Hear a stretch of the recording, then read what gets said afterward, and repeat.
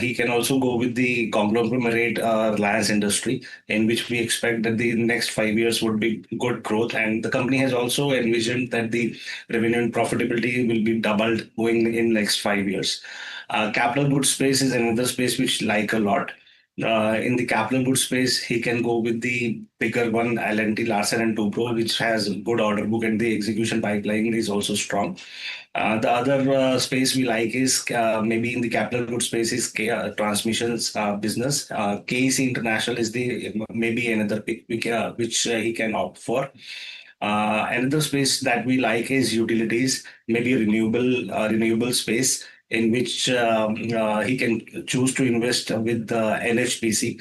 The company has good capex plan, lot of capacity will be operationalized going forward, and the profitability is going to grow more in higher double digits. So this way he can plan his investments. I hope that answers your query. All right, we've got our next question then. In fact, viewers, before I move on to the next question, for viewers who are tuning in, you can also call us on the number that's flashing on your screen in the below band. So keep that in mind as well. All right, we've got our next question then from Venkatesh, who's writing us from Bengaluru, and he's asking about Bank of India. He's got 1,000 odd shares bought at an average price of 115 and wants to know if he can hold for the next 1 year or not. Brijesh, I'll come to you on this one, on the charts for the next 1 year. Bank of India, what's the view like? I think the structure is slowly turning positive. He can hold, and the level of this 160, 165, that can be the possible upside on the higher side. So the view is positive. On the safer side, recently the low came, the demand came from the level of 90. So as long as we are trading about 90, I think the structure is positive, and we should be seeing 150, 155, or maybe 160 as well. So he should hold till those levels. Got that, Brijesh, but we also have another caller coming in now. Ravindra is dialing in to us from Hyderabad. Ravinder, a very good morning to you. Thanks so much for joining in. What's your query? Yeah, actually I have bought NHPC shares around 100 rupees. 1,600 shares I bought last year in the August second date. Until now I am holding, and it is showing from then it's showing it lost itself. Right. Should I exit or should I keep that loss or continue?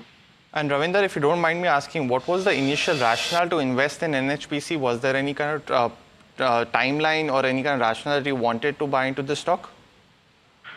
At that moment, when I bought, it was raising. Actually, I have been watching from almost like 6 months. In that moment, it got like it was raising all this. Got it. So let me get your fundamental view first. Saurabh, NHPC, stocks under pressure from the level that Ravinder has bought into it. Any particular view that you have on the stock? We like the utility space, in particular the NHPC. We expect that the lot of capex activity is going on, and lot of projects will be operationalized. Recently, also one, if I'm not wrong, 800 megawatt project was operationalized. We expect that the growth and the revenue and the profitability is going to rise in good higher numbers going for the next 2-3 years. So yes, he can expect his price and maybe gains coming in if he continues to invest for the next 2-3 years. And Saurabh, do you advise if Ravinder should buy into this correction right now that he's seeing from his buy price, or wait for it to come back to 100 and then see the momentum? Of course, he can choose to buy more. So that's with regards to where NHPC stands. We've got our next question from Jagdish, who's bought 1,000 odd shares of Belrise Industries at 120 and wants to know if you can continue to hold from a longer term perspective. Saurabh, I'll again come back to you on this one. Not sure if you have a view on this one. A fairly recently listed company. Fairly recent company. I haven't got any view. All right. And Brijesh, I believe there's not enough data on the charts to give any perspective. Am I right? Yeah, you're right. All right, then, Jagdish, we'll have to circle back on your query on some other day. So you can come back and ask your query. We've got our next caller then. Govind is calling us from Hyderabad. Govind, hi, a very good morning to you. How can we help you today? Yeah, very good morning. Good morning to all of you, ma'am. Ma'am, actually, I have brought IRFC last 1.5 years back. I have purchased 6,000 shares at the price of 149 rupees, ma'am. Okay. Is there any chance to recover to, or else book losses and switch some other shares? Okay. I can hold at least 2 to 3 years, ma'am. Okay, Govind, I got your question and just wanted to understand your rationale behind buying this at the levels of 149 because you're sitting on a loss of around 1.7 lakh rupees right now. Yes, sir. Yes, ma'am. Yes, ma'am. So what was the thinking behind buying the stock? Actually, at the IRFC at that time, the Vande Bharat Rail and all the things, the railway sector is booming, ma'am, actually. This is also financial sector. There is no threat selling thing, actually, because this is a financial only given for financing for other companies, actually. Got it. Regarding that, this is also central government company. Maybe looking for a railway is a big theme, actually. Right, That's understood. Understood, Govind. Got your point, and I take this up with Saurabh. Then, Saurabh, would you recommend him to continue to hold the counter, or should he book some of his losses because he's sitting on a loss of around 1.8 lakh rupees right now? See, the company is good, the business is good. See, in the last 2-3 years, all the PSU got re-rated very, very sharply. It was trading, IRFC was trading 3-4 years back at less than book value, and it went to around 5 times to book value. So it is the valuation which became more very much expensive, and it is the correction where valuations are now coming off. So in my opinion, I think if we can hold for the next 3 to 5 years, then he may expect his price to come because the earnings will be there. Maybe lower double-digit growth will be there, but the valuations are still high. Got that, Saurabh. The other question is coming again from the auto space, and that's buzzing also because it's the first of the month, so we'll see the sales data come in. It's on Ashok Leyland. Syam is writing into us with a query. He's bought roughly 500 shares at 129 rupees per share, so very close to the current market price. He's not given a time frame if he wants to hold it. So let me go to Brijesh on this. Brijesh, do you expect any kind of positive momentum on the charts? Because we've seen currently, a bonus issue essentially come in for this one. So we've seen the share price split now. What do you view on the stock currently? Yeah, so the view is positive. I think even the GST, we are going to see some kind of positive outcome in the GST as well. So the structure is positive, and we are having a view of 145, 150 on the higher side. So this current decline, whatever the correction we saw in the last 3-4 trading session, I think it's a buying opportunity. See, maximum correction can be to the level of 120. So I think he needs to keep buying, or he can hold the position.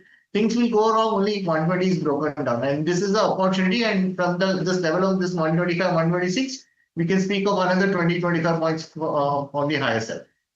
Okay, all right. So that's with regards to where Ashok Leyland stands. We've got our next question from Sampath, who's asking about Ajax Engineering. He's bought at the levels of 619. He has got 50 odd shares and wants to know if you can hold from a 1-year perspective or not. Brijesh, I'll come to you on this one. Your view on the charts for Ajax Engineering?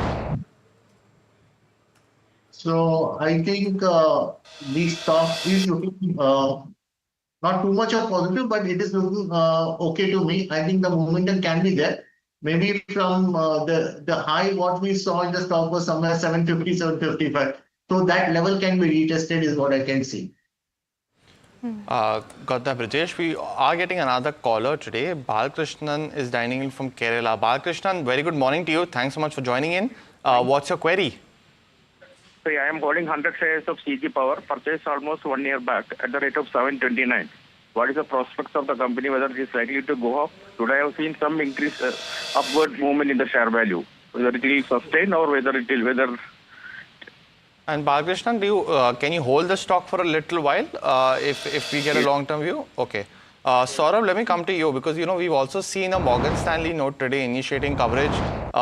Possibly on that, we're seeing a positive reaction on the stock. But what do you make of it, CG Power? Again, while the company is very good, it is into the electric equipments and many more things, but the valuations are still high, trading at 32 times to book value, more than 100 times to trailing earnings. It seems quite expensive. So, in my opinion, it should be avoided. Okay, avoid CG Power is the view that Saurabh has. We've got our next question then on Sigachi Industries. Venkat from Hyderabad is writing in and asking about this counter. He's bought at the levels of 49 and he's got 2,034 shares in his portfolio and wants to know whether he can continue to hold or not. Brijesh, I'll come to you on this one. Sigachi Industries on the charts, how is it faring? So I think it's in a downtrend and the structure is not too much of positive, maybe there can be some pullback. But view would be cautious because I think the charts are making a lower low structure. So on a temporary or maybe on a short term perspective, it looks weak. So bounce back should be viewed as an exit opportunity. Got that, Brajesh. We are getting another query on WhatsApp. Rajesh Arvind from Pune is sending actually a query on WhatsApp. He has 100 shares of Bajaj Finserv at roughly about 1900 rupees per share. So we are seeing some positive momentum from the buy price. He's mentioned if he can hold it for 6 months. So he can hold it for 6 months, he's saying, and asking if he can accumulate more or hold on. Saurabh, let me come to you on this one because it's a stock that doesn't seem very rapid movements, at least in the near term. So do you expect some positive momentum over the next, at least in some time, based on the company's fundamental performance? See, it is very difficult to give view for the 6 months, but yes, the company is very old and it's a good company. It's kind of a portfolio stock. If you want to hold for the long term, I mean more than 1 year, then it should be a good hold. All right, so that's with regards to where Bajaj Finserv stands. We've got our next question from Jagdish, who is writing us from Chennai. He's got 200 odd shares of Netweb Technology, bought at the levels of 1500 rupees, and wants to know if you can continue to hold from a longer term perspective or not. Saurabh, I'll come to you again on this one. What's the view like, and is this the right way to play the IT theme? See, while since we have listened about the U.S. Federal Reserve that there is a higher chances of interest rate cut coming in, there has been a good amount of traction coming in the IT stocks because the expectation is that the interest rate cut will boost growth and maybe lead to discretionary spending, which will help Indian IT companies. So in that sense, I think it is more of a tactical buy approach as of now. Got that, Saurabh. We are getting another query on WhatsApp. Now, Vishwanathan Reddy from Andhra Pradesh is writing into us for a query on L&T Finance. 500 shares is what they bought at roughly about 87 rupees per share. So definitely a very, very strong gain for our essentially person who's asking this question. Saurabh, let me come to you again because they've not mentioned a time frame. They're essentially asking if we should sell now or hold this counter based on the gains. Any view that you have on L&T Finance? See, if you have short-term horizon in the market and you have already made a decent gain, then it is always good to book some profits because anyway, the markets are not going into one direction. There are a lot of oscillations coming in, short-term correction and then some kind of gains are coming in. That is what is happening in the last 1 year. Talking about L&T Finance specifically, it is a very good company, fundamentally now strong. The balance sheet is quite strong now. A lot of malaise has been done with. The problems have been tackled. So from the long-term perspective, it is good stock to hold. From a longer term perspective, it's a good stock to hold is the view that Saurabh has. We've got our next caller then. Venkat Ramana is calling us from Hyderabad. Hi, a very good morning to you. How can we help you today? Madam, I'm having 170 SKF for India Limited, purchased at 5450 average. Okay. What is the position now? I have purchased it from 6600. Now it is average of 5450. What is the position now? Okay. And you bought this from a short-term perspective. Did you see the charts while buying it? Pardon? You saw the charts while buying this counter, or did you see the fundamentals of the company? Beginning, I had some profits. Basing on that, I have purchased it. Okay. Later on, it is in loss. And how long do you intend to hold this counter? It is around 1 year. Around 1 year. Okay, I got your question, Venkatamana. I'll take this up with Brajesh. Brajesh, your view, because he's sitting on losses of over ₹1 lakh right now, would you recommend him to continue to hold the counter because he's bought at elevated levels? I think he should hold the long bets because during the month of May, there was a very strong rise. And that point of view, at that point, there was a gap which has formed, and that gap is particularly 43, 43.50. For a worst case scenario, this may come close to those points. So my advice is to do some averaging whenever it comes to 43.50, 4400, because I believe that can be the level where it will act as a very strong support, and the stock should see again the reversal. So he can see some more pain, but averaging should be done, or if it doesn't do the averaging, then I think he should hold the long positions. Got the view, Brijesh. We're getting a next query on WhatsApp from Ram Kumar Jorigala, and her question is on Angel One specifically. They bought it at roughly 2,550 rupees per share, and they are holding roughly about 250 shares. So seeing roughly about a loss of about 70,000 currently. They've not given essentially, they were looking for a long-term investor and have been a long-term investor for the last 20 years. So let me go back to Saurabh. Saurabh, Angel One, do you expect it to come back to the levels of roughly about where our client has bought this at? Essentially, our viewer has bought this at roughly between 25 and 2,600 rupees per share? Well, it is difficult to take a call whether the stock will come back at 2,500. The point is Why do I keep saying that many of the broking stocks got re-rated. And with the rise in the markets, we saw a good amount of growth coming in for all the broking companies. But now that growth is tapering off, and that is the thing that market is taking cognizance of. So it is difficult to take a call for the short term. But yes, till we see again bull rally resuming in, till then I think we can't. It is very difficult to see that these companies will again reach to their previous highs. Okay, so that's with regards to where Angel One stands. We've got our next caller. Mohammed is calling us from Dubai. Mohammed, hi, a very good morning to you. How can we help you today? Very good morning to you. Good morning. Regarding the defense package, either HAL or Bell, Bharat Electronics Limited, because there is no news about the defense package. Today morning also there was some meeting going on with the Honorable PM and, Russian Minister regarding terrorism and also it's advisable to onboard. Okay, and this is from a shorter term perspective, I believe, Mohammed. Which one? This is from a shorter term perspective, I believe. Yeah. Okay, all right. Got your question. I'll take this up with Brijesh quickly. Brijesh, on the charts, what's looking attractive right now? Is it HAL or BEL? I think both the structures are positive. We are having a buy on both the setup. So basically, let me talk about the levels. BEL, the precise level is somewhere close to 350, 360. So that's a decent level when one can look to enter the long bets. And in case of HAL, I think this current level itself, this can give us a buying opportunity because both the stocks we believe can see some good upside in the coming months. To choose one? BEL would be a safer bet. Okay, all right. Brijesh, thank you so much for that. All right, viewers, it's time to slip into a very short break, but we'll be right back answering all your queries on the other side, so do stay tuned.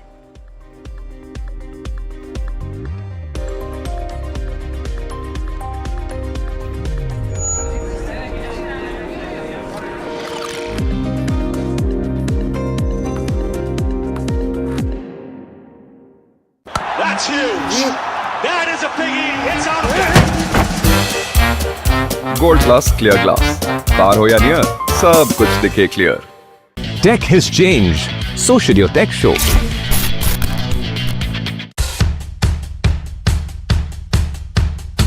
The markets move fast. And so should your portfolio.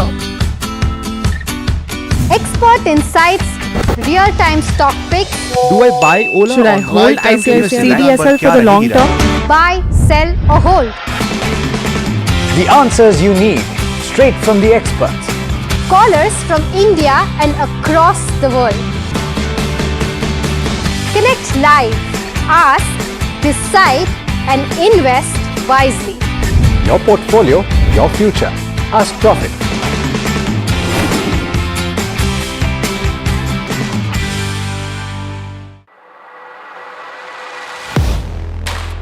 Do you really know the company you invest in? What is the real picture behind presentations and claims? Is the outlook as rosy as the company claims?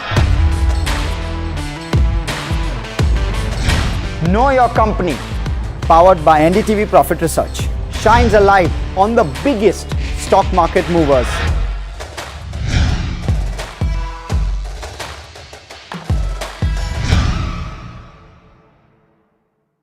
Tech has changed. So should your tech show.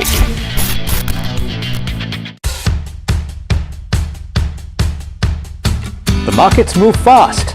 And so should your portfolio. Expert insights, real-time stock picks. Do I buy Ola? Should I hold CDSL for the long term? Buy, sell or hold. The answers you need, straight from the experts. Callers from India and across the world. Connect live, ask, decide and invest wisely. Your portfolio, your future. Ask Profit.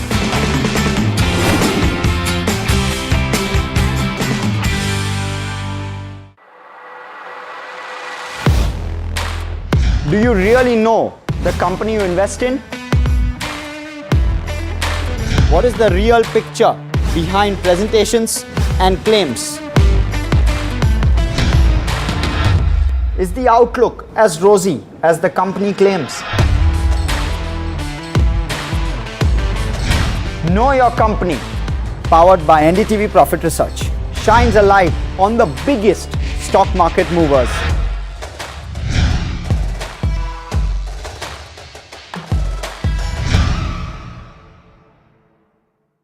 Tech has changed, so should your tech show.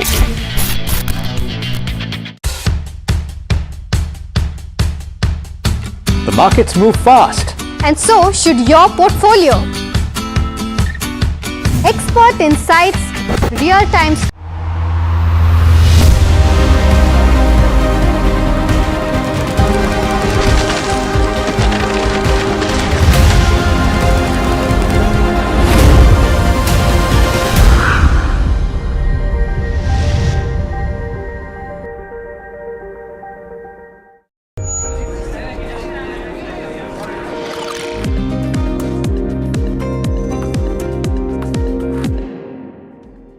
Welcome back. You're watching Ask Profit here at NDTV Profit. On this side of the show, we're also joined by Ajit Mishra, who's the Senior VP Research at Reliance Broking, joining us now. Ajit, hi, a very good morning to you. In terms of the next question, I'll take it up with you. Akash is asking this question. He's bought 100 odd shares of Reliance 1 week back at 1375 a piece and wants to know, considering from a 1 month perspective chart, should he continue to hold or not?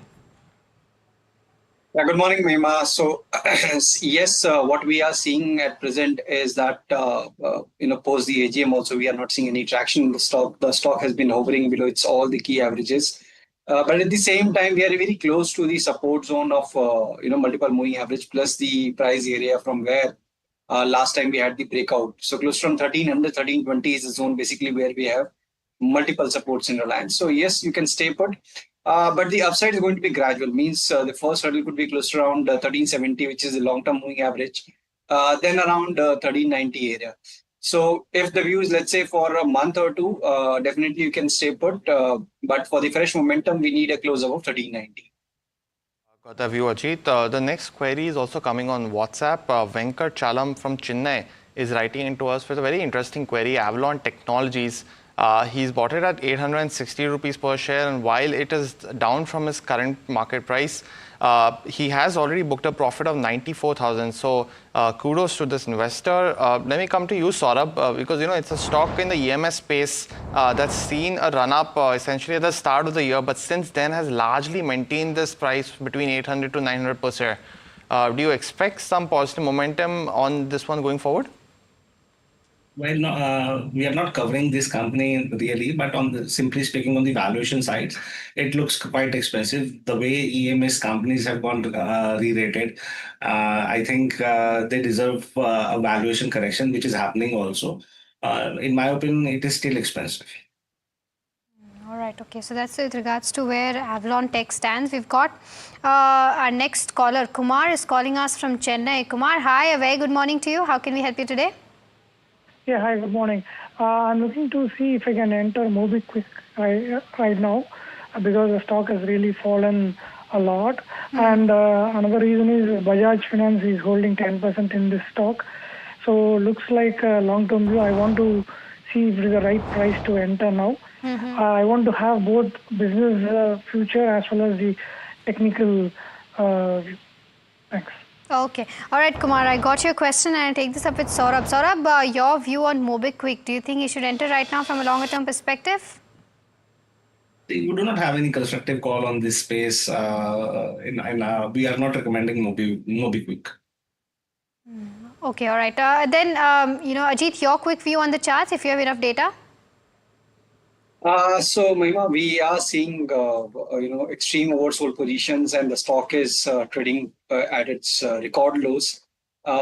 Today, yes, we are seeing traction roughly around 6-7% kind of an uptick, but it's too early to call that it's going to be a rebound or a reversal. So, fresh buying, definitely avoid those who are stuck at the higher levels. They can maintain the recent swing low 219, 218 as stop loss area. And in case if this recovery extends further, then close to around 260, 65, they should definitely try to book profits.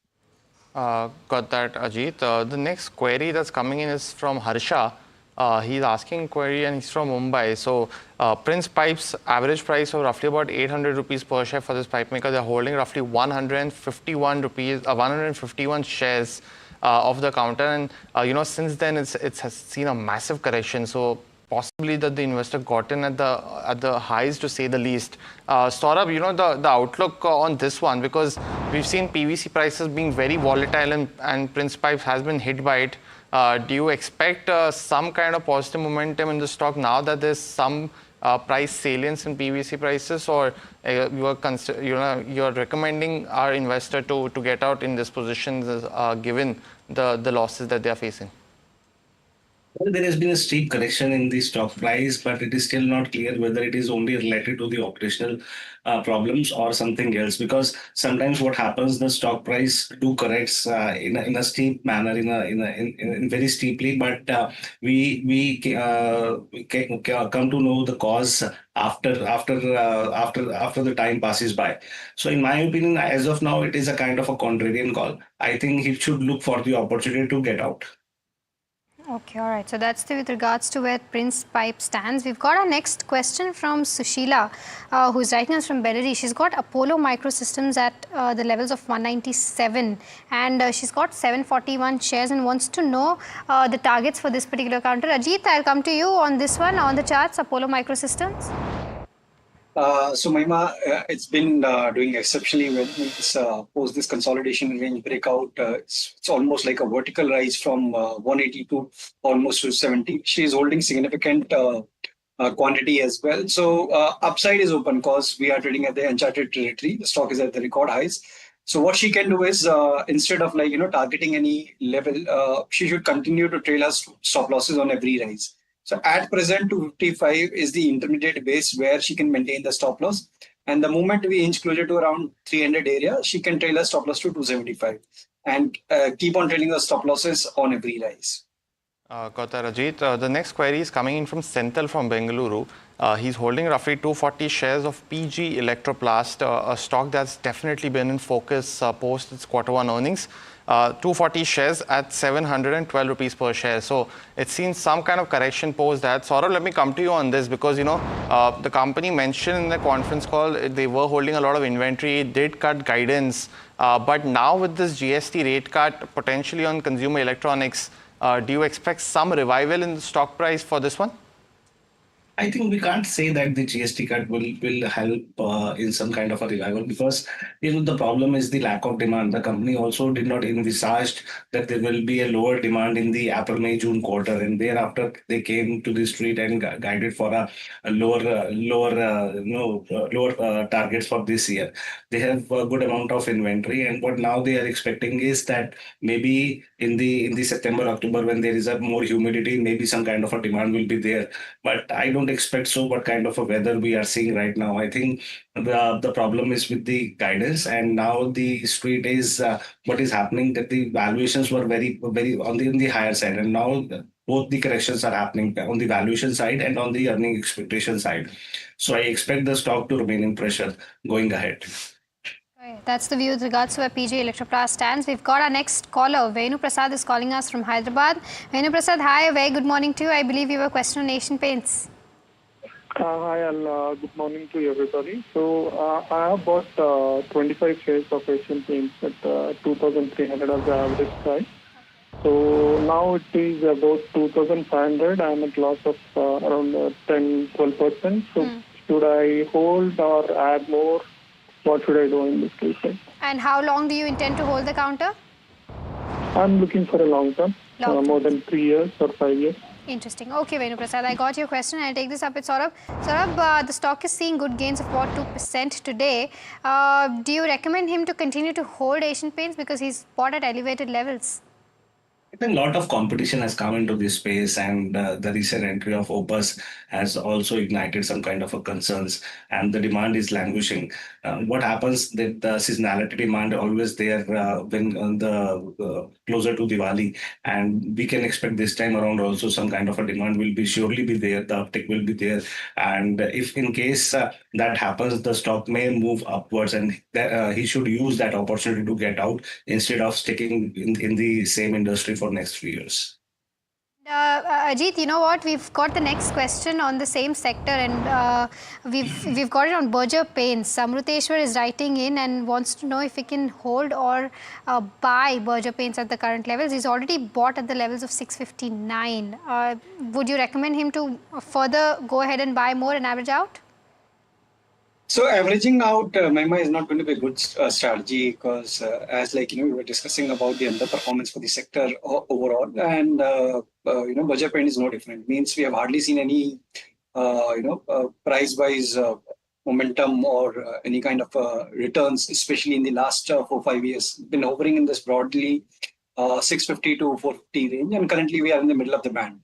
So yes, for a rebound, definitely one can stay put with 520 as stop loss. And the moment we inch closer to around 600 area, it's prudent to take losses and switch to the other performing sectors. Got that, Ajit. And we're getting a next query again on WhatsApp.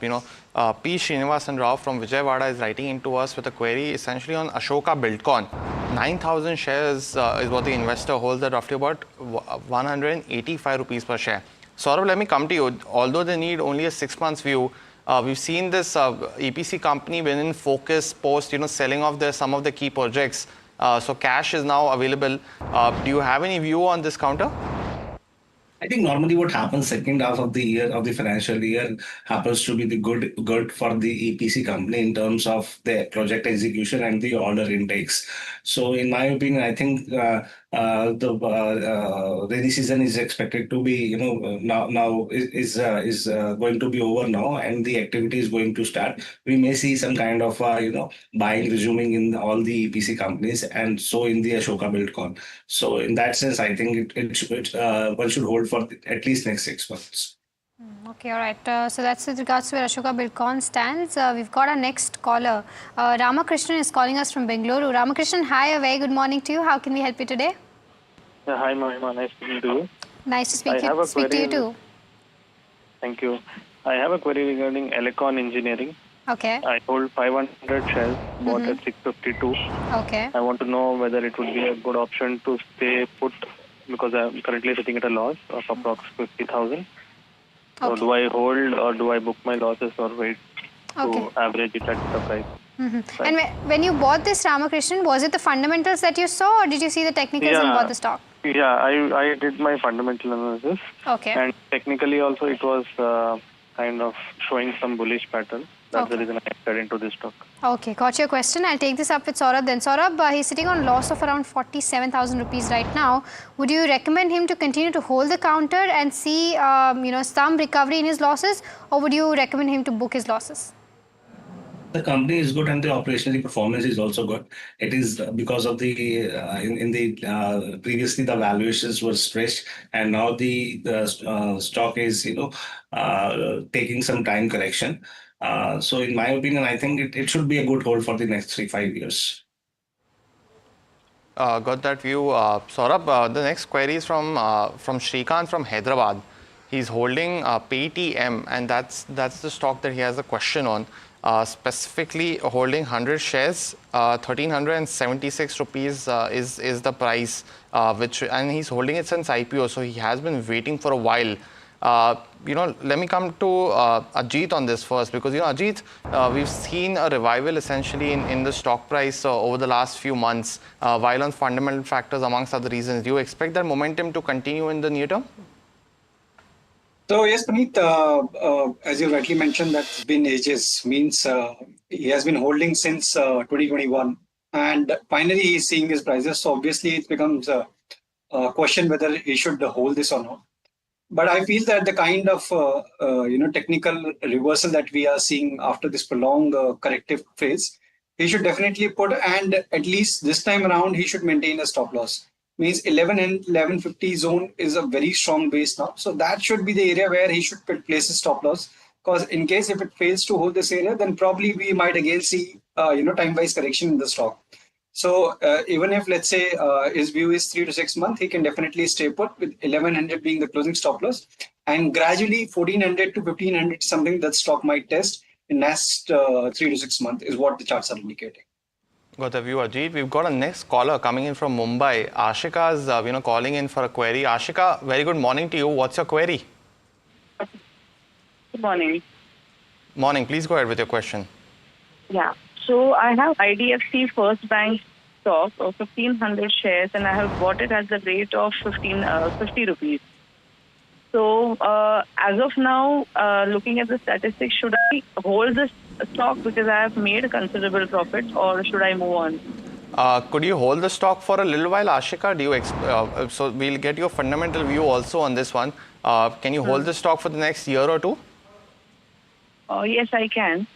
Okay, got I that. can. Saurabh, let me come to you on this one. IDFC First, recent QIP as well done, and stocks are hovering around this particular price. But over the last 4 to 5 years, they've always, the QIP, they've done about 2 to 3 now, has always been lower than the previous one.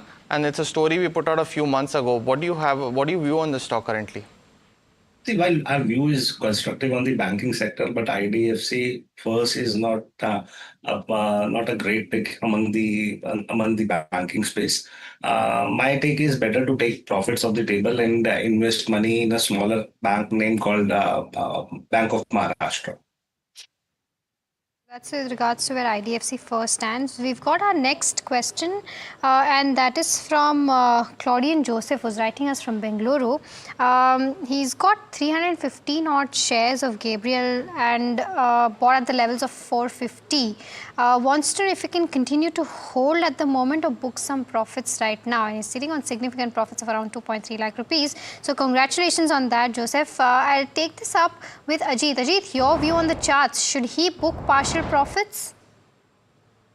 So, Mahima, the stock is still in positive trend. Means, though, while the markets were witnessing correction, the stock was gradually inching higher. Post numbers, we are seeing this trend continuing.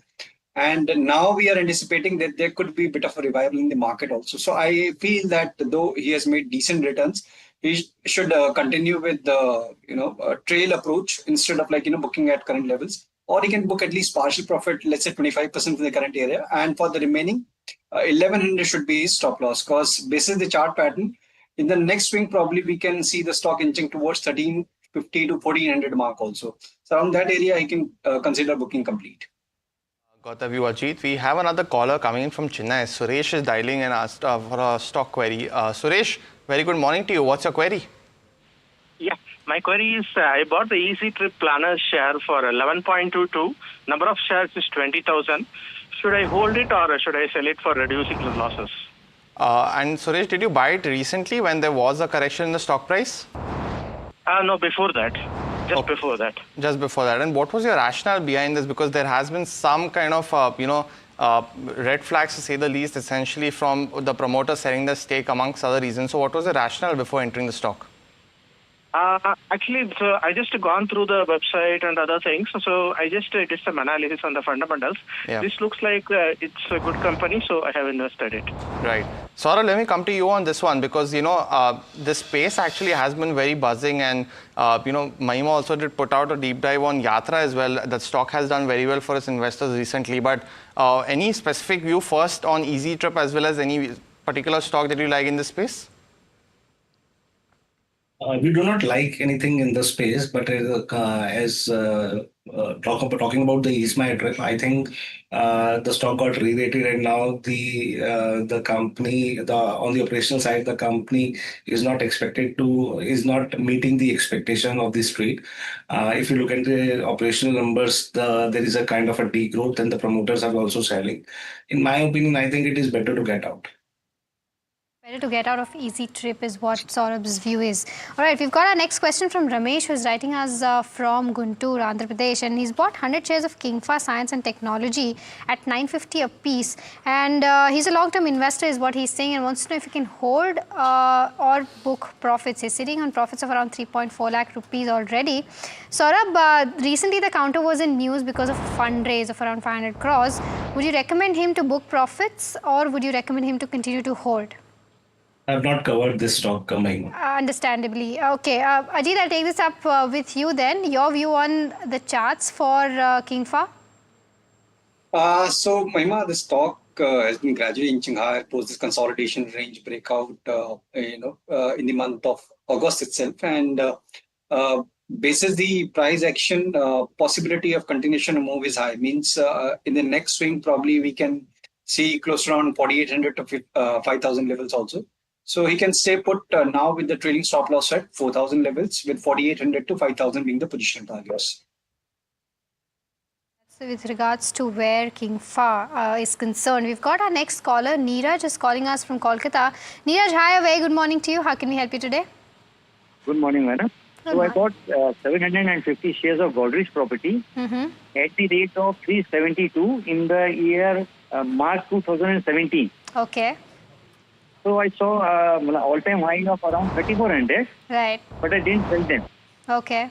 So now it's down to 2,000 rupees. So should I buy some more? So what should I do, madam? Okay, Neeraj, first of all, congratulations on those profits, because you've been patient with this counter and you've seen good gains of about 12 lakh rupees as of now. Just want to get a sense, when you bought this counter, what was the thinking behind buying it? And now when you say that you might want to enter the counter and average out prices, will it be from a longer term perspective again? Yes, madam. Yes, madam. I can hold them. You can hold on. 5 to 10 years more. Yes. Okay, and what was the thinking when you bought Godrej Properties? Thinking, madam, actually, the interest rates were falling at that time. So I thought that real estate would do really well. Right. And the brand is very good of Godrej. So Right. obviously, I bought. Okay. All right. Got your question. I'll take this up with Saurabh then. Saurabh, do you think he should book partial profits maybe, or should he continue to hold and maybe average out at the current levels? I think if you look at all the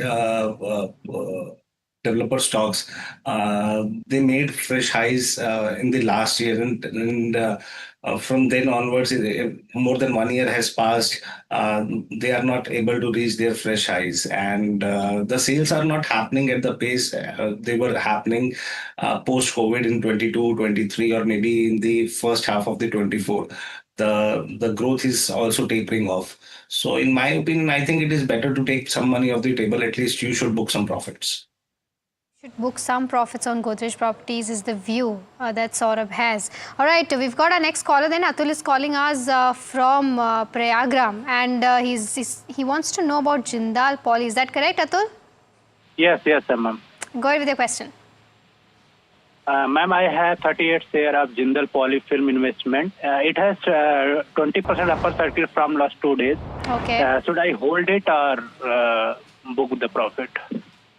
Okay, all right. Okay, so that's all right. So, and when you bought this, Atul, was it from a short-term perspective? Did you see the technicals while buying Jindal Poly? Yes, I have this share from last 6 months, but from 2 days I got profit. Approx 4,740 rupees. Okay. But I have a query about this. Should I hold it or book profit? Okay, got your question. I'll take this up with Ajit. Ajit, your view on the charts? So, Mahima, we are seeing recovery, as he has rightly mentioned that the stock has been experiencing noticeable traction with volumes from the last couple of sessions, and today also we are seeing the continuation of the move. But at the same time, we are very close to the immediate resistance. The 660 area is where the long-term averages are placed. So we might see a breather around that area. So around the current levels, he can book at least partial profit and do maintain a trading stop at 610, since he has been holding it for last 6 months and waiting for any kind of meaningful move. Upside, once let's say we cross 660, then probably we can see the stock inching towards 720, 730 area. Around that area, he should book complete. Got that, Ajit. We are getting a next query on WhatsApp again. Arjun from Kolkata is writing into us for a query on Infibeam Avenue. And he's asking a view on the stock for the future. So I'm guessing he's not invested in yet. Saurabh, do you by any chance track this counter, Infibeam? Really? Got that. Ajit, any short-term view that you have on this one, on the chart suggesting any positive up move? So not exactly, but in fact, the stock has been gradually inching lower, trading below all its key averages, hardly sees any volume. So all indications are in the favor that the stock is likely to trade like Leicester until we see a decisive close above 18. So in case if you have any existing position, you should definitely exit. Right, so that's with regards to where Infibeam Avenues stand. We've got our next question on BLS International. Vijaya Babu is writing us from Hyderabad and wants to know a short-term view on this one. He's got 319 quantity and the buying price is 385. So right now sitting on losses around 7,000 odd rupees. Sajid, your view on the charts? So it's a very tight range, Mahima. Means if you see that 350 to 420 is the band that the stock has been trading in for almost a month now, and at present the struggle is all about like in maintaining the moving averages river around 380 area. So yes, he can stay put, but for any fresh momentum, we need a close above 380-85 zone, and then only we can see a meaningful move towards 420 first, and then 440. So with stop at 350, he can maintain his long position and considering adding more once we cross 385 area. Okay, so that's with regards to where BLS International. And it's time for the rapid fire segment on this edition of Ask Profit. Ajit, Saurabh, you both know the drill. We'll try to ask you as many questions as possible and you can keep the answers as short as possible. The first one is on Prostram system. LVS Rao is asking this question from a chart perspective and wants to know if we can continue to hold the counter or not. Ajit, your view? I've never heard this stock before, so let me just check. Okay, it's a recent listing and right. Hold with 180 as a stop loss. Well, the next query is on HDFC Bank. Anil from Chandigarh holding it and is in quite some profits. So he's asking if he should book some profits from this current buy price of 692 rupees per share. Saurabh, any view? Hold for the long term. Okay, Bank of Maharashtra is the next counter from a 3-month perspective. Vishnulal wants to know if he can continue to hold. Ajit, your view? Hold with stop at 49 and 58 immediate targets. Another banking name, Bandhan Bank. Rahul from Mumbai asking for a query. He's bought at 180. Saurabh, fundamental view on the stock?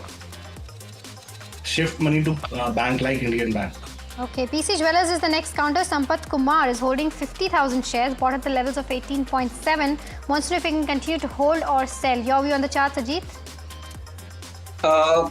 Hold, but exit on any bounce around 15-16 zone. Nugent Software is the other one. 100 stocks held by Yashwant from Vijayawada. Ajit, any view that you have on the stock? He's bought at 1145 rupees per share. So use any recovery to exit, 800 stop loss. Okay, Sangarajan wants to know from a longer term perspective, he can continue to hold Premier Explosives. Saurabh, your view? Hold. Well, the next query is on, we answered actually Kingfa. So let me pull up another one. It's from IOC essentially. 148 rupees per share is what the buy price is for Sai Reddy from Hyderabad. Saurabh, any view on this one? Hold for longer. Okay, all right. So that's with regards to where IOC stands. But Saurabh and Ajit, thank you so much for giving us those insights and taking out the time and speaking with us at NDTV Profit. Well, viewers, we are completely out of time on this edition of Ask Profit, but do stay tuned. KYC on the other side.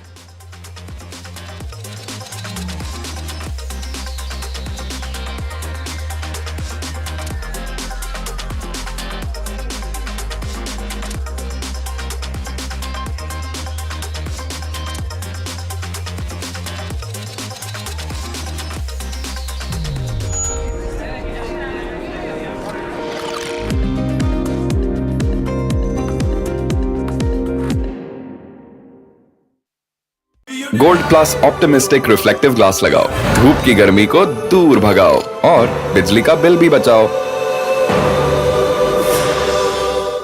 Tech has changed, so should your tech show.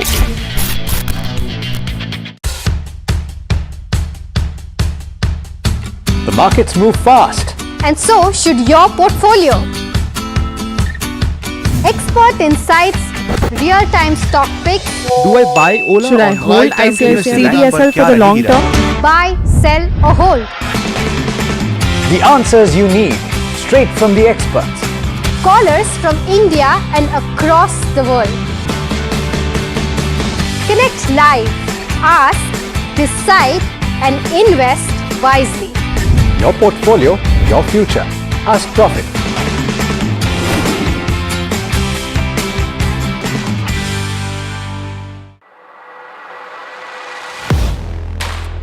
Do you really know the company you invest in?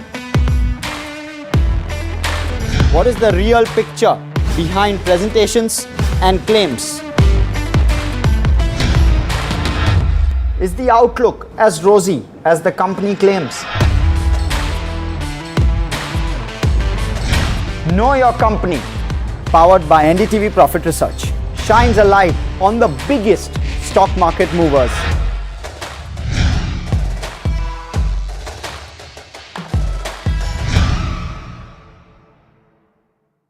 Tech has changed, so should your tech show.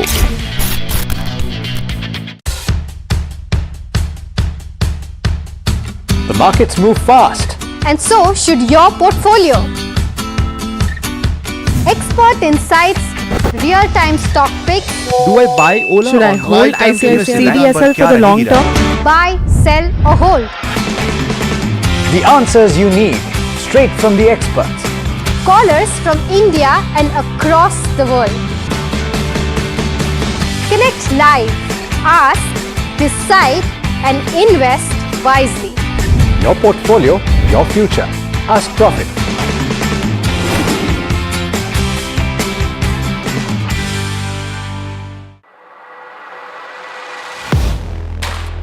Do you really know the company you invest in? What is the real picture behind presentations and claims? Is the outlook as rosy as the company claims? Know Your Company, powered by NDTV Profit.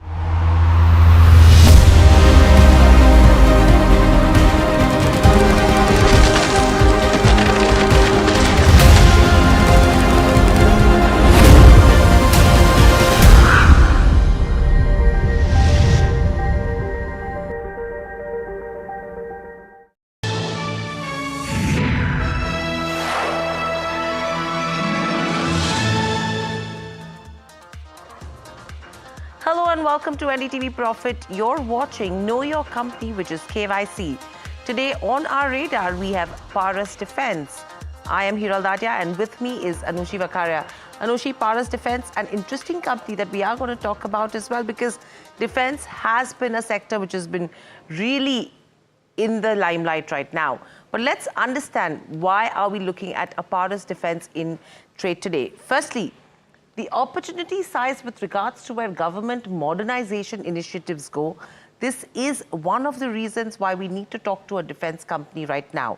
Secondly, if you talk about the order book, that is very strong with regards to defense companies. So the categoric advantage over here now comes in is if the execution is strong. And secondly, the new orders that could be coming in their pipeline as well. And on number three, the margin profile. How sustainable is the margin profile going to be for a Paras Defense, taking into consideration the trajectory so far and what do the upcoming fiscals look like? So these are the three things that we are looking at, Anushi, so far. Right, Hiral, just to add to that, it's the export opportunity also, which is quite interesting to look at, considering that we already have this 50,000 crore target in place for FY29 as well. This is what the government view is. And also, currently, if you look at Paras Defense, their contribution right now is less than 10%. So with this new JVs forming, with their focus now in the other areas like drones, anti-drones as well, where that opportunity lies is something also that we should be looking forward. Now, other than that, overall, if you look at the defense companies' outlook, that remains healthier because of what's happening in terms of the government side or in terms of export side. we also need to understand if there are some challenges that still persist over there, what are the kind of improvements that are needed, how could that lead to better execution and visibility for the business as well as we move forward. Absolutely. I mean, lots to talk about, but let's quickly understand what the company does and what Paras Defence is all about. To start off with, firstly, it offers products and solutions for defense as well as the space segment. Secondly, the company is actually engaged in defense electronics, defense and space optics as well as engineering. And it's the only Indian company which is making infrared optics in large quantities. So this is what the company does so far. But let's quickly also understand the revenue mix of Paras Defence across the two segments that we're talking about. Optics, again, if you talk about optics and optronic systems, around 51% of the revenues come in from there. And if you talk about defense engineering as well, around 49% of the company's revenues come in from defense engineering. So that's with regards to where the revenue mix goes. But I think, Anushi, understanding the key products also becomes absolutely important, because currently when you talk about defense, everyone thinks about missiles, guns, ammunitions, all of that, right? But there is a lot more to that from here on. So let's understand Paras Defence's, key product mix. If you talk about the key products that we are looking at for, Paras Defence, it includes something like submarine periscopes. Now, this is an interesting area to look at, considering what's happening with the shipbuilding sector in general. There's like 1 lakh crore of opportunities or so in the next 1 to 1.5 year period itself, with some of these key players in the field involved. So, just for these extra submarines, like 6 or so coming in picture, what could this mean for Paras Defence is something that is interesting to watch out for. Other than that, the company is also involved in areas like hyperspectral cameras for the defense and space side that we are looking at. So aerospace is also one big segment that the company is eyeing on. Electromagnetic protection solutions, border defense systems are also some of the other areas that we are seeing. Now where does these products are involved in? If you are looking at, it's involved in areas like rockets and missiles, space and space research as well. Along with that, we are looking at their applications in naval systems as well, as we've already outlined about the submarine periscopes as well. And there's also land and armored vehicles. So it's across Navy, Army that we are seeing this picture playing out for the business as well. Other than that, electronic warfare and surveillance related is also another area that the company is targeting on. But other than that, if you are looking at their subsidiaries also, now the company's focus is also increasing towards the drone side of the business and even the anti-drone systems side. In fact, the company is also eyeing a #1 position here in the next, medium-term outlook, if you are outlining that. And electro-optical and infrared for avionic platforms is something also that the company's business is involved in. So here, that's the perspective that we are looking at. And considering all of these scenarios that we are seeing, the order book is also healthier if you are seeing just the latest FY25 data. Absolutely. You're talking of an order book which stands at nearly around 928 odd crores. And this is what Anushi is alluding to if you talk about FY25. And that implies to a book-to-bill of almost around 2.5 times. In fact, the last 2 years, their book-to-bill has remained steady at around 2.5 times. Though the order book has jumped substantially from a 630 odd crores, it's moved up to almost 928 odd crores. In the previous 2 years, it's remained in that range of almost 300 to 392 odd crores if you have to look at FY22 and FY23. Now, if you talk about the order book position, the key contributors to this order book of around 928 odd crores comes in from periscopes, which is almost at around 120 odd crores. Your control systems contributes around 300 odd crores. Your tank electronics is around 100 odd crores, and your laser systems is almost 120 odd crores. Now, just to be noted that the order book is largely domestic. International orders is less than 10% in terms of the overall order book. So the opportunity that Paras Defence probably could be sitting on as well in terms of the international business, this is something that we need to check with the management as well. So that's with regards to where the order book goes. Right. So that is in terms of order book picture that we are looking at. But with this kind of orders that we are seeing in place, the company is also eyeing a #1 position in several of these parameters that we are looking at. It pertains to optical systems as well. Just note a couple of months back, we had outlined that the company has heavy investments in place as well for these optical system over here. So laser-based air defense is another area that we should be watching out for. Anti-drones is one area that the company is also expanding in. It also, the other players also includes the likes of Ida Forge also in this particular space that we are looking at. Electromagnetics is also something that we should be watching out for. So it's the overall order book picture that we should be seeing going forward, considering that, you know, it's high order inflows is something that can be expected over FY26, FY27 period for the business. So Hiral, you know, that's the overall outlook that we are seeing on a Paras Defense. Absolutely. Now with this, let's understand what are the rating parameters that one should be watching out for on a Know Your Company. To start off with, firstly, we'll be looking at the income statement, balance sheet, cash flow, and the return ratios. After that, the other 4 parameters that we will be considering is shareholding, street credentials, outlook and valuation. Sorry, the name of the company is incorrect on this. It says Supriya Life Science, but we're talking about Paras Defense when it comes to Know Your Company. So that is something which needs to be corrected as well. But let's also understand from the income statement. Now, if you talk about the income statement of Paras Defense, what they've said is, what's interesting is that the company actually aims to achieve 40% revenue growth in FY26. That's the number that they're quoting. Now, if you have to talk about the revenue and the 3-year CAGR as well, that's the compounded growth. From a 254 odd crores in FY24, it actually did see a good growth, came up to around 365 odd crores, and they're looking at a CAGR of around 26%.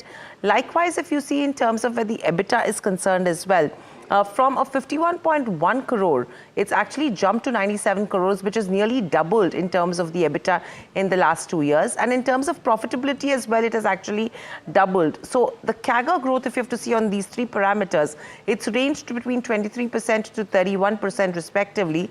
So that is something that we need to note. And on the back of which we've given it a thumbs up so far. Okay, in terms of just seeing the Q1 performance also, now they've recorded about a 12% of a growth in this quarter itself. Margin trajectory is something that we should be seeing, considering that the company is eyeing for about a stable profitability margins going forward. Current mix stood at about 24%, net profit remaining flat in this quarter. But if you talk about balance sheet, you know, what's interesting is the company's borrowings. Now, if you look at just what has happened from FY24 to 25, we've seen a significant downtick in terms of where the borrowing number is concerned. While for cash in bank, we are seeing a reverse scenario playing out where 11 crore has now increased to the likes of 111 crore. If you talk about the overall book value, now that has increased consistently from FY23 to 25 picture. This is from a 413 crore figure to 640 crore that we are seeing by the end of financial year FY25 is what we are seeing. So overall, given these parameters, we've given a thumbs up for balance sheet as well. Do note that the company had also raised about 135 crore of funds via QIP last year. So, you know, some bit of impact playing in the FY25 numbers as well on this. Right, so a thumbs up coming in on the balance sheet. But let's look at the next aspect that we're talking about is with regards to where the cash flow goes. Now, in terms of the cash flow, it's a pretty neutral way to look at the cash flow over here because it's inconsistent so far. If you see the net cash flows, after generating around 15 odd crores in FY23, it actually became negative in terms of FY24 and again bounced back. So it nearly doubled from your FY23 number to nearly 31 odd crores in FY25 as well.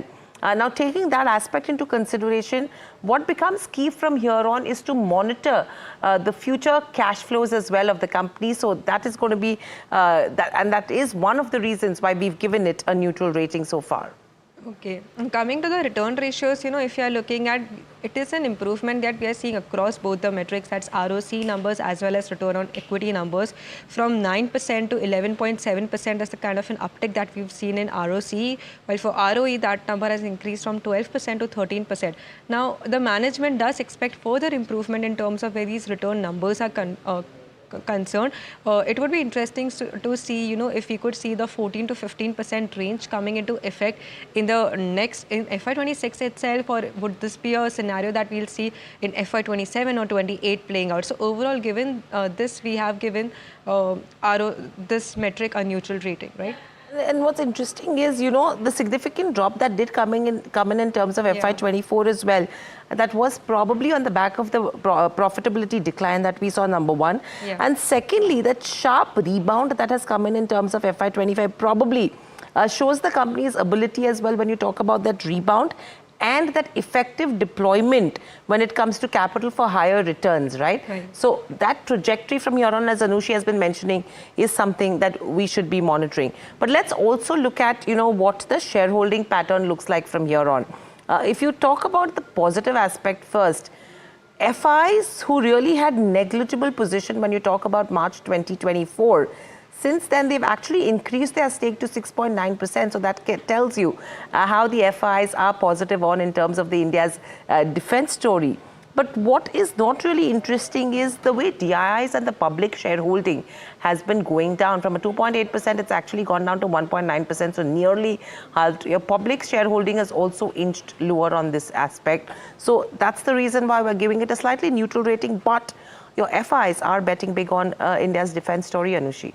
Right. In terms of, that's in terms of the shareholding pattern that we are seeing. But also let's look at street cred and coverage. Now, if you are seeing in this 1 month period itself, it's 2% of returns that we are seeing, while 6 months we are seeing at better returns of around 55%. But more or less in this 1 year, the stock has remained muted. It's like a 3 to 4% of an upside that we are seeing for the shareholders. Of course, there was adjustment in terms of the stock price as well. And if you look at the data since October 21, since the time it is there, we are looking at about 163% of a return so far. So it's neutral considering, what's playing out, in terms of how the defense companies are doing. There has been significant correction for some of these counters recently. So, we are seeing some bit of impact playing out for Paris Defense here.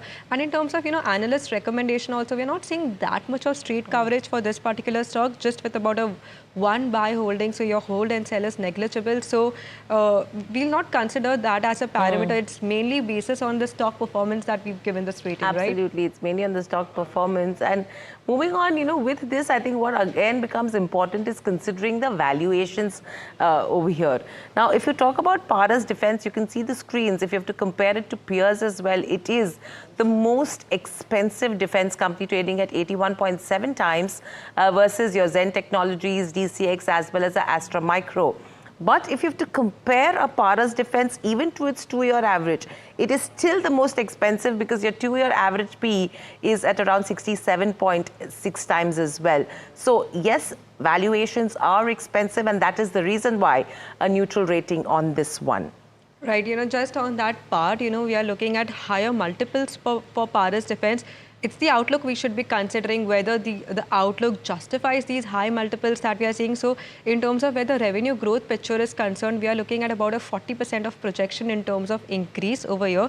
And this is with the company maintaining their margins as in comparison with FY25 that we are looking forward. So it's order inflows also which are interesting to see, considering that we have about a 928 crore of a order book positioning so far. So what are the kind of inflows that we'll see in the next 2 to 3 years, and in which segments particularly, and with what kind of margin profiles is something that should be interesting to watch out for. Just in terms of, high value opportunities that the business has given. So for laser system, for just FY26, if we do overall picture, then we are looking at 1,000 crore of an opportunity from this particular segment, which is something that we are seeing for optical telescope as well. In existing business that the company currently operates in, 400 crore is the size that we are seeing. But what is interesting is in the next 5 years, this optical system, a substantial kind of a pickup that we are seeing in terms of your 6,000 crore is the market opportunity that we are seeing. How the company, would be able to benefit from such a number is something that we should be watching out for, Hiral. Right. So I think opportunity in 5 years becomes absolutely crucial. But let's quickly revisit all the ratings basis the analysis that NDTV Profit has done on KYC. If you talk about income statement, balance sheet, both are a thumbs up. Your cash flow and return ratios is a neutral. If you see the next set, shareholding a thumbs up, and your street credentials and coverage, valuations and outlook forward is a neutral. And basis this rating overall, it's a 5.5 on a 8. For Paras Defense. But let's also get in Amit Mahajan, Director at Paras Defense and Space Technologies, to join us. Welcome to the show, Amit, and a pleasure to speak to you as always on NDTV Profit. I'm sure you would be probably happy with the rating that NDTV Profit has given Paras Defence so far. My first question coming to you is to actually justify the valuations and the way the stock has moved. With that, if I have to tie your FY26 guidance of 40% growth, margins to be stable at 27%, want to understand, does it add up well? Do you think probably you could achieve something better than what you've guided for to justify the valuations? Firstly, good morning, and it's always a pleasure to be on NDTV, and it's always a pleasure to talk to you guys. I also want to take a minute and thank you guys for this rating and a very detailed analysis of Paras Defence. You know, at Paras Defence, we are not very savvy when it comes to all these valuations and all these figures, because for us, it is business as usual. Now, linking that with justifying the valuation, we don't know how to do it, because we are looking at business. We are focused on our business. We are focused on making sure that we get more and more orders. We execute those orders, one primarily for the business aspect of it, and second for the national security aspect of it.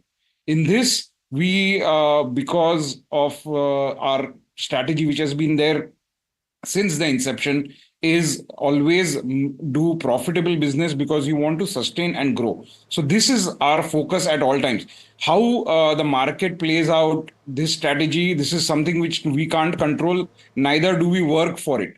So Amit, point taken, absolutely point taken. So, you know, you mentioned about being sustainable, right? Now, a 40% growth when you talk about FY26 probably could be a one-off, I don't know. What is that sustainable range of growth that you see for the next 2 to 3 years then, from a top line and a margin perspective? Because that actually gives a realistic picture then to the investors. I would like to generalize this, just not just for Paras Defence, but I'm telling you, all the old players in the defence manufacturing space.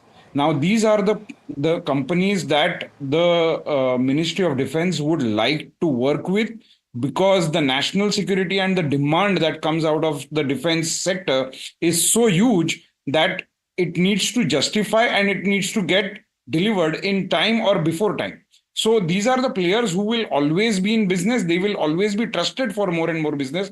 There are certain technology segments like optronic systems, if I may call, or the high power laser systems and the various other defense electronics and electromagnetic pulse. All of these areas where Paras Defence have carved themselves a niche, these are the areas which will keep growing. If I may call it, the guidance would remain for the next 3 to 4 years, if not more. So I can tell you for sure that the growth will be linear to be more conservative. It can grow higher than linear, but I just want to be a little more conservative with this. Hi Amit, this is Anushi joining in as well. Just, you know, in terms of the growth visibility that you've given, want to understand order book as well. Now, you know, currently we have about a 928 crore of an order book position that you have. Just want to understand in terms of inflows, how would that shape up? What's the kind of execution picture that you have in mind? And which are the particular segments that would lead to this kind of an uptick in terms of where the order inflows are concerned? Anushri, you beautifully covered this part already in your presentation, that we are expecting an order book in excess of 1,000 crores in the next few months. This is coming out of the funnel, the huge funnel of more than 2,000 crores that we have. And when we say funnels, our probability of winning those orders is very, very high. And these orders will largely come from optical systems, the telescopes and the space programs and the electronic systems. All of these put together, the submarine periscope that we are expecting orders from. So these are all areas around optronic systems and defense electronics. Amit, just on that, you know, submarines is one interesting area that we are watching out for. You know, there have been recent articles also about 6 more submarines coming in picture, about 1 lakh crore of an opportunity from just that itself. So considering that shipbuilding companies are already in this picture that we are looking at, how does Paras Defence benefit from this? What's the kind of competition that you have from this particular area and the order opportunity size? So I would want to be very frank here that we are humbled to have maybe developed a very, very critical technology for submarine, that is the submarine periscope. Now, when we are doing this, we are very, very fortunate that we are amongst the only company in the whole subcontinent to have delivered something like this. The results and the performance, the functionality is coming out really, really positive. Paras is not stopping here. Paras is adding more and more value to this product itself. And moving forward, this is something which is the most critical product that we are delivering to the submarine platform. Apart from this, there is a lot of other subsystems that we deliver through defense PSUs for the submarine platform. So all of it put together, we are delivering substantial value when it comes to submarine as a project.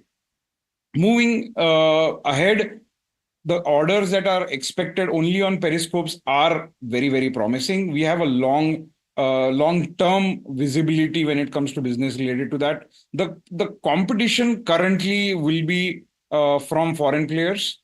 And as far as the technology is concerned, we are very well in control of that technology. We've developed something which is acceptable or rather better than what we can import otherwise to the customer. He is extremely happy with our product. And we would like to continue to maintain this happiness. We would like to do concurrent engineering to make sure that we are always ahead of the technology curve when it comes to submarine periscopes, not just for domestic market, but also we would like to export that in the coming future. So, Amit, with everything said and done, I think the question comes down to what is the kind of profitability that the company is delivering, what's the sustenance in terms of margins, and in turn, what the return ratios look like. Now, the recent fluctuations that we've seen in the profit margins as well, that has been one of the concerns that investors talk about. There have been various reasons for that. So, firstly, what are you doing, one, to improve the margins, in terms of FY 26-27 as well? Because what we saw in FY 25, do you think we'll be able to replicate going ahead? Secondly, the product mix that you're working on, will that have an impact on your future profitability as well? And in turn, your return ratios? Yeah, so I think it's linked to one particular factor, which I would like to summarize my past and also the future. You have to look at Paras Defense as a company making a transition from a tier 3, tier 2 to today tier 1 company.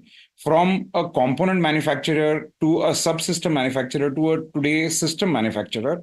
The company has made a paradigm shift. This has had a positive impact on not just on the revenues, but also on the profitability, on the cash flows, on the ROC and ROE. Moving forward, our dependency on capital expenditure is going to go low, and our revenues are going to be scalable without much deployment of capital, which means our ROC levels are going to be better. Now, when I'm saying this, whatever we are doing today, we are moving up the value chain. We are investing into our manpower. We are having onboarding one of the best brains in the business when it comes to those technology sectors. And with this, we will be not only be able to sustain the profitability, but we'll be able to improve the profitability as we go forward. Our revenues currently are only standalone. Now, our subsidiaries chip in to give us the necessary scalability on the revenue side, also on the profitability side. So when we are looking at the picture on a long-term basis, this particular growth is not just sustainable, this is very conservative, if I may call it. So just on that, Amit, you spoke about low capex requirements along with that improvement in return profiles, but it's the export picture also that I want to understand. Currently, it's about, lower than 10% or odd. So just want to understand where the current number is, and in the next 1 to 2 years period, where do you see this export contribution going forward to? See, I've always maintained that export for Paras has always been a plan B. I'm not saying we don't want to export, but the domestic market today is so promising, and hardcore defense and space manufacturer like Paras Defense today sees their domestic customer as the number one customer. When I'm looking at export, I'm welcoming all export opportunities that are coming our way. That gives us the necessary scalability. but the highest profitability, the highest probability of winning the business comes from the domestic market. Okay, so domestic is still going to be a major focus area for Paras. But thank you, Amit, so much for joining us on the show. We're completely running out of time. So that's the management of Paras Defense. A 5.5 rating on an 8 is what NDTV Profit has given the company on KYC. Thank you from Manushi, the team that put the show together, and myself. In fact, lots more lined up on the other side. Please stay tuned to NDTV Profit, and you can watch the entire episode if you've missed it on our YouTube channel as well.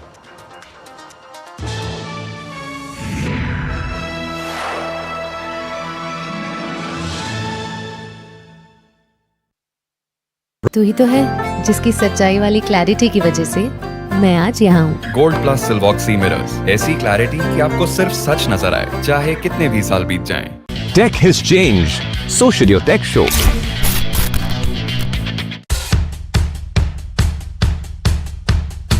The markets move fast.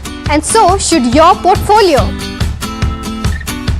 Expert insights, real-time stock picks. Do I buy Ola? Should I hold ICICI for the long term? Buy, sell or hold. The answers you need, straight from the experts. Callers from India and across the world. Connect live, ask, decide and invest wisely. Your portfolio, your future. Ask Profit.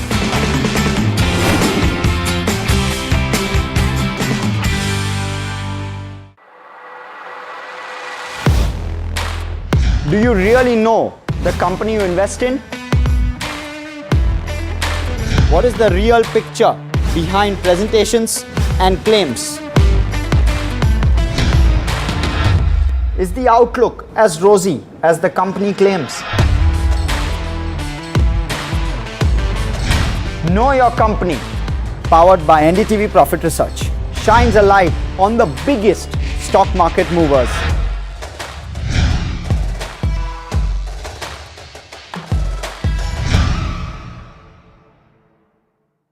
Tech has changed. So should your tech show.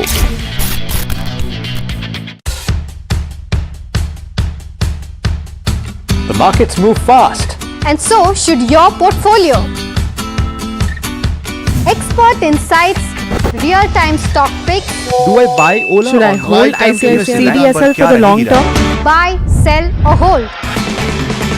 The answers you need, straight from the experts. Callers from India and across the world. Connect live, ask, decide and invest wisely. Your portfolio, your future. Ask Profit.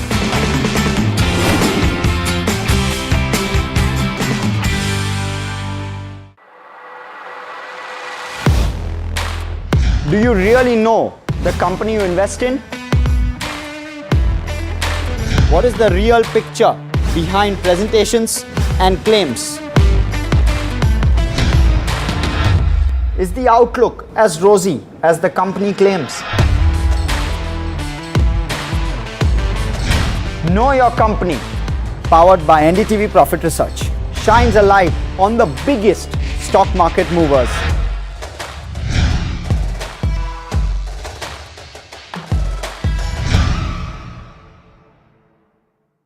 Tech has changed. So should your tech show.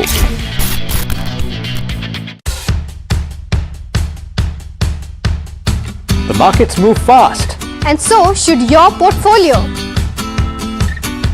Expert insights, real-time stock picks. Do I buy Ola? Should I hold ICICI for the long term? Buy, sell or hold. The answers you need, straight from the experts. Callers from India and across the world. Connect live, ask, decide and invest wisely.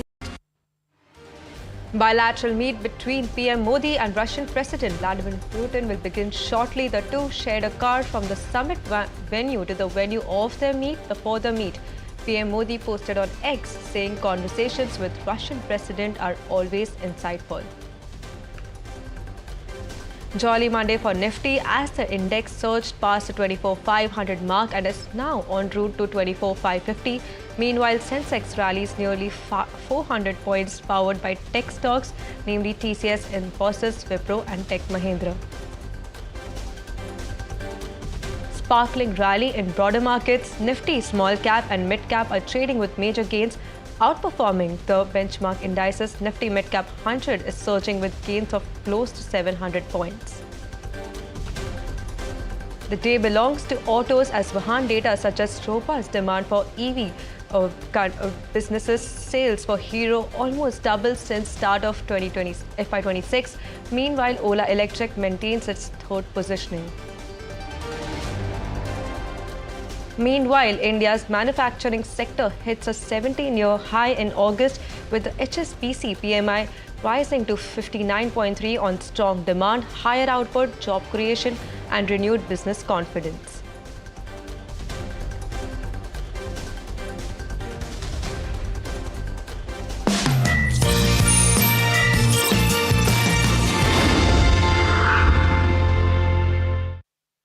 उत्सुकतापूर्वक आपका इंतजार कर रहे हैं.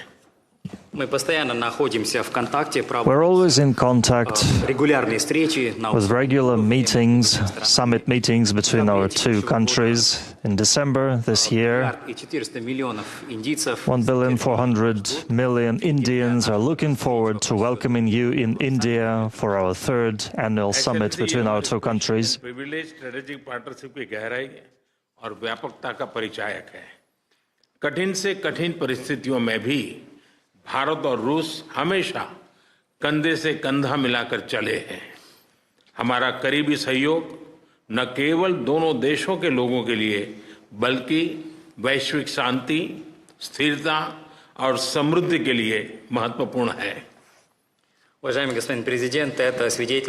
Mr. President, this is a sign of how deep and all-encompassing our privileged partnership is. Even in the most difficult circumstances, Russia and India have gone together, shoulder to shoulder. Our close cooperation matters not only to the people of our two countries, but also to the global peace, stability and prosperity. Ukraine में चल रहे संघर्ष के विषय में हम लगातार चर्चा करते रहे हैं. हाल में किए गए शांति के सभी प्रयासों का हम स्वागत करते हैं. हम आशा करते हैं कि सभी पक्ष कंस्ट्रक्टिवली आगे बढ़ेंगे. संघर्ष को जल्द से जल्द खत्म करने और स्थायी शांति स्थापित करने का रास्ता खोजना होगा. यह पूरी मानवता की पुकार है. एक्सेलेंसी, एक बार फिर आपका मैं हृदय से बहुत बहुत धन्यवाद करता हूँ. Mr. President, as for the ongoing conflict in Ukraine, we regularly exchange our opinions and we welcome all the recently proposed efforts to establish peace, and we hope that all the parties treat this matter in a constructive way and need to find ways to end the conflict as soon as possible and to establish peace. This is what the whole humankind is waiting for. Dear friend, again, thank you. Very happy to welcome you. धन्यवाद.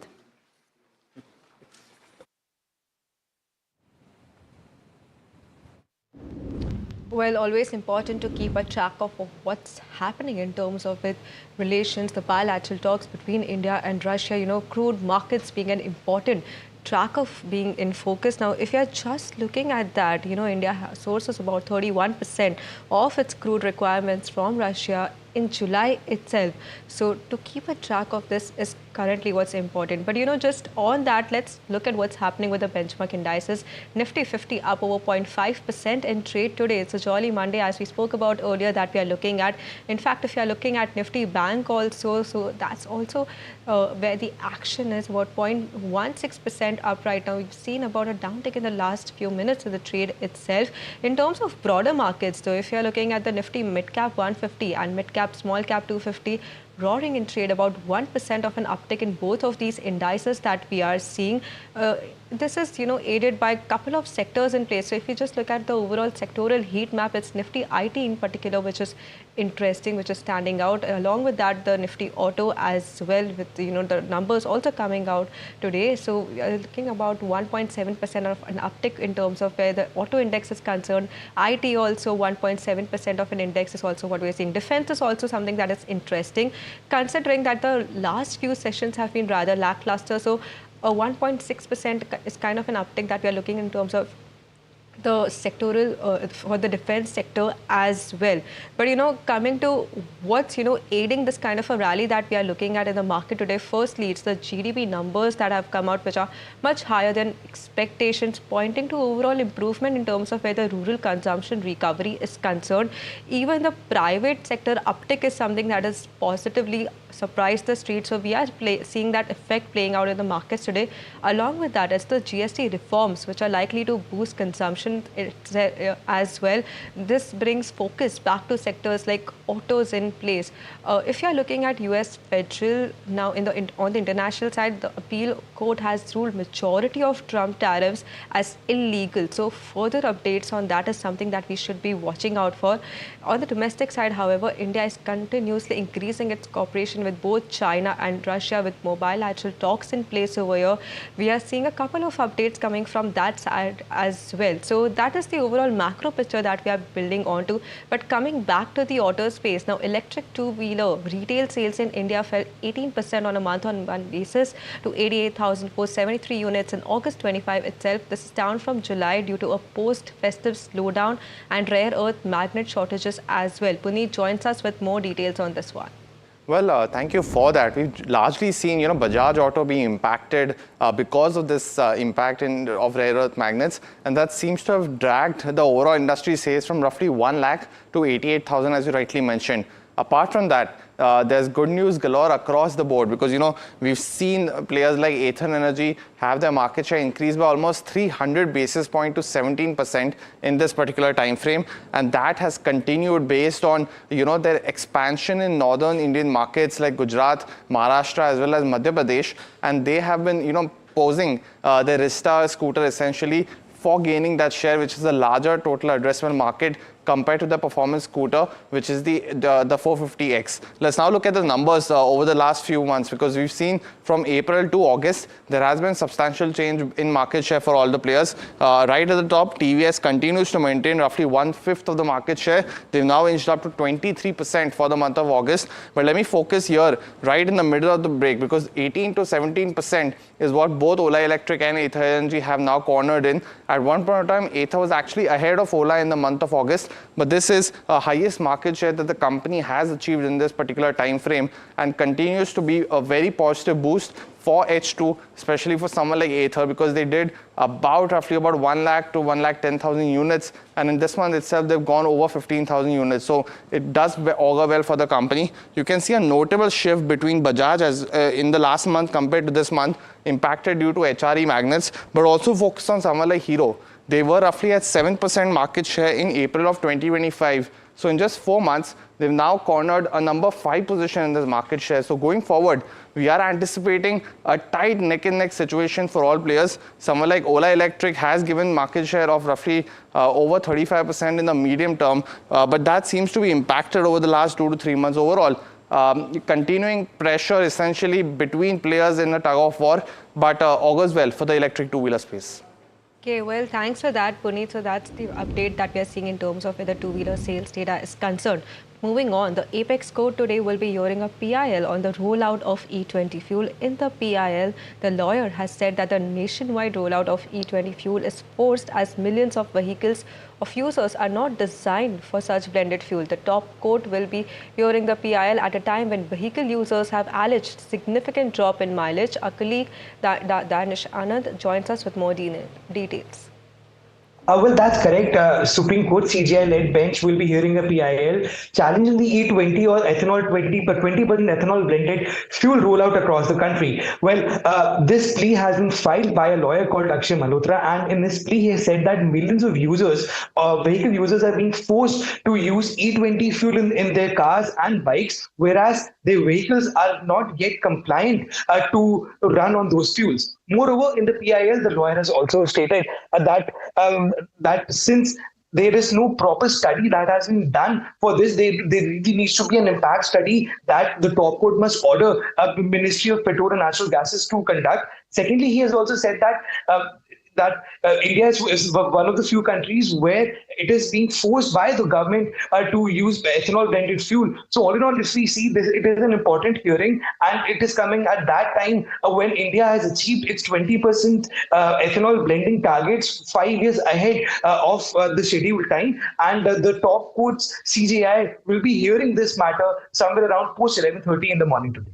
Okay, thanks for that, Danish. So that's in terms of, the update that we are seeing in terms of the India's E20 rollout. But, the recently listed Ather Energy was in the news for dethroning Ola Electric from the second spot in the market share race in the month of August. And now the EV maker has launched another platform to make cost-effective and easy-to-service two-wheelers. In an exclusive conversation, my colleague Puneet spoke to Ather Energy's co-founder and CEO Tarun Mehta about their latest platform launch, EL01, and the company's path to profitability. Listen in.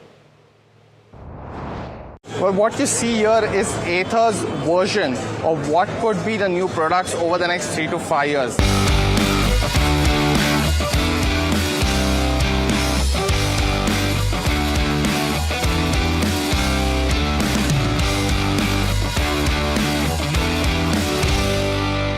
They've showcased the EL01, and this will essentially be a platform which will house 2 to 3 other products in the next few years. Right here is the EL01, and this is the commuter version of the bike that Ather has showcased today at the Ather Community Day of 2025 right here in Bengaluru.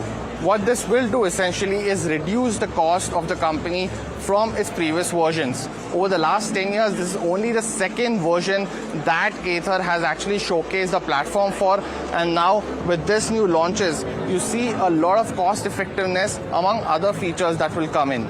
With this particular model though, this is going to go into production in next year in the new factory at Sambhaji Nagar. The factory was one of the key aspects that they did an IPO for in this year, and will start and has already started construction essentially now. We're now being joined by Mr. Tarun Mehta, the co-founder of the company. Mr. Mehta, thanks so much for joining in, giving us time here at NDTV Profit.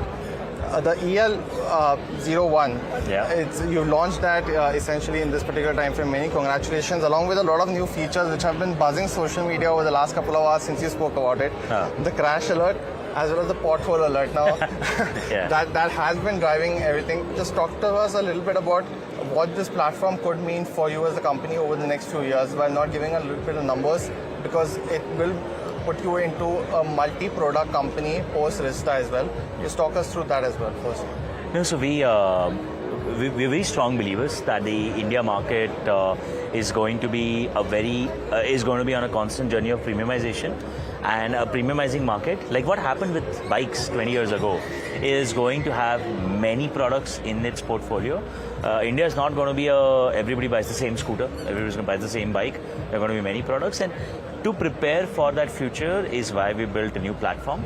You also recently listed, so many congratulations for that, about a few months ago. And one thing which has always been consistent has been, profitability. With this, while you're not giving us a number on how much of cost savings you will see, we've seen amongst the other players that being a very big impact on profitability. So for you, is there any goal that you have once over the next couple of years in terms of profitability where you could be? I think our trajectory is very strong right now. Unit economics has been constantly improving with and something like EL will certainly help with gross margins. It has a lower cost architecture on the frame, on the transmission. It has a new electronics architecture which we call AC, Ather Charge Drive Controller, ACDC, that harmonizes electronics and drops price further. All of it should help our unit economics, and finally by adding more stores. This year we've already added almost 150, 160 stores, and we're up to 450 stores now, and we've announced an ambition to take this up to 700 this year itself. We will almost be tripling our store count over the course of FY26. So between this tripling of distribution and the cost reductions that will come from EL, we think both our unit economics and the operating leverage will play out really well, and the trajectory that we have on profitability should stay intact. We've gone from minus 36% EBITDA to minus 16% EBITDA over the roughly less than 1.5 to 2 years. What will be interesting though, of the other key versions, this one of course, the commuter one, as you can see the EL01 branding, and now what will be interesting is how they decide to do the launches as well. But a majority of them will come only when the Sambhajinagar factory comes in next year. But as we've seen with the other two-wheeler makers as well, the next generation is much more cost effective, helps the company's gross as well as EBITDA margins, and for the commuters as well, they do get a new category creator essentially from Ather in this particular time frame. Very interesting. So that's all the updates that we are seeing in the auto space playing out. For just on that, on the flashes below also you can see the August auto sales data for SML Isuzu, where we are seeing about a 24% of a downtick in terms of where their total passenger vehicle sales data is concerned, where for cargo vehicles we are looking at a 6% of a growth number. The stock currently under pressure, seeing about a 3% of a downtick in trade currently. But let's shift attention to the real estate sector, because that's another interesting area that we are watching out for, and one particular state in focus is the Karnataka state. Now what's happened here is the property registration fees, if we are looking at, that has doubled from 1% to 2% effective 31st August itself. Now so with this, if we are looking at the total fees payable for the property transaction, if we are looking at, that has increased to 7.6%. This includes a 5% of a stamp duty charge along with the 0.6 to 0.65% of other cess charges as well. Now it is interesting to compare this with the other southern states as well. If you are looking at something like a Tamil Nadu, Kerala or Andhra Pradesh, the government did say that they're trying to bring this more in line with what's happening with the other states as well. For Tamil Nadu, we are seeing a similar 5% of stamp duty charge. For registration fees, however, higher at 2%, so this brings the total fees to about 9%. Kerala, even a higher charge is what we are seeing, about a 10% of a rate, and Andhra Pradesh, similar to what Karnataka has now come out with, a 7.5%. But it's the impact that should be interesting, and why has the government come out with this move? So the essential crux of the matter is the decline in property registration revenue that the state had incurred in the first quarter of itself. In fact, if you look at the FY25 as well, they had missed their guidance despite of revising it downwards to 24,000 crore. So initial guidance, if you see, was given at 26,000 crore, which was then revised to 24,000 crore. But despite that, the state could achieve only 22,500 crore. So it's essential in terms of where the FY26 performance lies. So this if you look at overall sentiment in the state, the action was whether there would be an uptick in terms of the stamp duty or in the registration fees that we are looking at, being that the FY26 target is around 28,000 crore or odd that we are looking at. If you are seeing a particular stocks in focus on back of these increase in registration fees, Brigade Enterprises, Prestige Estate, Sobha are some of the key dominant players in the south space. Along with that, Puravankar and Shriram Properties are also other couple of stocks that we are seeing. But in fact, on this news that we are seeing about the doubling of property registration fees to 2%, the change being effective from today itself, let's listen into what Irfan Razak, CMD of Prestige Group, has to say on this issue. I think it's a cause for concern because we are just loading the home buyers with more and more tax. And actually, that is not good for the home buyers, because we know on the ground that whenever anybody buys a home, they budget every rupee and somehow or the other scrape through and try to buy their dream home. It's nothing to do with the developers. It's actually, the government should realize it is the end user, which is the home buyer, which is getting loaded with this sort of a impact. And if, just to give you a sense, if somebody buys a house for 1 crore of rupees today, the cost of that house goes up by 100,000 rupees, which is 1 lakh of rupees, which is quite pretty steep, because that will be like the last straw on the camel's back for the buyer. And I think a little bit of rethink needs to be done on this. The fee has gone up from 6.6% to 7.6%. In fact, earlier governments, what they had done was they had made it more and more reasonable so that more and more registrations happen, more and more revenue comes to the government. Now, there has been a lull in the registrations, not because people don't want to register their property or not because there's no transaction. It's because there was this overall impact of regulatory stuff like e-khatas, which delayed, and that was taking some time. The idea was good, fabulous for the e-khata, but the implementation was not there because it was not backed up with proper software support. Well, interesting take there in terms of, what's happening with the sector in place. So if you're looking at the stock performance, though, it's a mixed scenario that we are looking at in trade currently. But let's address a couple of stocks which are buzzing in trade. And in fact, we have Jasmeet joining us with more details on this. Well, right. Yes, thank you for that. Here are the list of stocks that are buzzing in trade today. The first one on my list is Optimus Infra. Well, the stock is up nearly 9% in trade. This is after the company comes up with a press note where they say they are building India's first tempered glass industry that will be in Noida. While this plan to enable complete production, that's from raw material up to finishing of the tempered glass industry. And company will go ahead with this project in 2 phases. Phase 1 to be installed with 25 million units, while employ 600 odd people, and phase 2 will start with 200 million units. While from the phase 2, the company will start catering to domestic as well as the export market. Now, when you look at the overall tempered glass market in India, the domestic market stands at already 500 million pieces, while the overall market stands at 20,000 odd crores. Now, the next one on my list is CG Power. The stock is buzzing in trade today and it's nearly up 4%. This is after Morgan Stanley's note on the company. While they have initiated the coverage with an overweight and target price of 799 rupees per share. Now, what they see in the company is they see India to be this company to be India's manufacturing proxy, while they also see this company to be among the goods where they have very diversified capital goods player. Now, it has a strong manufacturing presence as well as beneficiary in strong growth in terms of power. Now, giving a bit update about the company, the recent updates, the company's arm had launched an assembly unit in G1, while the company to invest 7,000 odd crores over the period of 5 years for G1 and G2. Now, G1 will have a peak capacity, that's in Gujarat, will have a peak capacity of 0.5 million units per day. While the next one on my list is PG Electroplast. While company's arm signs a manufacturing contract with Maharashtra government, while this based on this contract, the company will invest nearly 1,000 crore in the allies. While this one to boost the consumer electronic market. The last one on my list is NCC. While the company received 2 orders in this particular month, the order is worth 700 odd crores. With this, company's order book stands at 70,000 odd crores, and this order is in the water division of the company. These are the stocks in my radar for today.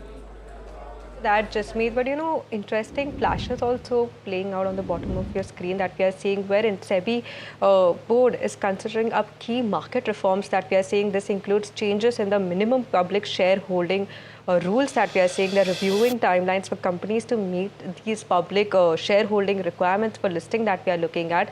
And there are relaxations also that we are seeing for entering into these large value AIFs that we are seeing. Now the consideration is that they are likely to lower the entry limit from 70 crore to 25 crore, and fewer compliance requirements would be needed for these AIF schemes that we are seeing.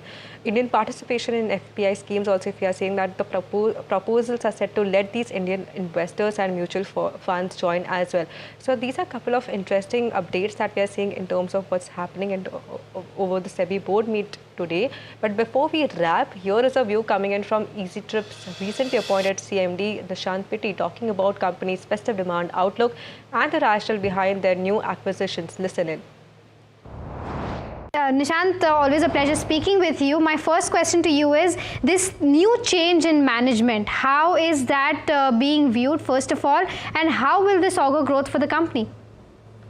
So thank you, Mahima, for having me here. So we are planning to shift Easematip just beyond travel, and we are focusing on going into new areas. When we have 3 crore users of ours, we are a bootstrap company listed in 2021 itself. Before that, 100% of the company belongs to the promoters. Now we are going ahead with Easematip 2.0, in which we are just not circulating towards travel, and we'll be growing, expanding our verticals beyond travel, and acquiring certain few companies, which we can add on to the consumer base and give benefits to our consumers. And Nishant, when you say you will be exploring new areas other than travel, can you give us a perspective as to what those areas will be other than travel? It will be wellness, it will be medical, it can be many other areas which we are focusing on. Okay. We'll be notifying the exchanges soon for that. All right. And in terms of the entire acquisition that you're planning of different verticals other than the travel space, and you said that you're a bootstrapped company already, all these acquisitions will be done via internal accruals, or will you be planning some fundraise on the cards or any debt raise on the cards? No, we'll not be taking any debt on the books, so it will be all internal accruals. All internal, okay? No fundraise on the cards, correct? Nothing, not as of now. All right. Okay. In terms of the Ease My Trip 2.0 that you were talking about, give us more perspective as to how this will pan out for the company from a longer term perspective. The acquisitions that you're doing, in terms of the growth CAGR that you're penciling in terms of where top line stands. So right now, as of now, we are doing at Ease My Trip 2,000 crores of quarterly bookings. Or near about 2,000 crores of booking we are doing on a quarterly basis, in which our mix was, when we did our IPO, the mix was 95% of the flights and 5% of other products like hotels, cars, trains, and other things. But now we are focusing on primarily to increase our mix from 95, and we have been doing it. Since right now, our mix is 15% of other products and 85% of products, 85% of our flights is selling on our platform. So we are trying to shift this mix, which is the industry standard. Right now, the industry leaders does 60 to 40. And the margins in other products is really much better than the flights. And flights for us, we feel that it will be soon a duopoly situation in which Tatas and Indigos are already there and they would be taking care. Right. So we don't see much of traction in the flight segment, but for hotels, yes, we are building up quite heavily.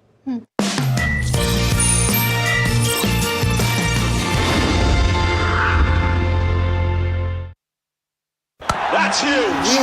That is a biggie. It's on. Gold Plus Clear Glass. Far ho ya near, sab kuch dikhe clear. Tech has changed. So should your tech show.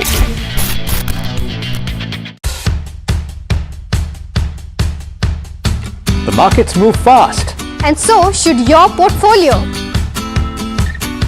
Expert insights, real-time stock picks. Do I buy Ola? Should I hold ICICI for the long term? Buy, sell or hold. The answers you need, straight from the experts. Callers from India and across the world. Connect live, ask, decide and invest wisely. Your portfolio, your future. Ask Profit.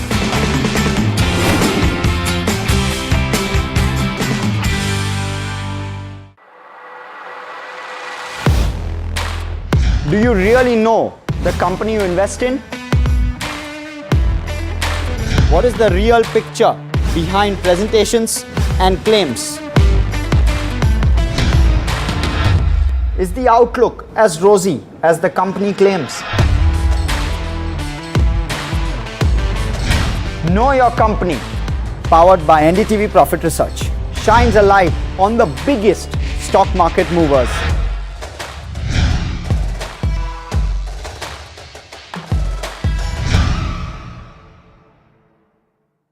Tech has changed. So should your tech show.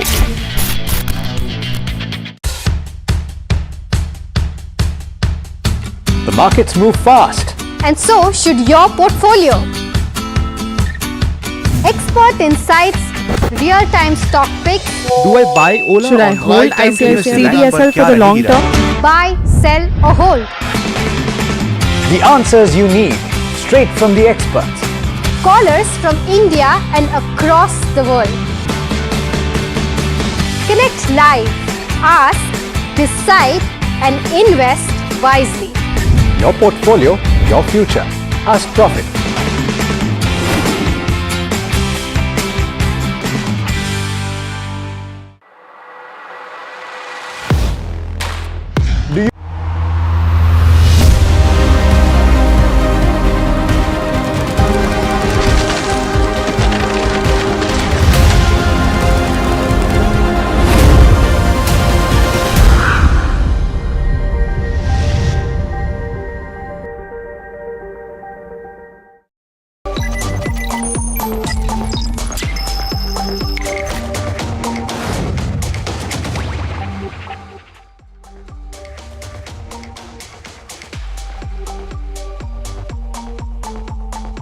welcome to Profit Buzzers. You're watching NDTV Profit. I'm Hiral Datia, and with me is Mahima Vachrajani. Mahima, good afternoon.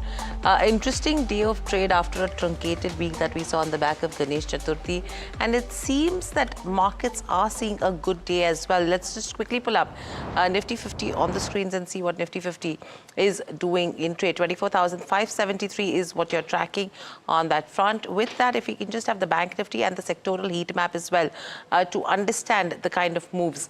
If you see in terms of Bank Nifty as well, around 0.3 to 0.4% higher is what you're seeing in terms of Bank Nifty. Let's look at the sectoral heat map. All the sectors except FMCG, media, healthcare are trading in the positive. So auto is the top gaining sector, and this is on the back of the Vahan data that has come in. Secondly, you have the August data that has come in as well with regards to where auto sales is concerned. And it's the beginning of the festive season for 2026. So that's the reason why you're seeing some strong moves. Defense is also seeing a bounce back in today's session. IT has made a comeback yet again. So strong moves coming in with regards to IT as a sector goes as well. With this, let's just pull up the broader markets. If you have the mid cap and the small cap index and see if they are outperforming. There you go, 0.2 to 0.3% higher in terms of mid cap 150.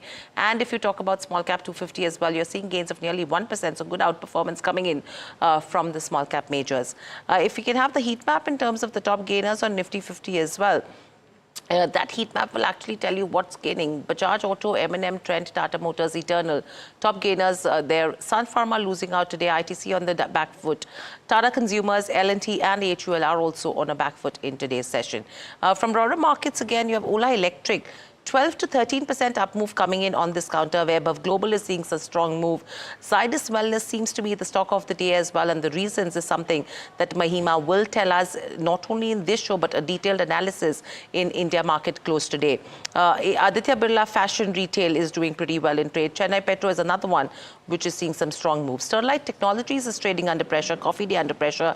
Advanced Enzymes, Godfrey Philippe as well as Ashok Engineering is down in trade. So that's with regards to what markets are doing at this hour. But moving on to a big story today.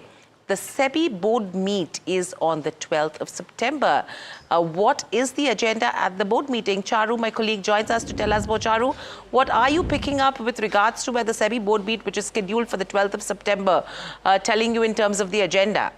Hi, so the Securities and Exchange Board of India is likely to meet with its board on September 12th, and there are a lot of proposals that are in place which are going to be affecting almost all the market participants, including research analysts, investment advisors, brokers, AIF schemes, the investors interested in them, and so on and so forth. One of the major changes that is on the table is related to the consultation paper that came out very recently, which is regarding the minimum public shareholding for large companies to be able to list. Now, there has been some easing in the norms that they are supposed to be following and the timelines under which they are supposed to be giving out their shares to the public shareholders, which is going to make it easier for them to go out for listing. Apart from this, there will be a major update in the 1992 stockbrokers regulation so that old norms can be revised as per the current market needs. Apart from this, relaxation for entering large value AIF. So this limit for an investor to enter a large value AIF scheme is about 70 crore rupees. There's a proposal to decrease it to about 25 crore rupees, so something around this could also come out. Apart from this, there have been some proposals to increase the Indian investor participation in the FPIs. Apart from this, new AIF category for accredited investors. Now, these accredited investors are people who are going to be fulfilling more conditions. These are basically going to be high net worth individuals. Apart from this, there is going to be some relaxation in the norms that are being followed by investment advisors and research analysts in terms of their education and other requirements to be able to give a boost to the industry in a manner. And so there are several other proposals on the agenda which we will be bringing to you soon. Thank you so much, Charu, for that. So this becomes absolutely crucial as well in terms of where the board meet goes, because a lot of things that will be discussed from here on. But moving on, the other aspect we need to consider is what the India strategy note Morgan Stanley is alluding to. In fact, Ridham Desai, who says it is all about confidence when it comes to growth. The equity market may be underestimating the likely turn in the growth cycle from here on. The earnings and market peak is in front of us, and there is a strong case for a re-rating, and that is absolutely spectacular. India is likely to gain share in global output in the coming decades, And the immediate return prospects depend on the confidence in the growth cycle. He also remains confident and ahead of the consensus and says soft earnings growth, that patch seems to be ending, but the market is not yet convinced. Domestic cyclicals, defensives, and external facing sectors are the ones he's looking at. He's overweight financials, consumers, and industrials, underweight energy, materials, utilities, and healthcare. And this is also likely to be a stock pickers market. That's what he's come out and said. And, the major commentary coming in over here, Mahima, is that India probably is set to see a re-rating, and that is what is really encouraging. That's interesting, right? Such optimistic view is required right now, considering the way markets are moving and the way, right now we are sustaining at that levels of 24,500 odd levels. And hopefully, this is the level from which we bounce back going ahead. But India's economy grew around 7.8% in April and June quarter, and that's the fastest in the past 5 quarters. That's what we've seen with regards to where the GDP data stands. But in terms of where this Indian economy stands, Hiral, it's interesting because the jump came in mainly from the services sector and manufacturing and construction, while agricultural data inched up and mining lagged. Earlier today, we spoke to Radhika Rao of DBS Bank as to who, and in fact, she told us the GDP print had more hits than misses, thanks largely to the strength in those key sectors. Listen to what she had to say. The biggest thing, and perhaps partly anticipated, was also that the service sector was going to do very well. I think thanks to the, what we call statistically deflators, which are basically price indices. You have nominal value and then you take the price indices or take the inflation part out of it, and you look at what is happening on the real growth front. And that I would think was one of the biggest surprises. I mean, surprises in the sense that it came out about 9% plus.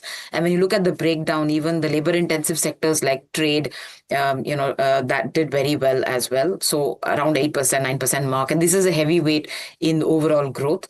So that I think was good. The other one which was anticipated, also did very well, was government expenditure. We should remember that same time last year, expenditure really kicked off, was in a lull period because of elections. And this year we've really seen that benefit capital as well as revenue expenditure, which is showing up in various factors. It's showing up in investment. It's also showing up on the GVA front in public admin performance.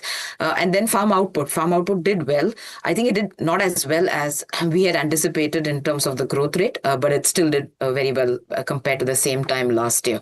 Now, and the fourth and final point will be what you had just spoken about before we discussed this, was the consumption. I think consumption continues to maintain a decent beat. Of course, the overall picture, I don't think it's broad-based, but nonetheless, I think that added to headline growth as well.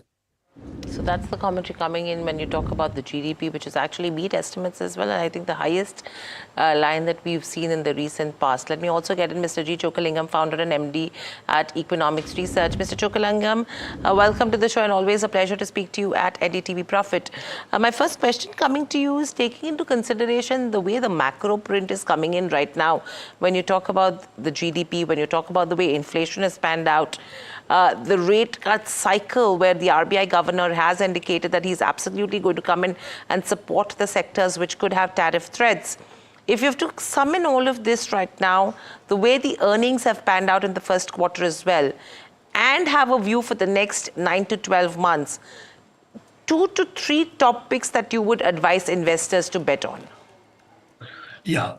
So just, before giving directly 2-3 bets, I would say that the good times are ahead from October quarter, excellent monsoon, and the rate cut would happen because your inflation is down, oil is down, and you have to cut the rate to manage the stress coming from the US tariff war. So all this would augur well for market along with the proposed GST reform. So we may have little stress on the corporate earning for September quarter, but I'm pretty confident that October to December quarter would be one of the best in the recent times. So therefore, I would bet on the market. The only risk factor, if by any chance the US, disrupts our IT services exports. Otherwise, we are headed for good recovery from October, December quarter. And I would strongly recommend, something in auto pack stock like Bajaj Auto or M&M. In fact, Bajaj Auto has come out a fabulous number on export front, and rupee depreciation also would be positive for Bajaj Auto. And second, large cap stock, I would strongly recommend Coal India. It's giving a dividend yield close to 7%. And yes, cumulatively, as of now, the sales are down from Coal India, but definitely offtake of coal will pick up. It has to pick up. You can't allow the continued import of coal. And there are a lot of expansion, backward linkages, so many things happening. And it can also get re-rating because it is also getting into non-coal minerals and also setting up 3,000 megawatt of renewable energy. So many things are happening. I believe for retail investors, it's one of the best stocks. Third, I would recommend from the small cap space, which is Nesco. Personally, I hold only Nesco among these three. And I'm extremely bullish on Nesco. I have been, releasing my research report saying that it is a next generation stock. It is tripling the capacity in Mumbai, and it is roughly making 60 rupee EPS. So when it triples the capacity, I believe along with the inflation also for next 5 years, the earnings more than triple. And also outside Mumbai, it has gone for 3 highway infra projects, highway infra facility projects, and already work started. So these are the 3 stocks I'm very, very optimistic. Absolutely. Coal India, Nesco, 2 interesting names coming in there. But let me just quickly address Ashok Leyland. The flashes have just come in, but they've said that they are looking to invest in the battery ecosystem right now. Now, this is in the backdrop of improving bilateral relations. Ashok Leyland has actually entered into a long-term exclusive partnership with CALB Group, which is one of the foremost battery technology companies in China. This is coming in at a very interesting time when we've seen the India-China bilateral actually fructify from here on. In fact, the agreements were signed recently as well. What they've said is that they will invest in battery localization in India, and this will not only provide for Ashok Leyland and Switch's own electric vehicle portfolio, but it will also cater to non-captive demand in the entire automotive segment as well as the energy storage sector. They've said that the business would actually entail an investment of almost 5,000 odd crores in the next 7 to 10 years. The reason why we want to address this is because the timing is absolutely interesting in terms of where the investment in the development and manufacturing of next generation batteries go for both automotive and non-automotive applications, including energy storage systems. And this is at a time, when you have the bilateral conversations which have been going on between India and China. Very quickly, Mr. Chokalingam, how are you looking at Ashok Leyland and the partnership that they've done with a Chinese firm, which is called CALB? What would you have to say? Yeah, there are a couple of things. Yes, to take up your point first. Now, in the midst of political realignment at the global level, is tying up with Chinese companies are very positive, because now current juncture global politics gives a lot of confidence in the stability of even a business relationship with Chinese companies. And coming to the second, short term you may not make money. Just now, the August numbers also out. Total domestic CVs are up only 2%. However, Ashok Leyland, one can consider for medium to long term, because, last 25-30 years, we have seen so many cycles in the commercial vehicle segment, but Ashok Leyland has really done phenomenally well in managing the cyclical downside pressure. So now also, CV segment is not able to grow strong single digit also, but Ashok Leyland, I think, can overcome this down cycle in growth rate, and it can come back to the growth, because ultimately, if India has to manage the stress coming from the US tariff war on us, the manufacturing sector has to get a boost, and therefore the commercial vehicle segment will get a boost automatically. And hence, I would suggest Ashok Leyland for medium to long term investors. That's with regards to where Ashok Leyland stands. But talking about the bilateral meet that Hiral was mentioning earlier, Prime Minister Modi is in fact met Russian President at the CO 2025 summit in China, the duo also spoke with the Chinese President Xi Jinping, and the meeting comes at a crucial time because India faces heavy tariffs from the US. How can India leverage this relationship? That's something to be watched out for if the tiger and the dragon do indeed tango, and what will be the stock-specific impact. My colleague Somit is here with more details on that. Well, multiple stocks actually, or in fact multiple sectors stand to benefit if things actually improve between India and China, like Ashok Leyland, like we were just mentioning about that. Apart from that, there are multiple other companies that have some kind of joint venture or tie-up with a Chinese company. To start off with, Tata Motors has a joint venture with Chinese automaker Chery Automobile. Apart from that, there is Dixon Tech, which also has formed multiple joint ventures in Hong Kong, joint ventures with HKC overseas. Then there is multiple other companies. There is one more company called Longcheer with whom also Dixon Tech has a tie-up for products. Apart from that, there is Sona BLW, which has a joint venture with China's Jinate Machinery. For JSW Group, they have partnership with China's SAIC Motor and MG Motor India. So they could also stand to benefit out of this. When it comes to Keynes Tech, they import a lot of key parts and materials from China. So that is one other company that could benefit. Minda Corp, they have signed a technology licensing agreement with China's Sanko Connecting Technology to develop electrical distribution system. So that is another company that also stands to benefit among the auto ancillaries from improved relation with China. When it comes to Indigo, it is India's largest aircraft air company, and they could resume direct flights, thereby boosting the tourism and international air traffic growth for Indigo at this moment. Apart from that, there are multiple chemical companies that import raw material from China. To name a few, this Aarti Industries, Gujarat Alkalis, Deepak Nitrite, SRF, Atul, and many other consumer durable companies that import from China. To name them, Voltas, Blue Star, Whirlpool, Havells, and others. Now they import materials like compressors, electronic controllers, washing machine components, PCBs. These all products are largely imported, and hence these companies stand to benefit out of this. When it comes to capital good companies, they also import a lot of material from China. Companies like Thermax, Triveni Turbine, KC International, Siemens, ABB India, Kalpataru Projects, and apart from that, there are energy and power companies that also stand to benefit from import from China. And to name few, this startup Power, Sterling and Wilson. Solar modules is something that they import more from China, so they also stand to benefit if situation or tie improves between India and China. Thank you so much, Somit, for breaking that down for us. Quite an interesting, list that Somit has put up. Mr. Chokalingam, I'll come to you on this one. Your view on all of these counters that could possibly benefit from a relation between India and China. Yeah, certainly. It's a very big positive development. Yeah, although we are losing on one side in terms of export to America, we are gaining, through the business relationship with China. Also, it has got a very interesting implication, for Indian economy as well as for stock market at a macro level.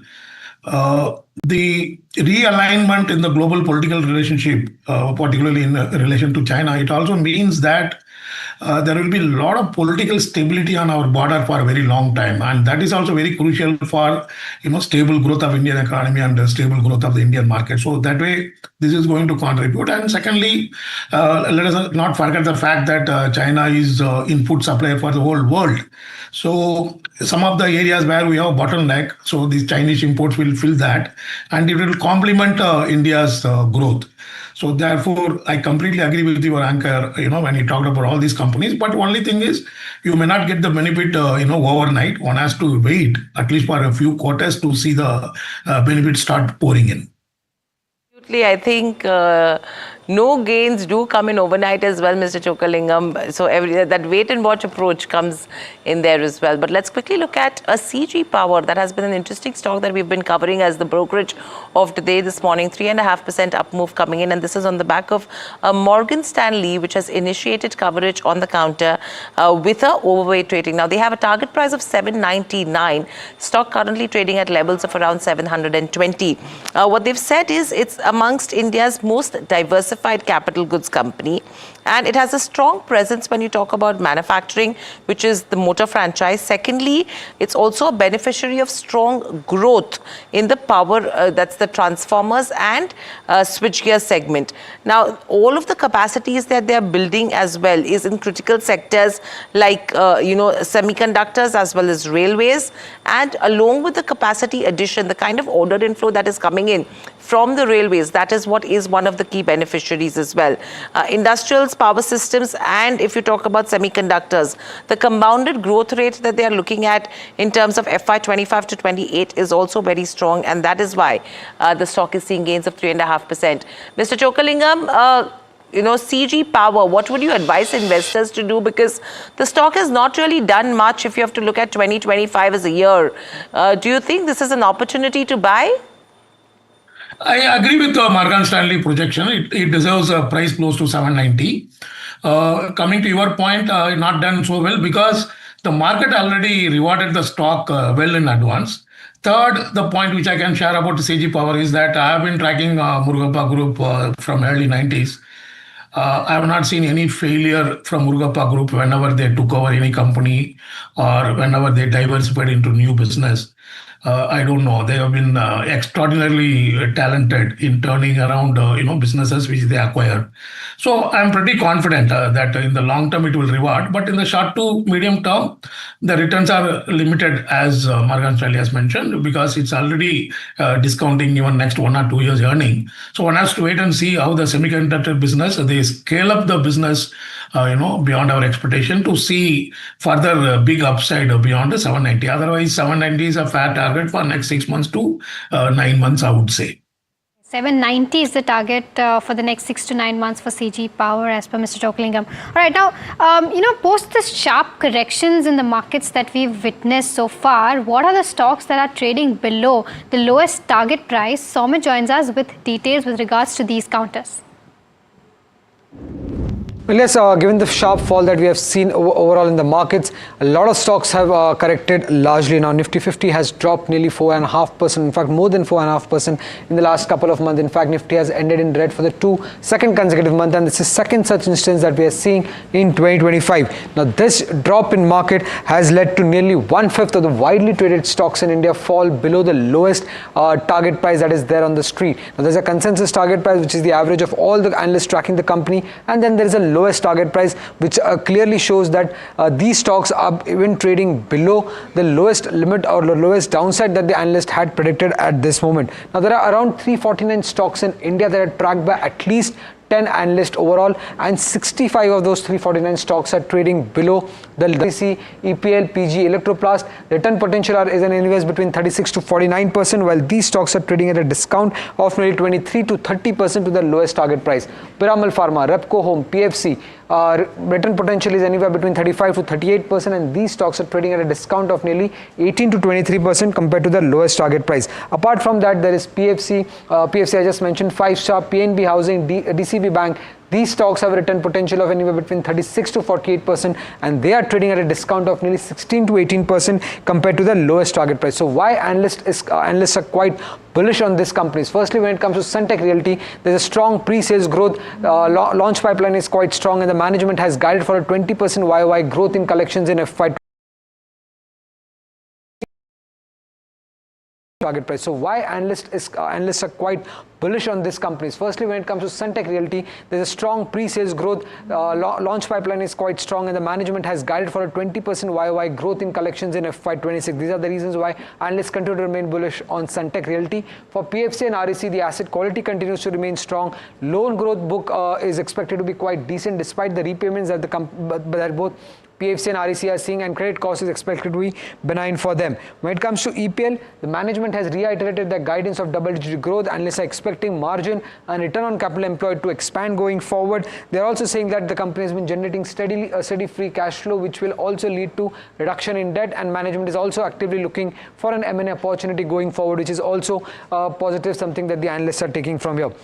When it comes to PG Electroplast, they're expecting the company to outgrow the industry and gain or retain their manufacturing market share despite the cut in guidance that we have seen coming in for PG Electroplast. Apart from that, they're expecting a revival around the festivities, and given the fact that there is expected to be GST rate cut, which could also boost the demand going forward, and obviously the valuations continue to remain quite cheap for PG Electroplast in the EMS space. When it comes to Piramal Pharma, FY27 is expected to be a strong year. The destocking pressure will ease out and certain products are progressing well when it comes to beyond phase 3 as well as per analysts. And apart from that, the company has given a target of doubling their CDMO revenue, and they are also targeting FY30 revenue at around $2 billion with a margin of close to 25%. When it comes to companies like NBFCs like Repco, 5-Star and PNB Housing, the disbursement, there is expected to be a pickup in disbursement growth. Asset quality continues to remain stable for most of them, and apart from that, 5-Star is one of the first to come out of ongoing stress is what analysts believe. And when it comes to PNB Housing, profitability outlook continues to remain intact despite the MD CEO exit that we had recently seen, and these are the reasons mostly why analysts continue to remain bullish on these three counters. Apart from that, DCB Bank, the outlook is quite optimistic for the remaining 9 months of the financial year. They're expecting healthy loan growth book and NIM expansion as well going forward. And apart from that, brokerages believe that the target of management to reach the ROE of 1% could be comfortably done in FY26, and they're also expecting the company's cost to income ratio to improve going forward. All right, Soumit, thank you so much for breaking that down for us. Mr. Oklingam, I'll come to you on this one. I think I found PG Electroplast to be an interesting one in that entire list because analysts are expecting a good growth there despite of the cut in guidance that the management has made in this quarter, and they're saying that valuations look cheap. Do you also agree with that fact?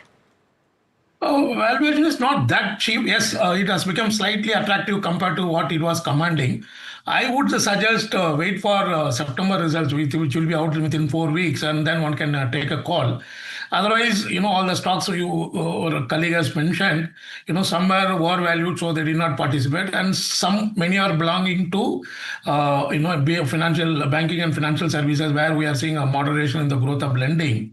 So these are the two reasons. So apart from PG Electro, I would, I like, PNB Housing and PFC. Both are trading at around one-time book value. I think that's a bargain buy in this meltdown. Personally, I do not hold, but I am extremely bullish on particularly PNB Housing.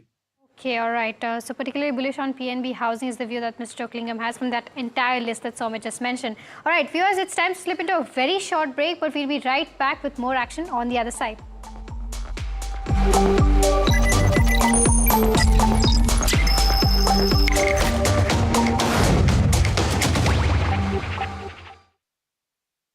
Gold plus optimistic reflective glass लगाओ, धूप की गर्मी को दूर भगाओ और बिजली का बिल भी बचाओ. Tech has changed, so should your tech show.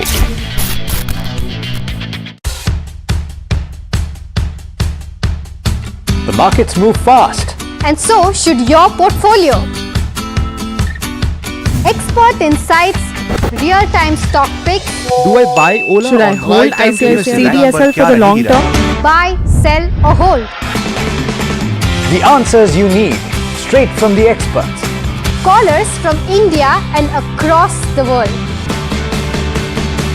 Connect live, ask, decide and invest wisely. Your portfolio, your future. Ask Profit.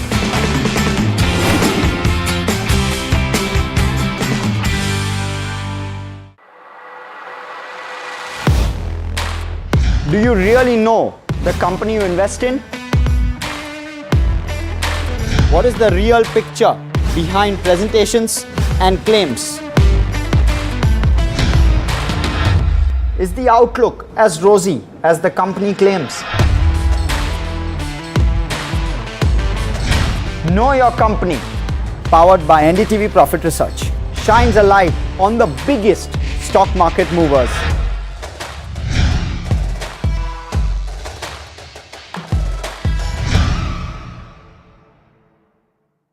Tech has changed, so should your tech show.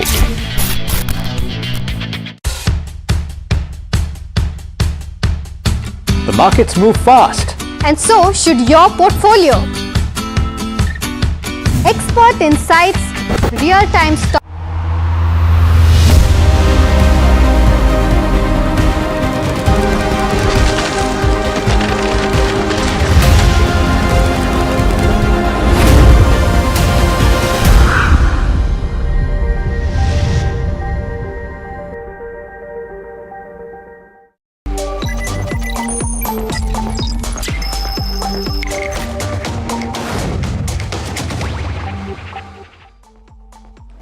Welcome back here watching Profit Buzzers. Let's quickly take a look at what markets are doing at this hour. We started off the day where we said the show, in fact, where the small cap index was absolutely strong. Right now as well, you have Nifty 50, which is gaining strength, seeing gains of around 0.6%. 24,570 is where we're trading at. Let's quickly pull up Bank Nifty, the private banking space, and then the PSU banking space as well. 0.4% higher there. If we can have the PSU bank index and the private banking index as well, to see the kind of gyrations that are coming in between both of them. There you go. PSU, absolutely 0.8% higher, and the private bank 0.4% higher. So it's your PSU banks which are outperforming your private banking space in trade. But moving on, power stocks are in focus in today's session on the back of a couple of order wins, and there are a couple of buzzing stocks as well in this sector. Jasmeet joins us with all that's happening with the power pack. Jasmeet, over to you. Well, right, yes, thank you for that. I have 3 power stocks in my radar today, and all 3 are buzzing in trade. The first one is Torrent Power, well, company to develop a 1600 megawatt of coal-based energy in Madhya Pradesh. This to be the largest investment of the Torrent Group in the power segment so far. The company to invest nearly 22,000 crore in this particular investment, and this project will get commissioned in next 72 months. While the company also signs a LOA with the MP Discom to provide power for next 25 years. So it is something to watch out for. The next one is Adani Power. While the company received an LOA for supply of power for 800 megawatts in MP, the total investment for this project stands at 10,000 odd crores. While with this project to be commissioned in next 54 months. If we talk about a bit of history of this particular company, this is the 4th major order in last 1 year for the company. Before this, back in September 2024, the company has received an LOL again from Maharashtra government for 6,600 megawatt of energy. While before that, in the month of May, company received an LOA from Uttar Pradesh government again for the order of 1600 odd megawatt of power energy. While the last one in my list is Godrej Industry Power. While the stock is buzzing in trade today, the company established 700 to 750 megawatt of energy in Valia. While this particular stock, if you see, this company is yet to receive an approval from Gujarat Urja Vikas Nigam to form as a beneficiary and to provide power for next following years, while the company is to provide the power for next 25 years based on the approval. So these are the stocks in my radar for today. Thank you so much, Jasmeet, for that one. Mr. Chokalingam, anything that fits your bill from the 3 stocks that Jasmeet has spoken about from the power pack? Yeah, well, I listened to all these 3. Out of these 3, one can consider, Torrent Power and Adani Power for medium to long term. Along with these 2 power stocks, I would again reiterate a strong conviction in Coal India, because, Torrent Power is setting up 1,600 megawatt of thermal power based on the coal. And it's very interesting, when there is a tremendous focus towards renewable energy, even the thermal power is getting attention in terms of a massive capacity expansion, which shows that for next 10 years, the demand for coal will be very robust. And therefore, this gives enormous confidence to stock like Coal India, along with Torrent Power and Adani Power. That's with regards to where the power pack goes. But moving on, your auto sector is in focus as well. I think one of the top gaining sectors in trade today. 2 elements over here. You have the electric 2-wheeler retail sales data that has come in for the month of, has come in as well. And you have the August auto sales numbers that have trickled in as well. What is going to be interesting is as to the gyrations that you see between the 2 kind of data. Let me first get in Puneet to talk to us about the electric 2-wheeler retail sales data. Puneet, over to you.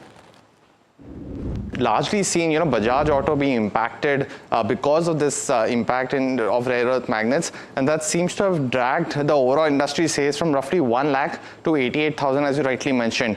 Apart from that, there's good news galore across the board, because we've seen players like Ather Energy have their market share increase by almost 300 basis points to 17% in this particular time frame, and that has continued based on their expansion in northern Indian markets like Gujarat, Maharashtra as well as Madhya Pradesh, and they have been posing the Rista scooter essentially for gaining that share, which is a larger total addressable market compared to the performance scooter, which is the 450X. Let's now look at the numbers over the last few months, because we've seen from April to August, there has been substantial change in market share for all the players. Right at the top, TVS continues to maintain roughly 1/5 of the market share. They've now inched up to 23% for the month of August. But let me focus here, right in the middle of the break, because 18 to 17% is what both Ola Electric and Ather Energy have now cornered in.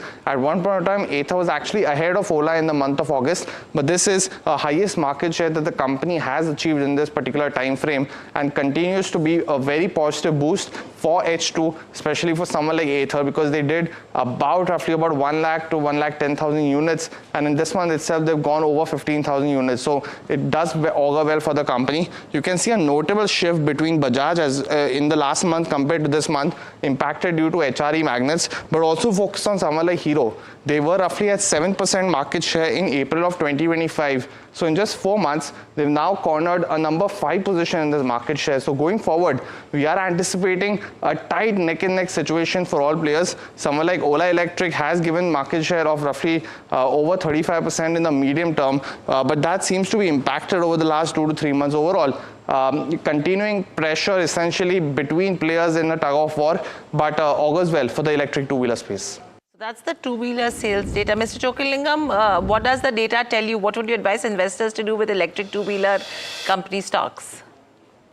I would, still stick to the traditional two-wheeler players because, they have got a lot of cash, and most of these companies are making thousands of crores of profit in the traditional two-wheeler businesses, and they are in a better position to, compete in the EV space as well. I believe the standalone EV players would find it very difficult to continue to grow and beat the traditional players. So I would give a whole recommendation on TVS Motor. It's a phenomenal performance for August month, and I would give a buy recommendation on Bajaj Auto. Though the domestic sales are, growing in single digit, its exports have grown in a fabulous way. And as I already mentioned, because of the steep depreciation of rupee, that should help, significant margin improvement for Bajaj Auto. And I would be cautious on standalone EV players. One has to wait for at least for another 1 year or so to see whether any standalone player is able to, compete in a very strong term with a well-established traditional fuel-based two-wheeler player before, putting a lot of money into them. Got it. And okay, so that's with regards to where your Vahan data goes. A couple of companies have also given out their auto sales data for the month of August. Any trends that you're picking up or any divergence that you're picking up between the Vahan data and the auto sales data, Mr. Chokalingam? I have not studied that particular aspect of it. I'm sorry about it. No problem.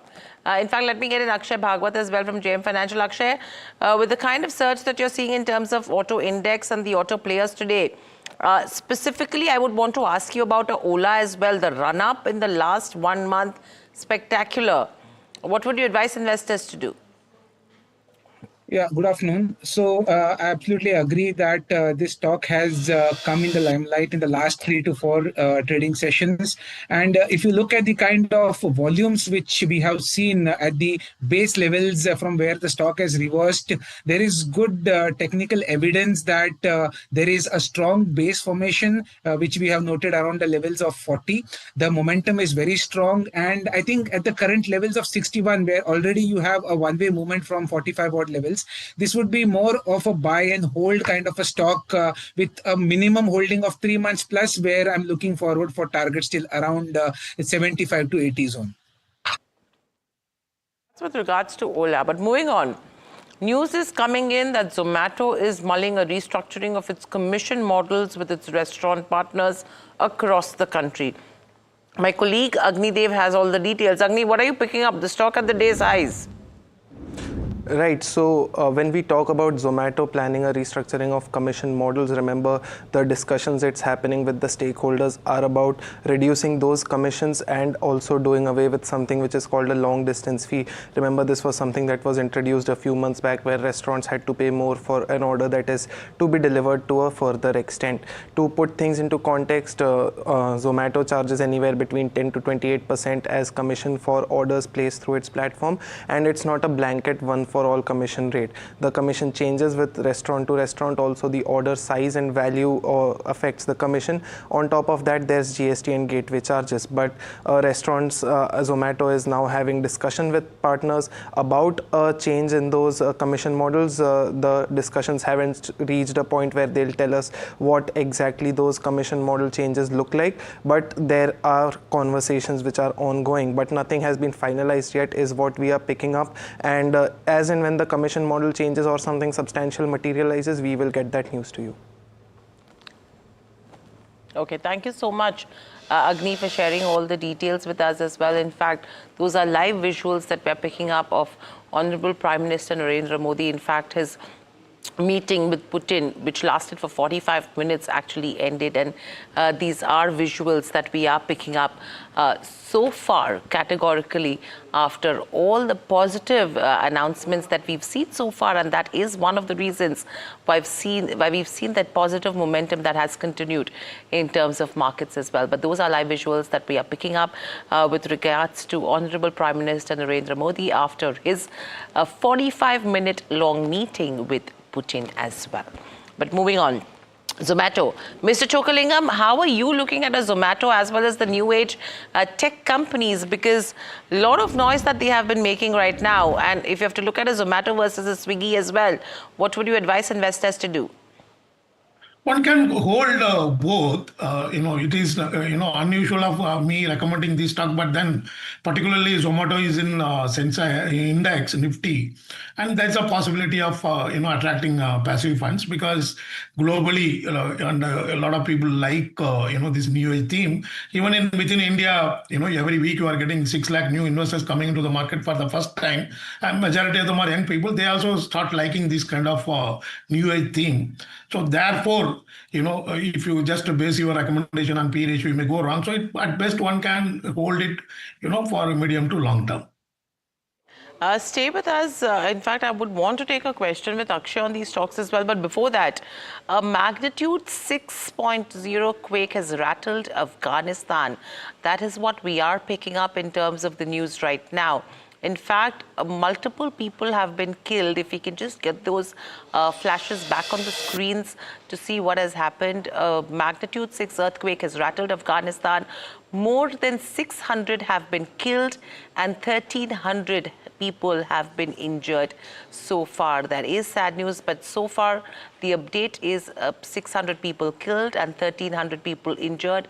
That's what NDTV Profit is picking up from PTI, a 6.0 magnitude quake that has rattled Afghanistan. We will try getting you more details as and when things develop, but that's the latest right now in terms of the news coming in from Afghanistan. But moving on, Akshay, let me talk to you about Eternal, Zomato, and if you have to look at even a Swiggy, what would you advise investors to do with the kind of moves that you've seen so far?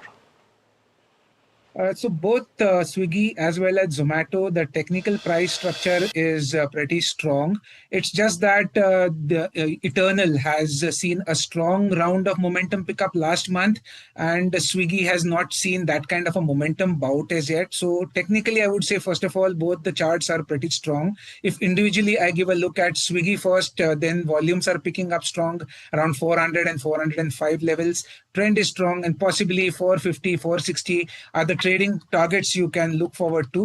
Zomato has had its momentum share, and now slowly the momentum pace is easing, but technically still strong. And I think one more bout of momentum uptick can see the stock getting near 340. So this is more of a short-term trading target you can look forward to. So positive on both. One more round of upside to go, where 340 is due in Eternal. Okay, so that's with regards to where, your new age companies go. But a bunch of other stocks that are in focus. Anushi joins us with the list that is buzzing. I think Mazgaon Dock is one which is on your list as well, Anushi. Yes, I'll start off with Mazgaon Dock in focus, and this is again on significant order wins that could be expected in just not FY25 or 26, but even the next year timeline itself. Now, what the update is that, the company might be on envelope to seal about deals worth about 1 lakh crore, and these pertain to two projects being in focus, which is procurement of 3 Scorpion submarines, which is a follow-up order that is expected. Other than that, the acquisition of 6 diesel electric stealth submarines is also in focus, order size of about 65,000 crore or so. Other than that, PG Electroplast is another stock in focus, wherein the MOU of investing about 1,000 crore is expected in a greenfield project is what we are looking at. This is an ARM next generation manufacturing signed with the Maharashtra government is what we are looking at. NCC over here, we are looking at an order win of about 788 crore, and this is in the water division that we are seeing the order book being about 70,000 crore. Nitin Spinners, there's an acquisition that they've made This is to enhance the source of renewable power supply that we are looking by 18 megawatts, and this pertains to their two of their plants which are there in Rajasthan itself.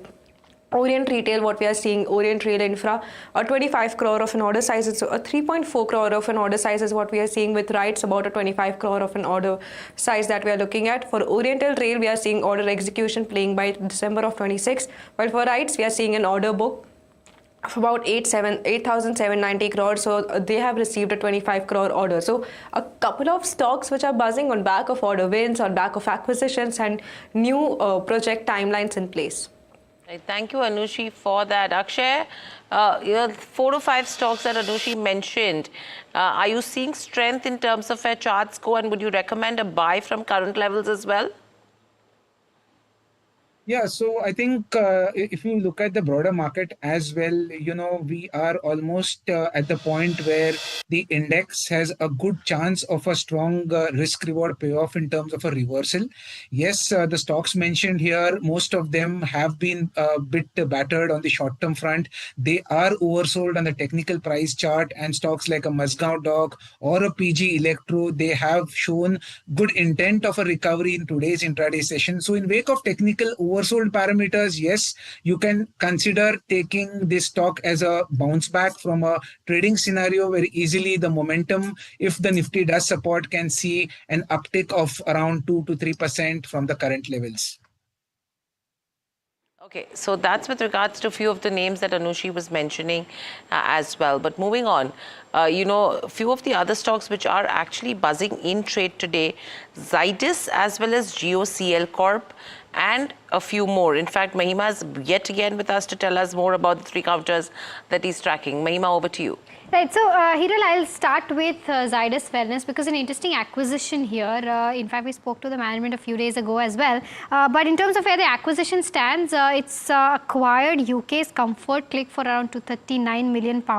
And this is to, become a step-down subsidiary post the acquisition. In terms of where the revenues stand, considering FY ending June, FY25, it stood at around £134 million, £85 million in FY24. And FY23, it stood at around £52 million. Now, Comfort Click basically operates in the vitamins and minerals supplements segment. So this will give them a good leverage when it comes to the nutraceuticals. And the company has operations in Europe, UK, as well as expanding in the US. So it will give them an international exposure as well. And the company also, of course, has subsidiaries in Ireland, USA and India as well. The other one on the list is GOCL Corp, where the company is set to acquire Hinduja National Power Thermal, and this is near Visakhapatnam. The operations will be acquired there. Overall, it's a thermal-based power plant of around 1040 megawatt, and the capacity has the potential to expand further as well. In terms of the financials for FY23 to 24 for Hinduja National Power, the income from operations stood at around 3573 crores. The net profit stood at 996 crores, and margins, the net worth in fact stood at around 3,935 crores. So this is the overall view of the 2 stocks that are buzzing on the back of acquisitions. Okay, so that's with regards to acquisitions, why these stocks are in focus. Mr. Chokalingam, any of the acquisitions that come to your radar which you would advise investors to acquire as well? GOCL looks quite decent, but Zydus Wellness, it's a great management, great business model. But since 2021 financial year, Zydus Wellness is not able to grow profits significantly in the last 4 financial years. And I believe the valuation is quite stretched. So among all these, one can consider GOCL Corp. Okay, GOCL Corp comes out to be a good bet. Akshay, good moves coming in all of these counters. What would you have to say? See, technically, GOCL Corp from a trading perspective has a neutral setup. It's in a range. 400 is the upper end of the range, and 340 is the lower end of the range. So clearly the current levels, although post the news it is a bit volatile in intraday session, there is no trade which is building up. I would be more keen to buy this if I get this slightly on a dip around 340. So wait and watch, and 340 is the right level to go long on the stock, slightly on a dip. And as far as Zydus Wellness goes, I think this stock is heading for a major breakout on technical charts. The level to follow will be 1030. I will be more keen on catching the momentum post the breakout. So whenever it breaks above 1030 and sustains above it, look forward for targets of 1100 plus. Okay, so 1100 plus is the target on a Zydus. 1100 plus is the target that you're looking at as well. But moving on, in the latest from the whole E20 saga, we're talking about ethanol over here. The top court has now junked a plea against the 20% ethanol blending. Remember, there was a huge uproar on social media regarding a lot of vehicles not being compliant with this. Danish, my colleague, joins us with the latest from the Supreme Court. Danish, over to you. Well, that's correct. A bench led by CJI has junked a PIL which sought the stop of the rollout of ethanol blended 20% fuel across the country. Well, the petitioner in his PIL had said that the top court should give certain directions to the Ministry of Petroleum on ensuring that there is adequate non-E20 compliant fuel available. But without hearing the merits of the case, Supreme Court clearly said that they clearly junked the plea. Whereas the central government, while making its argument, said that there is a huge lobby that is working on right now against the implementation of E20 fuel. So Supreme Court did not see any merits in the case and they clearly junked the plea. But whereas if I tell you about the PIL had sought many different directions from the top court, right from ensuring availability of normal fuel, and it also requested the top court to give directions to the central government that there should be a nationwide survey conducted on how the E20 fuel acts really on the engines which are non-compliant. And moreover, I will tell you one more thing. This update has come after a very hot packed weekend when we saw the entire auto industry coming out in a press conference and saying that E20 fuel is compatible with all vehicles and there is marginal 2 to 6% drop in mileage as far as concerns are concerned. Interesting developments coming in here, the uproar that we've recently seen. Thank you, Danish, for getting us all the details. But moving on, Thomas Cook, SOTC merger, and a lot of other JVs that are in focus as well. Puneet is here to give us more details. Puneet, Thomas Cook buzzing, Neogen Chemicals buzzing in trade. Well, definitely, and that's largely led by new opportunities via joint ventures. Let me start with Thomas Cook first. Them as well as SOTC Travel have inked a long-term MOU strategic partnership essentially via a joint venture for boosting tourism in Queensland. Now it's looking to make it as a destination and especially boosting tourism from India. They've also mentioned that they will focus on content, education and training amongst other purposes for boosting revenue via this new vertical. They've also said that they'll position Queensland as an ideal destination for tourists from India as well. That's the first one. The other one's, Neogen as well. Neogen Chemicals, its subsidiary Neogen Ionics Limited or NIL is looking to form a joint venture with Morita Chemicals Industries. They will hold roughly about an 80% stake in this new joint venture. They will utilize the technology as well as manufacturing capability of both these organizations, and essentially I mentioned that they will be looking to participate in lithium-ion batteries. Now, it's important to note that Neogen Chemicals has already been investing heavily in this particular aspect, and with this new joint venture, opens up a scope of a new business opportunity via lithium-ion batteries with the advent of electric vehicles recently. So much, Puneet, for that. Mr. Chokalingam, Neogen Chemicals, with the kind of JV that they're looking at, and this sector has been in focus as well, what would you say? I would wait because on a trailing basis, it's trading at over 90 PE.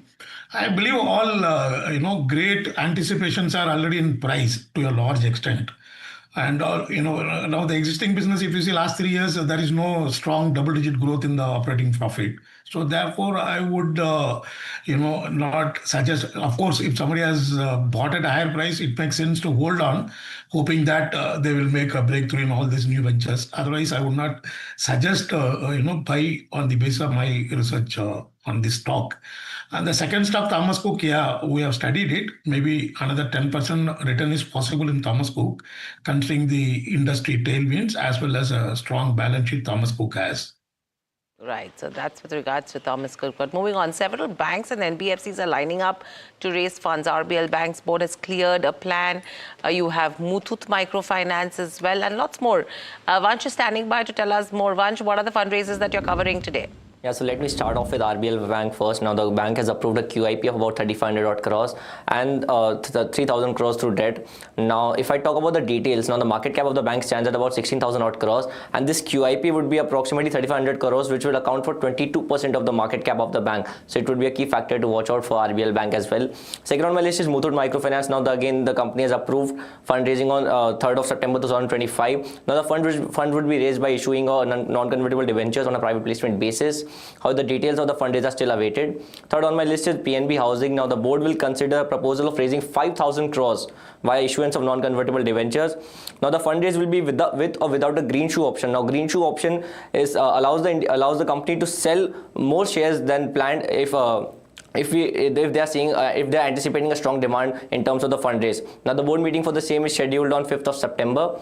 For last on my list is Hindustan Copper. Now again there is a board meet on 25th of September to consider fundraise about 500 odd crores. So clearly what we are seeing is a series of fundraise that we can expect in September this year.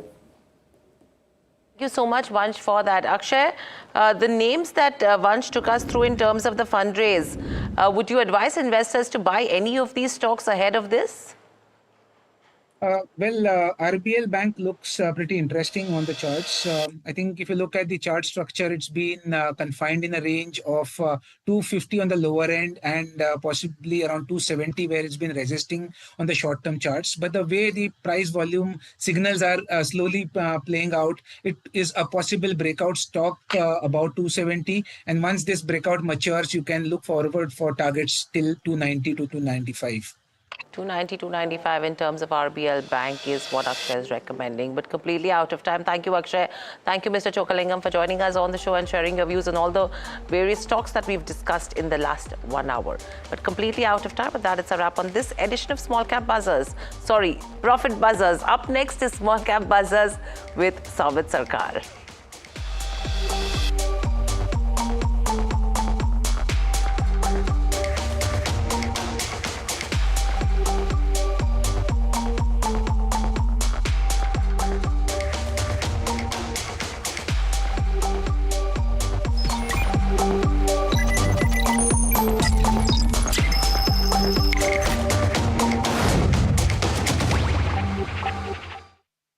तू ही तो है जिसकी सच्चाई वाली clarity की वजह से मैं आज यहाँ हूँ। गोल्ड प्लस सिल्वॉक्सी मिरर्स, ऐसी क्लैरिटी कि आपको सिर्फ सच नजर आए, चाहे कितने भी साल बीत जाएं।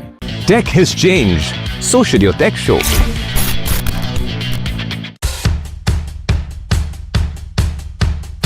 The markets move fast. And so should your portfolio. Expert insights, real-time stock picks. Do I buy Ola? Should I hold ICICI for the long term?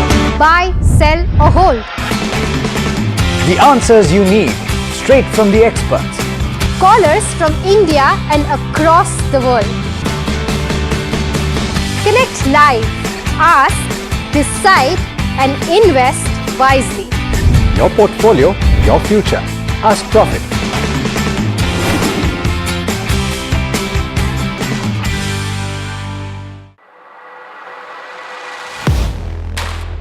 Do you really know the company you invest in?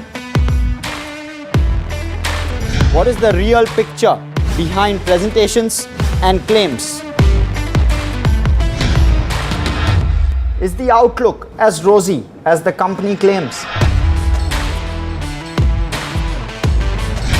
Know Your Company, powered by NDTV Profit Research, shines a light on the biggest stock market movers.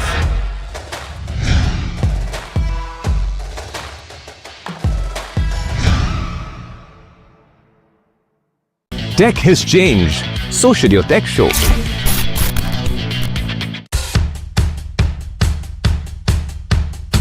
The markets move fast. And so should your portfolio. Expert insights, real-time stock picks. Do I buy Ola? Should I hold ICICI for the long term? Buy, sell or hold. The answers you need, straight from the experts. Callers from India and across the world. Connect live, ask, decide and invest wisely. Your portfolio, your future. Ask Profit.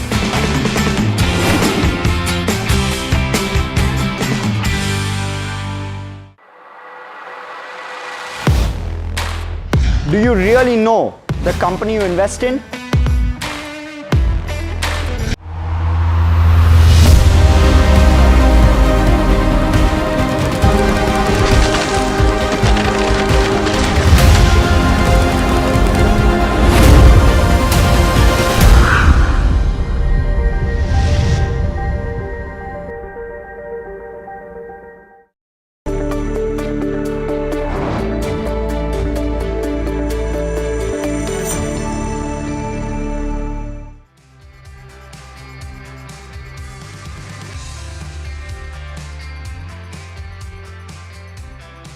Hello and welcome. You are watching Small Cap Buzzers on NDTV Profit with me, Soumit Sarkar, and my co-anchor Anushri. Well, after 3 consecutive days of sharp decline that we have seen in the markets, some positive respite in trade today. Absolutely, it's strong gains that we are seeing in terms of the benchmark indices, that strength building on in the last half an hour or so as well. We are looking at an uptick in terms of about 0.7% or so in Nifty 50. In terms of Nifty Bank, though, we are seeing about a 0.2% or so of an advance. Currently about 0.5%. Oh, stronger uptick over here as well. So this is in terms of benchmark indices what we are looking at, but it's the broader markets, which are continuously in focus today. Now, in terms of mid cap and small cap, 250 both up over 1% in trade today. In fact, mid cap 150 seeing gains of around 1.5% in trade today as well. Just to get on track with what's happening in terms of what's kind of leading to this rally that we are seeing in the markets today. Firstly is the GDP data which came out of the first quarter, surpassing expectations is what we are seeing. Again, this was aided by the private capex pickup as well. GST reforms continue to lead to that boost that we are looking in markets as well, and increasing focus towards the bilateral talks in terms of China, in terms of Russia, also playing into that effect in terms of how the markets are faring in trade today. Considering the sectoral heat map, if we are looking at that, auto and IT as a couple of strong names emerging. In fact, Nifty Auto is up over 2% in trade currently, and if you are looking at something like a Nifty IT, that's up over 1.5% as well. So strength building on those counters as well. Defense is one particular index also wherein we are looking at about 1.5% or also of an uptick in terms of how it's faring in trade today. This is after a few sessions which have been rather on the lackluster side is what we are looking at. Now, in terms of what's happening in terms of BSE 500, if you can pull that out as well. So BSE 500, just to get a gauge in terms of how the stock specific side is looking. Zydus Wellness in focus on the back of that acquisition news that we are seeing up over 8% in trade today. Web of Global, eClerk Services, MCX, some of these couple of other names seeing about 5 to 7% of gains as well. We're seeing these EMS companies also buzzing in trade today. Amber Enterprises, Dixon Tech, both over 3 to 4% up in trade today as well. While what's not working out so well is something like a Sterlite Tech that's down about 5% in trade today. Other than that, we are looking at something like a Metropolis also, which is down in pressure today. So in terms of BSE 500, this is the kind of action that we are looking at, Soumit. So that's the overall picture. Well, yet another counter that remains in focus is Rolex Rings. The stock was up around 4-5% in trade today, and that was largely because the company has said that they will consider stock split and bonus issue in their board meet, which will be held on September 3rd. Now, final decision is yet to come in, but if you look at the volumes, the 30-day average volume is at around, compared to the 30-day average volume, today's volume is nearly 8.2 times. So, strong volume action is what we are seeing when it comes to Rolex Rings. But do remember that Rolex Ring could be one of the could have a major impact in the second and third quarter financials owing to the US tariffs. Now, in the first quarter, the impact of this US tariff was minimal, but post the 50% implementation, the street is expecting a big impact could come in, given the fact that Rolex Ring gets around 25 to 30% of the revenue from the US market. Apart from that, if you look at the company's order book, that continues to remain strong at this moment, but it's the future outlook that remains weak for Rolex Rings at this moment. Margins could also come under pressure is what street is believing, because they have to renegotiate the terms with their customers post this tariff has been implemented. So keep an eye out for Rolex Rings going forward. With that, let's welcome in our guest, fundamental guest for the show today, Lancelot Dicona from ValueX Wealth Connect. Lancelot, coming to you firstly on Rolex Rings. Obviously, bonus and stock split are technical factors which have pulled the stock higher. But on fundamental basis, given the fact that they have a substantial chunk of the revenue coming in from the US market, do you think that this will remain a big overhang and could impact the financials as well? Yes, it will definitely have an impact on the financials because they do have a larger exposure to the US markets. And, most of their products are basically bearing and automotive related products. So it is, it's possible that the supplier or the customers would find alternative sources for these same products from countries which have a lower tariff, and that could definitely have an impact. Plus, it would put pressure on Rolex rings to reduce margins in terms of trying to grow volumes from other sources. And if you look at it, even though they have given the, announcement, the share price is not trading at a very, low multiple. It's still trading at a higher multiple. And given that background, and going forward, if there are any negative, surprises, that could lead into further price correction. Right, sir. Well, firstly, let's welcome in our management for the show today, Sabu Jacob, Managing Director of Kitex Garments. So, firstly, we'll start off with what is the kind of revenue exposure you have to the US market, and given the 50% implementation of tariff that have come in, what has been the ground impact for Kitex Garment and for the entire textile sector? If you could give us some idea on that front. See, our business as of now is almost 96% to America. So definitely, the tariff is going to affect our Q2 and Q3. Not only us, the entire Indian textile industry is going to affect. So I think unless, the penal interest, the another 25% is removed, it is impossible, any buyer will buy from India. But sir, I just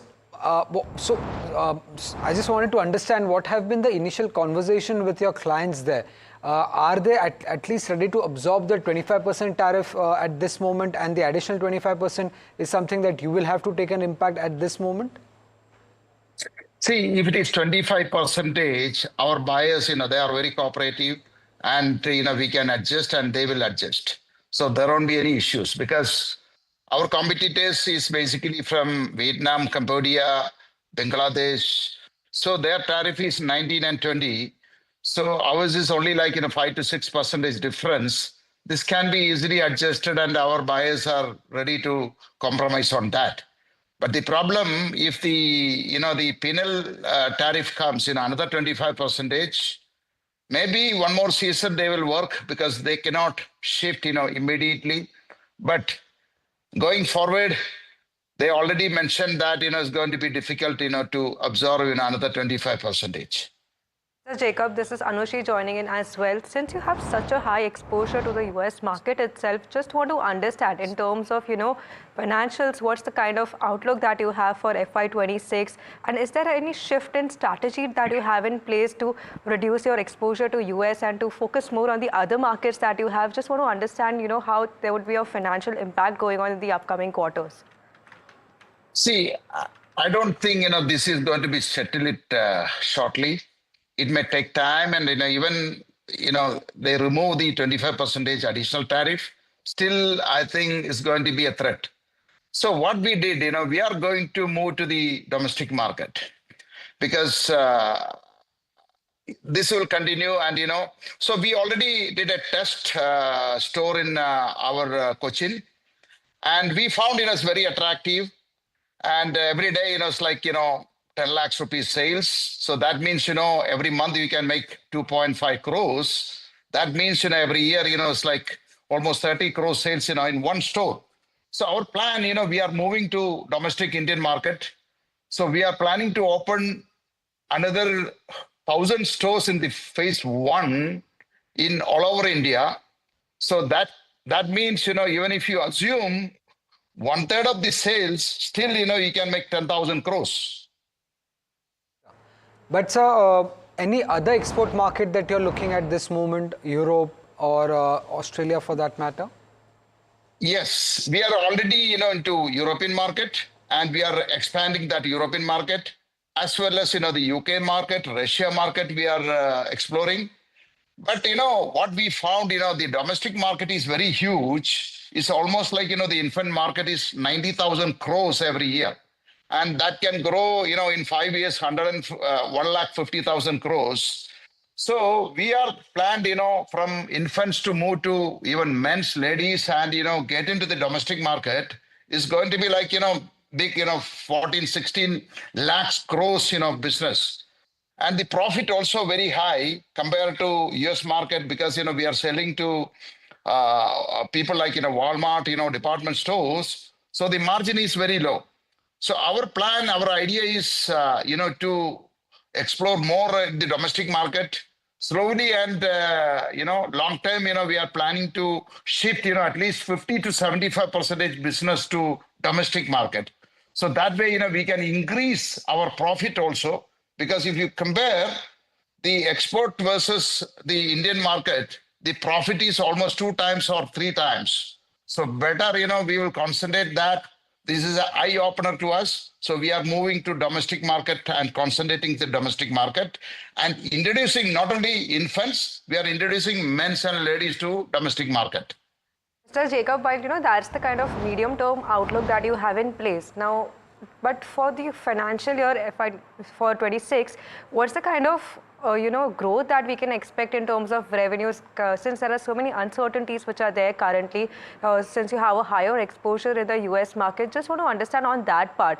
3% was the kind of revenue growth that we saw in the first quarter, but with more of these tariffs coming in picture, what's the kind of growth that you can anticipate for FY26, and what's the kind of margin profile also that we should be looking forward to? See, definitely, this is going to affect, Q2 and Q3. And because, a lot of buyers, they wanted some sort of discount and they are holding some business. So definitely this is going to impact, for a short time, maybe Q2 and Q3 and Q4, definitely we will come out with all these steps. And, I think there won't be any effect, the end of the year. Just on that, you had a couple of investment plans as well, about 3,500 crore or so. Does that affect your investment plan as well as your production capacity ramp up? No, we are not changing any of our expansion program, because we are moving with that, and we are very confident that, this can shift to the domestic market and we can match and, we can get a better margin. So we are very confident within 6 months, we will come out from this and, we'll get a much better market and much better profit.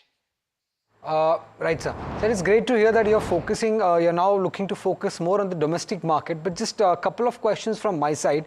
At this moment, is the industry or you as a company are in talks with government to provide some kind of incentives or some kind of subsidy just for the time being because of the impact that you will be seeing that could come in for the company, and because given the fact that textile as a segment is quite labor intensive, so there could be a bigger impact that could come in the economy. So any kind of subsidy or incentives that you are in talks with the government that is expected to come in here? We are already discussing, but I don't know how far this is going to be materialized. And we don't want to wait for that, the government takes some decision and, wait for those things. So now, that's why, we immediately did a test store in Cochin and, we found very attractive. So we are moving with that, whether government is taking, some incentives, that's an additional bonus to us. But we are not waiting for that. We are very much confident we can move because, this brand, we are already into American market, Little Star, that is our own brand, is selling very well. So we are very confident, we are introducing to the Indian market, the American standards, same quality, same thing, same design. So the initial feedback is very positive, and we think, this can change our entire company's profit ratio. What's the kind of incremental revenues that you see from this, US babyware that you're talking about? And also just want to understand your fundraising plans as well. 3,000 crore is the kind of size that we are looking at. How do you plan to utilize these funds? If you can give us a picture in terms of this year or the next year as well. See, once, our expansion completed, our total revenue, we expect around $700 million to $750 million, US dollars. So now I explained, in one store, we can generate 30 crores. If we start 1,000 crores, it's 30,000 crores. We don't need even not 5% of that business. So, and also the margin, when we sell to Walmart kind of people in a mass volume business, our margin is very little. So here in the domestic market, what we found, compared to the US market, our margin is almost 3 times than the export margin. So that way, that's why, we want to concentrate to the domestic market and, to get a better margin. And there is a huge market. We never tried because we thought, this Indian market, only because of the tariff, we tried this and, we found it's very attractive. So we are moving to that level. Maybe within 1 year, 2 years, our 50 to 75% business will shift it to the domestic market. I just want to understand in terms of cotton prices also, we are looking at a couple of exemptions from the government side as well. How does that impact you if there's a positive or a negative impact that we're seeing? See, this is a little bit impacted, that is not will serve any purpose for this tariff. Maybe, 5%, small difference in the cotton prices. When we convert into the garment, is very negligible. So that will not help for, the present situations. Well, sir, thank you for joining us and explaining what would be the way forward now for Kitex Garment going forward. So thank you for explaining to us that. Lancelot, coming to you on this counter, Kitex Garment, obviously they have a huge exposure to the US market, but they have robust plans of growing in the domestic market. How are you looking at this counter? Well, I think while plans may be in place to try and capture a market share in the domestic market, there are already well-entrenched players in the domestic market, and it is going to take a lot of branding, spending on distribution, collections. So there's a whole entire infrastructure that needs to get set up, and then generate operational efficiencies and leverage the scale. So there's a large investment to be made. And if you look at it, the stock today is also even, is trading at about 28 times its past earnings. In the short term, earnings could get impacted significantly. And so there could be a major correction, but maybe at some level, whenever the stock, corrects and it becomes easier to much more cheaper in terms of value, then the longer term story could make it a more attractive proposition, because there's still a lot of upside risks to the longer term story at this point in time. So that's the view that we have for Kitex Garments for you. But let's also talk about something like a Venus Pipes, and that's in focus after the company has upgraded its guidance and eyes robust growth going forward. Puneet joins us with more details. Well, thank you for that. Well, the stock has been buzzing since the last week and a half since this came in. They've upgraded the guidance for FY26 in terms of revenue to 25% now versus the 20%. Okay, there seems to be some issue with, what the audio of Puneet, what is looking at. But, in terms of what's happening with Venus Pipes, now they're eyeing for a 25% of revenue growth guidance, is what Puneet was saying. This is for FY26. Again, if you're looking at this growth guidance, this is against the expectation of 20%, which the company had anticipated earlier. And this is with margins to be there in the profile of 16 to 18% is what we are seeing. In fact, for FY27, the expectation is for a 20% of a revenue growth itself. Exports, if we look at now, that profile continues to remain healthy, and US mix in export is still small, but not a major risk that we are looking at. But we have Puneet back online with us. Puneet, if you can talk to us about, what you were speaking about the company. Well, definitely. I think you did cover a couple of key points. FY26 revenue guidance 25% versus 20%, and they are looking to maintain that 20% growth momentum going into FY27. So it could have some upside risk, as it has seen in Q1 of FY26 for Venus Pipes. I also just want to point out a couple of brokerages that have given really positive commentary on the company post that. The first one's Nuvama. They've maintained a target price and hiked it actually of 2,290 versus 2,120 earlier, and just highlighting two key points they're making. First one, power demand gives the boost, and this will help the domestic revenue growth for the company. And I've also said that the volume growth should, support the company's growth metrics in this year, while the value growth follows as well. So they're expecting a quarter-on-quarter strong performance by the company going forward as well. The other one, something like an antique, because they maintain their buy target price, slightly cut in this particular time to 1719 rupees per share. And they've said that the strong export growth will aid the top line growth for the company, but they are seeing that some weakness in the domestic market is something that they're bearish on. So we're largely seeing positive views across a bunch of brokerages, while Antique has been on the sidelines based on the weakness seen in domestic markets. The growth in the export market continues to be a strong fillip, and that is visible in the guidance for the company. Okay, thank you for that, Puneet. Lancelot, coming to, this particular counter in the last 1 year period seen significant correction. But, now the outlook remains on the healthier side with the management upping its guidance as well. What's your view on the stock? So I think, given that the stock has corrected and it's trading at about 28 times forward earnings, so it's probably become a bit attractive, and one can look at, given that the outlook is improving as far as demand is concerned, profitability has been reasonably good for this company. It's generated consistent ROEs of about 18%, and that has been, is positive for the company. So given the growth demand improvement, I think one can look at accumulating the stock even at the starting of these levels, and then utilize, if at all any further corrections, utilize that as an opportunity to add to this stock. Another stock that remains in focus is Kaitan Chemical, which is India's largest single superphosphate manufacturer, and the stock is up 11% this week. Why this surge in this counter? Let's get in Vansh with more details. Yeah, so interesting counter on my radar. Now the stock is already up 147% in the past 6 months. Now if I talk about the details of the business, now the company is engaged in the manufacture of fertilizers, sulfuric acid and other chemicals. And now the company has 6 manufacturing facilities across India. And the company holds significant market share in the SSP market. Now SSP is a single superphosphate, a chemical called single superphosphate. Now this is helps in reducing soil acidity and promotes root development. So clearly a chemical used in the agriculture industry as well. Now the company sells its SSP products under the trusted umbrella brands called Kaitan and Utsa. If I talk about the financials of the company reported its highest ever PAT in Q1 FY26. And if I talk about the journey, the 3-year revenue CAGR for the company stood at 2.7%. However, the 3-year PAT CAGR for the company stood at 38%. Now, this was on the back of the margins, which was at 14% in June 2025 quarter versus 8% in June 2022. So clearly, expansion in the margins is what we are seeing for this particular counter as well.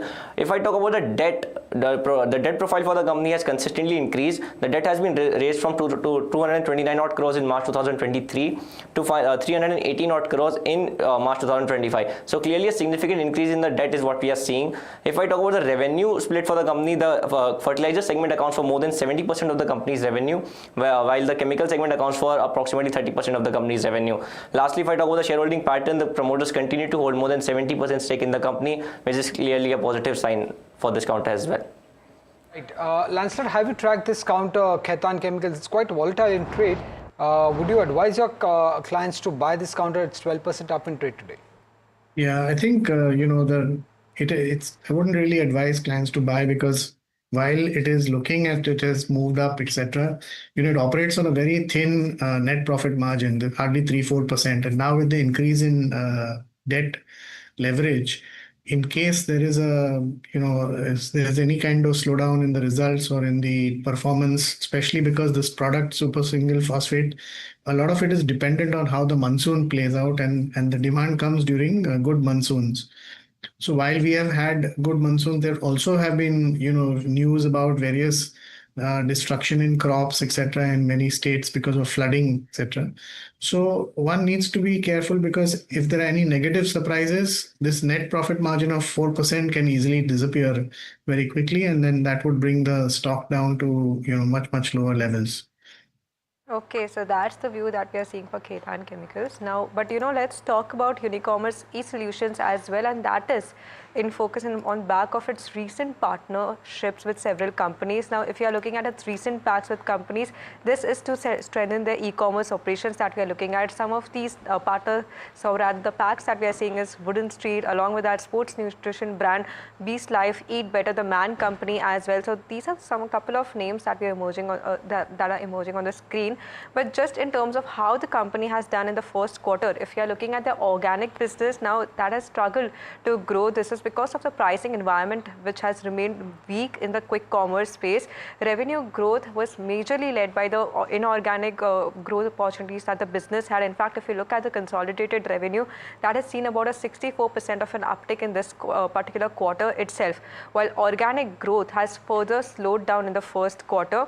That is something that we are seeing. Other than that, if we are looking at the contribution from its top 10 clients, that is continue to shrink further as well, while the focus going forward remains on profitability, and this is on the back of this muted organic growth that we'll continue to see. The company also says that they are seeing the Uniware margins that are expected to improve further. But Lancelot, let me come to you on this particular counter. What's your view? So I think, it operates in a very challenging business space, because while you have a SaaS business opportunity and it is providing various, businesses, including, logistics and including various support systems on a SaaS basis, it's a very competitive business, and there are many global players also in this space. And if you look at, revenue growth, last couple of years, 2 years haven't been really that great, despite all these partnerships. Profit growth, while, these partnerships may bring in new business, profit growth definitely becomes an area of concern, because unless you have significant operating leverage kicking in, then only profitability can grow. And the stock is still trading at, I think it's trading at almost 86 times earnings. So when you look at it from this perspective, unless there is a huge transformation in terms of growth, I think this becomes a very, very expensive stock at this point to look at. Thank you, Lancelot. Thank you for joining us and explaining your views on the stocks that we discussed. Well, with that, it's a wrap on this edition of Small Cap Bazaar. Stay tuned and keep watching NDTV Profit.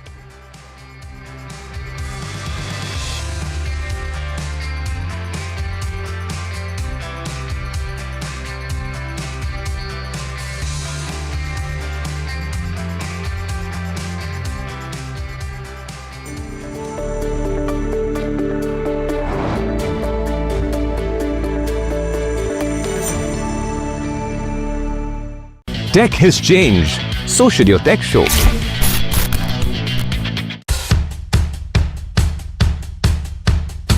The markets move fast. And so should your portfolio. Expert insights, real-time stock picks. Do I buy Ola? Should I hold CDSL for the long term? Buy, sell or hold. The answers you need, straight from the experts. Callers from India and across the world. Connect live, ask, decide and invest wisely. Your portfolio, your future. Ask Profit.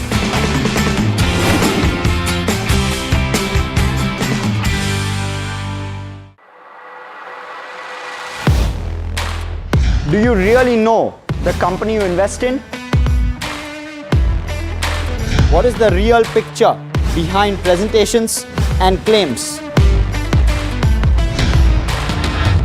Is the outlook as rosy as the company claims?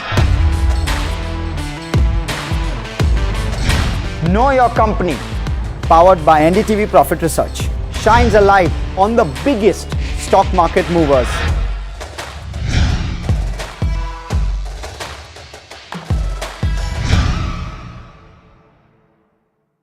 Tech has changed, so should your tech show.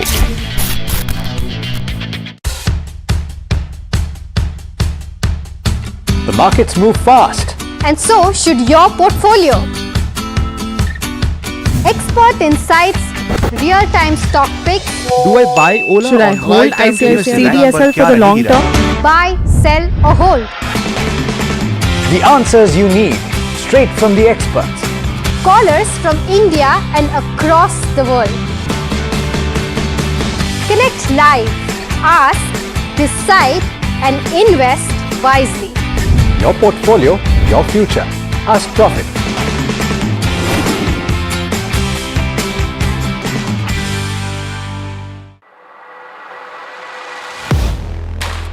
Do you really know the company you invest in?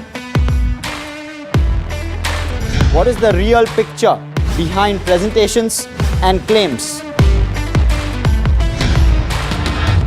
Is the outlook as rosy as the company claims? Know Your Company, powered by NDTV Profit Research, shines a light on the biggest stock market movers.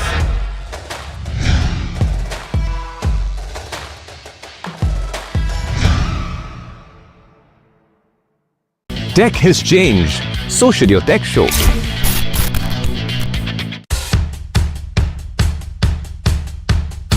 The markets move fast. And so should your portfolio.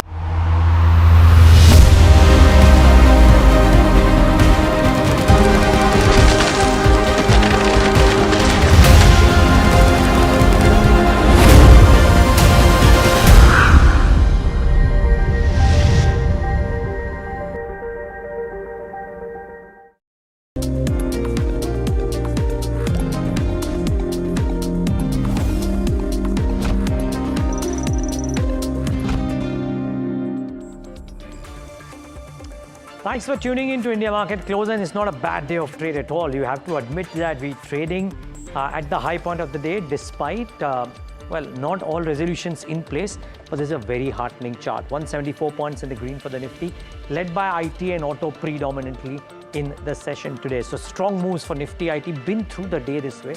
Autos too have had a fairly decent clip today. Look at that, 2.36% and amongst the best sectoral performers in the session. Mid-cap and small-cap indices haven't done too badly either. You have to pull them up just to show the kind of market breadth that exists. Highest point of the day for the mid-cap index. Small caps, 1.17%, and the market breadth from the beginning of the day is positive, and it stayed that way, which is actually a really good sign. Let's get the heat map up on the screen and show you what's moving and what's not. Autos firmly in the driver's seat, right? So Bajaj Auto 4.24% higher, strength in Hero Moto, M&M, Tata Motors. You know that weakness in M&M on Friday's session has been absorbed into consumption. Essentially is doing well because you see Trent, Asian Paints, Eternal doing well. Infi, Adani Enterprises and Power Grid are the next three to win. And the good part is Reliance has moved into the green after being in the red for a better part of the, at least at the start of the trading day. So that has been digested. Now key losers, Sun Pharma, ITC from that consumption bucket, and HDFC Bank putting a little bit of pressure. Let's pull up the Nifty 500 winners and losers just to give you a sense of the key movers at the broader end of the spectrum. E-Clerks yet again 7% higher. There is strength in AB Fashion, Granules, Prince Pipes, so a lot more widespread on the mid-cap space and the small BSE 500 at least. On the losing side, Sterlite Tech, well, a problem with regards to a court case. Anupam Rasayan, UBL, Metropolis, maybe Piramal, Eris Life. So a bit of a pharma or a healthcare sector hit that has come into the session today. A lot of other stocks that need to be spoken about. Just keep in mind the global markets are doing reasonably okay. US markets are shut today. Hemen Kapadia with us on the show. Hemen, great having you. Thanks so much for taking the time out and always good talking to you. How are you approaching trade today, Hemen? We are peaking right now after a very dull last week. Is this taking out the negatives, giving you the confidence to go long? A very good afternoon, Neeraj. Thank you for having me on the show. It's always a pleasure. It's oversold, Neeraj. We've fallen off a cliff. We were at supports, and as of Friday evening, there was a huge put OI at 24,400. So we've taken support exactly over there. We bounced back. I think it was around 77 lakhs. I don't know the intraday. I normally track the end of the day. So huge put OI. So that provided the cushion. Yes, we were oversold. Yes, we were ready for a bounce back. So I'll repeat. It's a bounce back, Neeraj. Nothing has changed much. We've come down significantly, but everything is still wobbly if you look at the weekly charts, Neeraj. So as of now, we take it as a bounce. Yes, the bounce is not yet over. We've fallen off quite a lot. So I guess a few days during this week, or maybe the whole week, could be positive as far as markets are concerned, Neeraj. A whole week could be positive. So you go long at 24,604, Hemen, right? I presume. On the spot or whatever on the future side. You go long. Ideally, I would have gone long in the morning with the stop loss at 24,400. Simply But if because not, that put OI gave me that confidence along with the oversold situation, Neeraj. I agree. But Hemen, for somebody who's wanting to take a trade right now, worth taking? Yeah, I think so. It's okay. Okay. It's a bit of a reluctant, I mean, it's like, acha chalo, Neeraj is asking, let me say, but ideally, some points lower might have been better. But yeah, still comfortable. I mean, in light of this, what are the stocks that you're recommending for the morning, for the afternoon rather? Okay. Firstly, there's a buy call on Tata Chemicals. We've declined from 1020 to 915 or 915, sorry. That's 10%. And one oversold, two positive divergences, three it's given a crossover buy, and it is going to close over the 55-day exponential moving average today on the daily chart. So we are playing for a bounce at 1070 entry, stop loss 1050, target 1100. The other stock, slightly similar outlook, Neeraj, is Gujarat Gas. We've been sideways for around 5 weeks now. We have seen positive price action. Oscillators have given a crossover buy. 430 was the resistance. We are on the verge of overcoming that. We are almost above that. So once again, the whole move has been down from 510 to 470 Neeraj. So same logic, playing for a recovery. Buy Gujarat Gas at 430, stop loss 415, target 460. I mean, just one quick follow-up. Yeah, I heard you say that you believe that the markets could do well for the week. Your two ideas are not as a part of the Nifty 50. What is the strongest Nifty 50 stock for the week? Can I give something on the bank Nifty, Neeraj? Yeah, sure. That's okay. Completely fine. Buy any private sector bank because the bank Nifty is going to give a 500-point move. So, or better still, buy the bank Nifty itself at today's low at the stop loss because the bank Nifty is going to bounce. I think till 54,467, we are currently 53,913. So I think one can buy the bank Nifty itself, Neeraj. Okay. Evan, stay on. Well, Mahima joins me on the show and she joins in to start off with the top stock of the day, and which is Zydus Wellness, as you would have guessed, viewers, the top gainer on the BSE 500. Mahima, fill us in on why so. Right, so, as you rightly mentioned, it's arguably the stock of the day today, and it's up 7.7% as we speak. And this is because the company has gone ahead and acquired UK's ComfortClick for around 239 million pounds. And this marks a significant, expansion in the nutraceutical space for this particular company. Now, ComfortClick basically will become a subsidiary, a step-down subsidiary post the acquisition. So, overall, all the operations of this new acquisitions will come under Zydus Wellness. In terms of where the revenue stand for ComfortClick, well, in FY25 it stood around 134 million pounds, FY23 85 million pound, and FY23 around 52 million pound.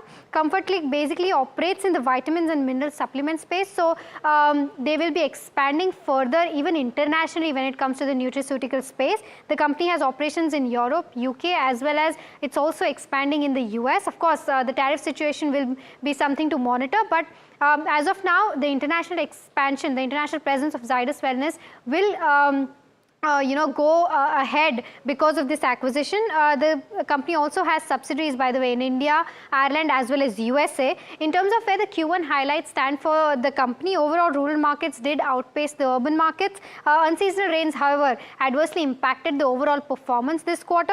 But nutrition's drink category was the one category that was largely impacted because of monsoons. And RightBite, that is the recent acquisition that the company has made, has been working out very well for them and has been outperforming their expectations as well. In terms of category performance, specifically nutrition, as I mentioned, it's a worrying segment because of the demand being under pressure, but they are diversifying into other nutrition sources, and this acquisition is a part of that.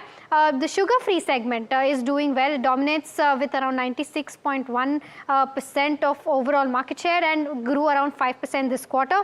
The Nutrilite versus Amul debate has always been the case for this company, and management has said that they are not perturbed by any kind of large competitor coming into this space. Nutralite is still making its mark is what they believe. Cheese, of course, in early days, but is getting a good response as per the management. In terms of the commentary also coming in with regards to where guidance stands, they've said they're confident of delivering on 2-year margin enhancement journey and confident of sustaining double-digit growth. As well, of course, excluding the seasonal brands. Lastly, in terms of the ANR, and of course, we talked about the Right acquisition as well, but where ANR stands, there are 5 buy calls, 1 hold call and 0 sell call for this counter, and Bloomberg suggests a return potential of around 11% on this counter. So this is everything that one needs to know about Zydus Wellness and of course, why it's buzzing in trade today. Well, strong up move. You have the fundamental reasons. I mean, I'm tempted to ask you, any thoughts on Zydus Wellness? What a big move today. Neeraj, it's in an intermediate uptrend. I believe it's overcoming 2160. Overcoming in the sense we need to close above it. As of now, we are above that. So then we are heading towards 2300. But interesting thing is, Neeraj, last 4 years, it's done nothing. We've been in a range, in a 1,000-point range, between 1400 on the downside and 2450 on the upside. 4 years. So if we want something even more significant to happen, this 2450 needs to get taken out. So 4 years is a pretty long time to consolidate, Neeraj. But yes, the current price action is positive and it seems to be pointing towards positive moves because, last month there was a huge volume spike. This is gross, not delivery marking. And this volume is highest since what, last 12 years, Neeraj? We saw something happen last month itself, Neeraj. Got it. Well, we will talk about 2 more things. One of them is Ola Electric, which has had a blistering rally. 13.5% yet again, 61.24. It's almost a 50% jump from the levels of 40 less than a month ago. So it's been quite a rally for Ola Electric. And we're seeing some bit of ebbing of selling in Interglobe Aviation. So both of those stocks in a bit with him in. But first, now, at this point of time, want to talk about real estate and with reason.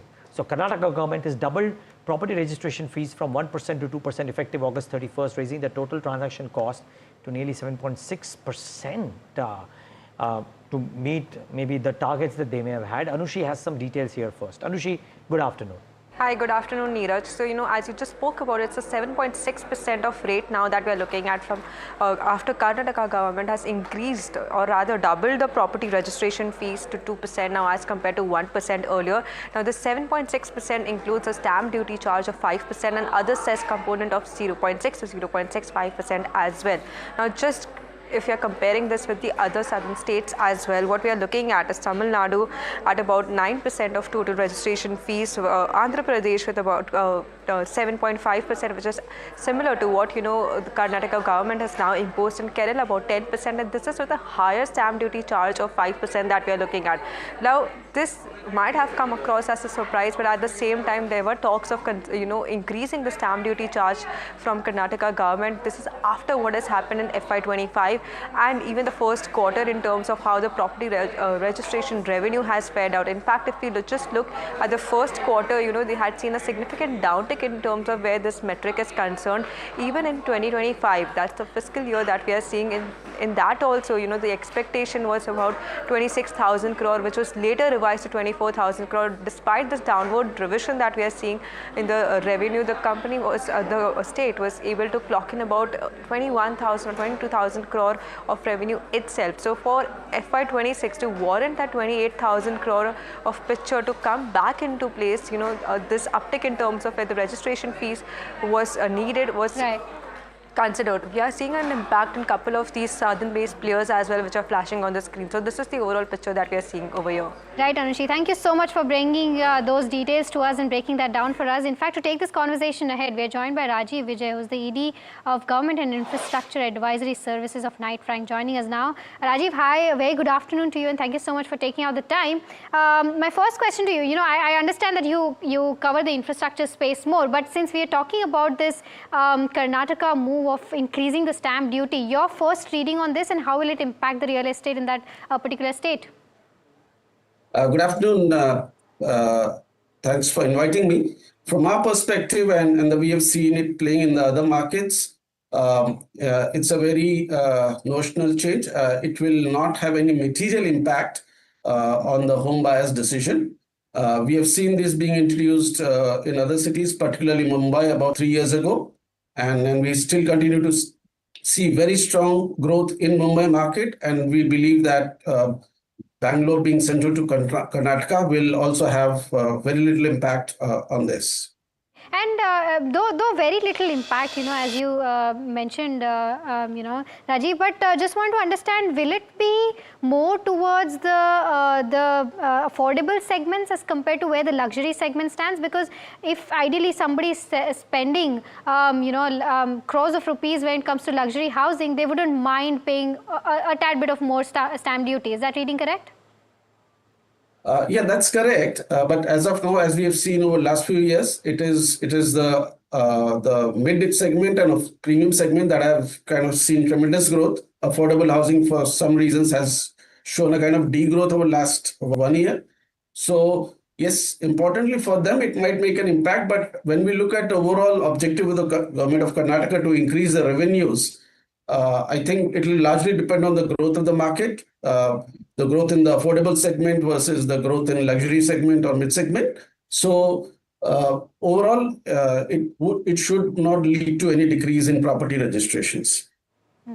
Okay, Rajiv, when it comes to your report of Beyond the Runway, I was just looking at it, and you mentioned one thing that stood out for me at least was that the Mumbai and Delhi air traffic is now at par with something like a Heathrow. What is the kind of reading there? How is tourism picking up, and what is exactly happening there?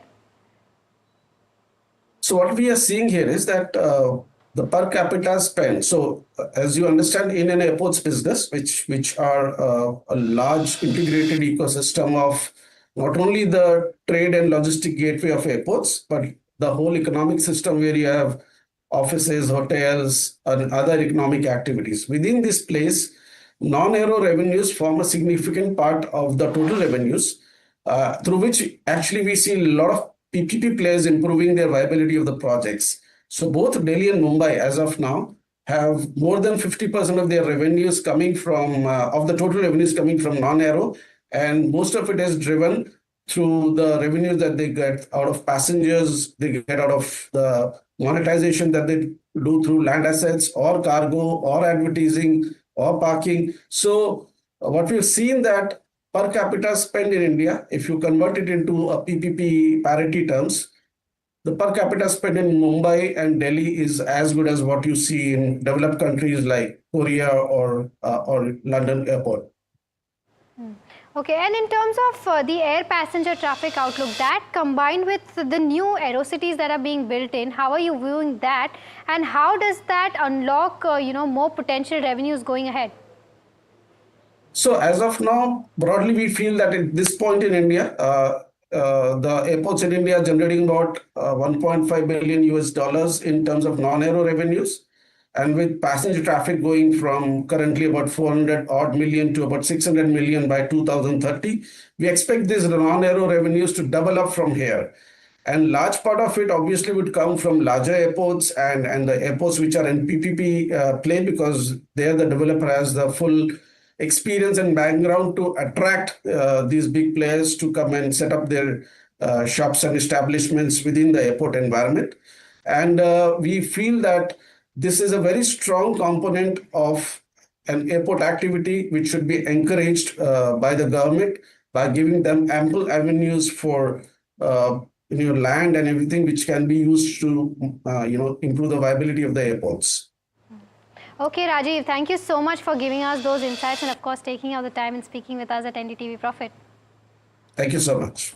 Right, Heyman, I'll come to you on these stocks as well. Any of these, airport-related infrastructure counters that you're liking? I don't track them very closely, Mahima, frankly speaking. So I wouldn't be able to comment on them. Apart from these airport infrastructure stocks, maybe airline stocks, Indigo, are the charts looking attractive enough if somebody wants to enter right now? If you're playing for a bounce, and Indigo makes sense, Mahima. But this is just maybe a this week sort of a call. There's a bearish cap which is still left uncovered, which is not a good sign. And if you look at the medium-term charts, Mahima, I'd love to go wrong on this, but 5,600 is support. Till we don't take out 6,200, which forget 6,200, till we don't take out 6,000, I don't think anything changes. We seem to have made a intermediate high, and we've slipped into intermediate correction. So a very small bounce, yes. If you're doing positional, stay away because Indigo seems to have done its bit for the time being.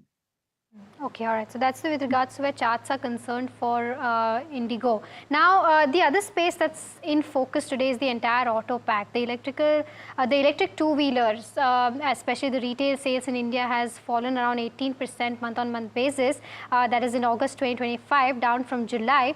And this is due to the post-festive slowdown as well as the GST rate cut, possible GST rate cut coming in, and of course the rare earth magnet shortages. Puneet joins us with more details on that. Well, thank you for that. So while the overall industry has actually come down compared to on a month-on-month basis, we used to average around 1 lakh units a month in electric two-wheeler sales. That's largely because of one player, and that's Bajaj Auto, whose market share essentially has come down by 50% in this particular month. That seems to be the key impact. The other one is largely positive news flow, and that's why you're seeing stocks like Ather Energy and Ola Electric both up almost 9 to 13% in trade right now. For Ola, they continue to maintain a stronger position while defending their market share compared to Ather. For Ather specifically, it's a 300 basis point expansion in terms of market share just on a month-on-month basis. So they've given a really strong performance on the launches. Let's look at the numbers now, because we've given a trajectory from April essentially for all these players. For TVS, it's a straight win from 20 to 23%, continuing to be the market leader. But here is where you should keenly focus on Ola Electric as well as Ather.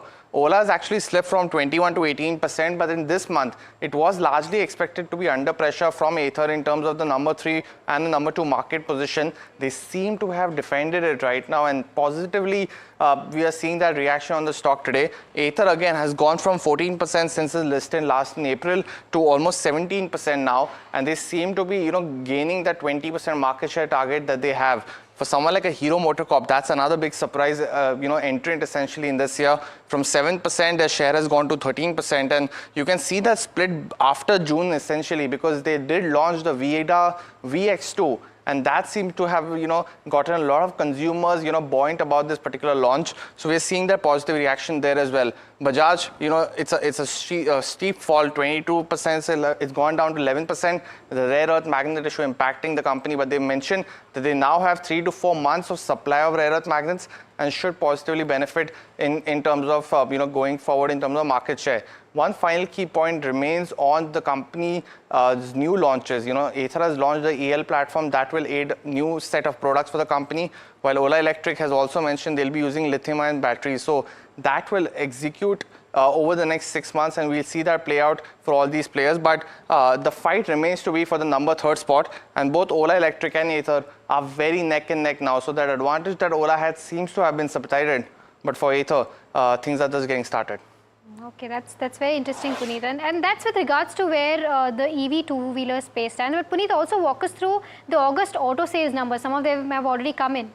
Well, we saw the retail sales data for the electric two-wheeler space. That's the actual sales that people like you and me buy. This one's more wholesale, which basically companies send to the wholesalers, and we've seen some kind of rationalization because of the GST rate cuts. So for the two-wheeler makers, and here's where it gets very, very interesting, because we've seen TVS largely outperform its peer Bajaj Auto, and while Bajaj is still gearing in trade today, we have seen a very, very strong underperformance essentially from Bajaj in this particular time frame. Let's now look at the table essentially for the two-wheeler makers, and here is where the growth disparity essentially is visible. For Bajaj, they've grown 5%.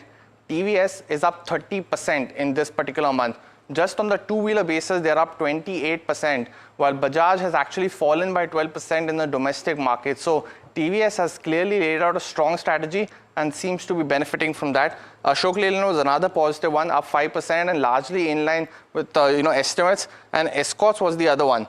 Both Mahindra as well as Escorts have grown 27 to 28% in this particular month. The good monsoon is helping all these companies, and they've beaten the estimates handsomely as well. Let's move on and look at the other players right now. In terms of the four-wheeler space, we have something like a Mahindra and Mahindra, and here is another surprise. It's down 9% in this month. The company had put out, essentially, my colleague Danish had put out the story that Mahindra has actually asked its dealers to rationalize this inventory, which is the expensive 28% GST inventory. So that seems to be playing out. So market won't be too, buoyant or, too stuck up on these numbers, because this seems to be only a temporary phenomena. Finally, in terms of CVs, we've seen Ashok Leyland numbers already point out, but let's go on to VECV as well as something like the Mahindra tractors I spoke about. Mahindra is up 10% on a year, VECV is up 10% on a YOY basis, beaten estimates, Ashok Leyland also continuing its growth, and finally Mahindra tractors as well. Both of them doing very well in this particular month at 28% growth. So we have some clear winners here essentially in this month, and that is Eicher Motors, because we didn't put out that number as well. Let's quickly pull out Eicher Motors as well, because they've actually come out with sales data of 1.1 lakh units, and that is up 55% in this particular month. It's for the first time they've clocked over a lakh units, and the below 350cc space has actually grown 81%. And the key reason is because of this GST confusion, because a lot of players thought that the GST will move from 28 to 40 for Eicher Motors and probably have gone into big dealerships, but that seems to not be the case. The 350cc is actually getting cheaper because Royal Enfield bikes are actually 349cc. So this is one of the biggest shockers of this month, to say the least. 55% growth. They average around 80,000. They've come in at 1.1 lakh units in this month. Okay. Thanks a lot for that, Puneet. And pull up Eicher, the stock price once for a moment. I mean, autos per se have done well. And with those heavy numbers in place, Eicher has beaten them. Himen, Eicher and Ola Electric. Two-wheeler names that I want your view on before we thank you. Eicher is in a uptrend on all time frame. Short term, medium term, long term. No rocket science.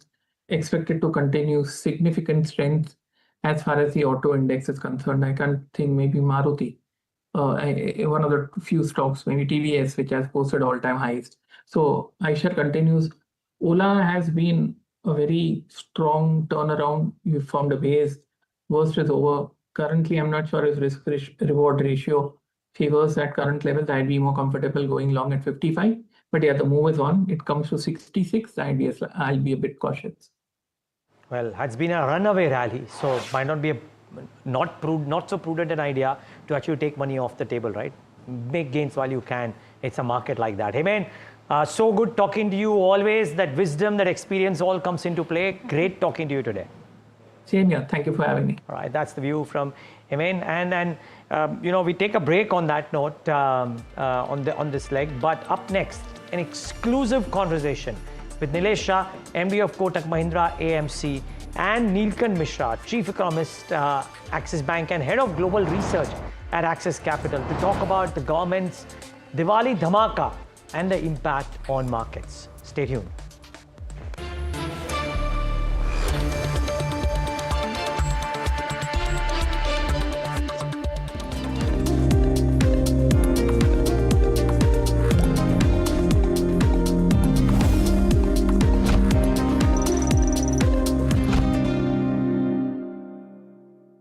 Tech has changed. So should your tech show.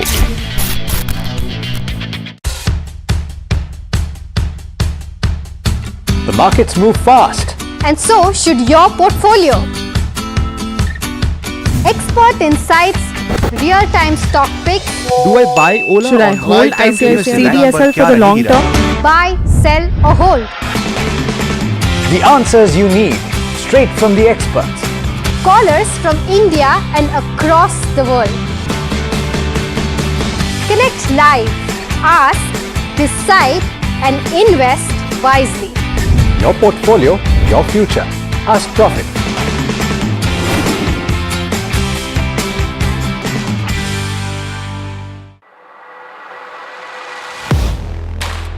Do you really know the company you invest in?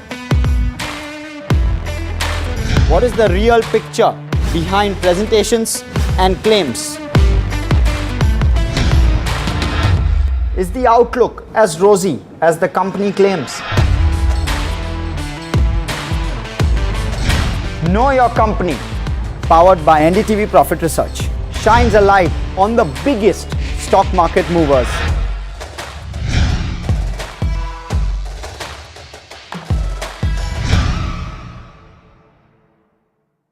Tech has changed. So should your tech show.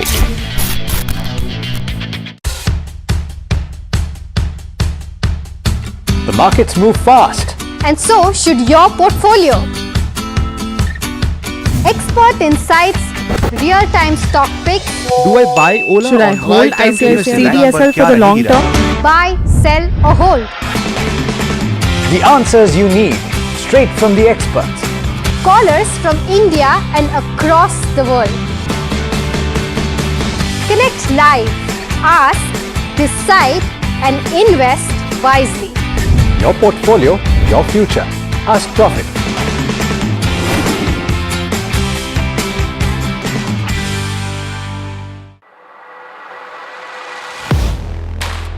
Do you really know the company you invest in?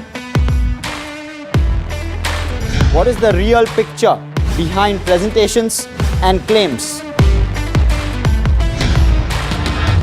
Is the outlook as rosy as the company claims? Know Your Company, powered by NDTV Profit Research, shines a light on the biggest stock market movers.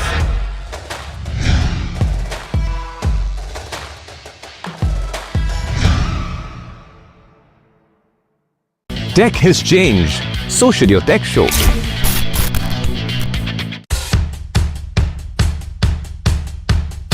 The markets move fast. And so should your portfolio. Expert insights, real-time stock picks. Do I buy Ola? Should I hold ICDSL for the long term? Buy, sell or hold. The answers you need, straight from the experts. Callers from India and across the world. Connect live, ask, decide and invest wisely. Your portfolio, your future. Ask Profit.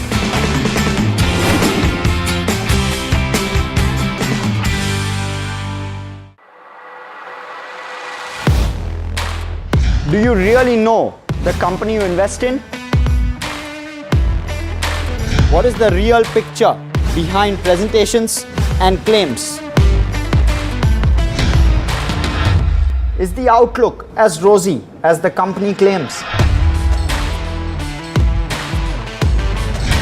Know Your Company, powered by NDTV Profit Research, shines a light on the biggest stock market movers.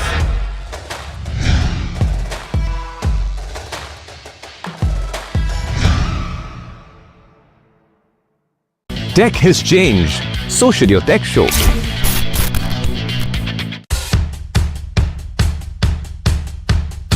The markets move fast. And so should your portfolio. Expert insights, real-time stock picks. Do I buy Ola? Should I hold ICDSL for the long term? Buy, sell or hold. The answers you need, straight from the experts. Callers from India and across the world. Connect live, ask, decide and invest wisely. Your portfolio, your future. Ask Profit.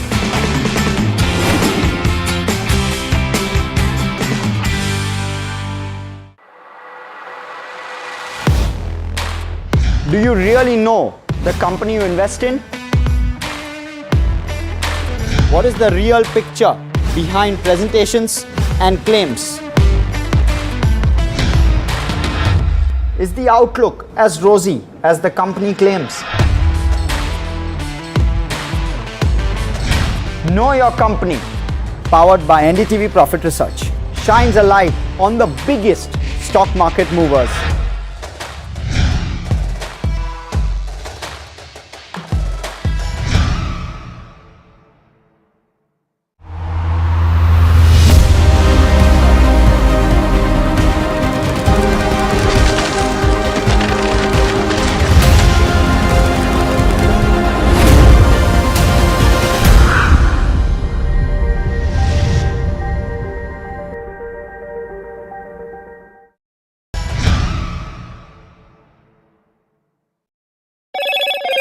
Hello, Moto.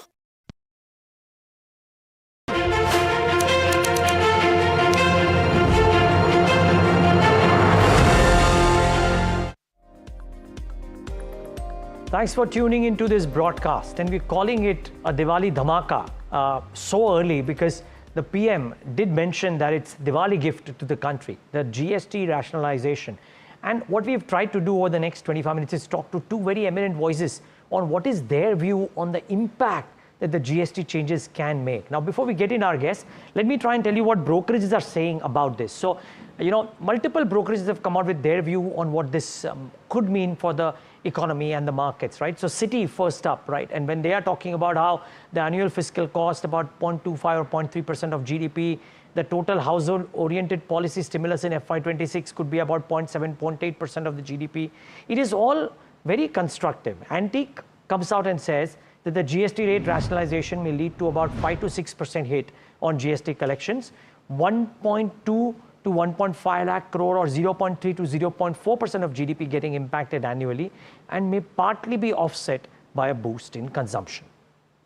MK says that it could cost the exchequer over 1.2 lakh crores on an annualized basis or over 0.4% of GDP, but less naturally. So they also believe that there is an uptick in consumption ahead.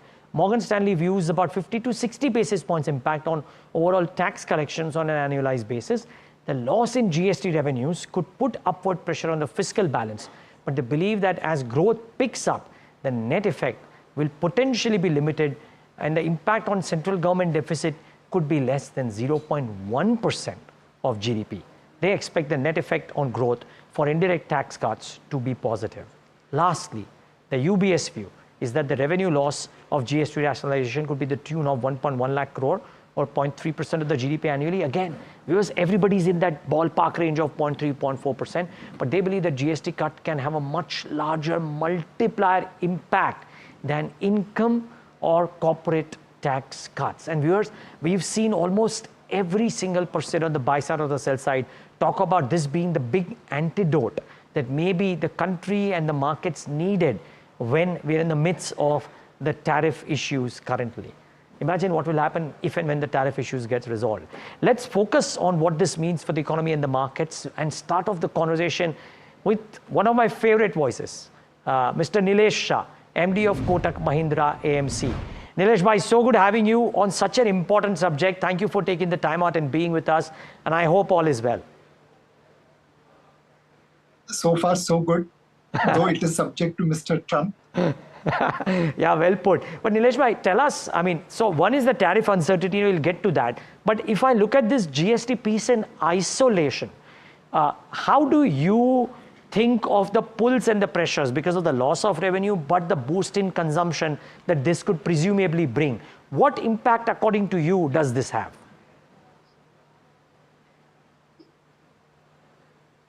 So GST rationalization can serve multiple purposes. It's like one stone and multiple hits. The first will be to reduce the complexities around GST.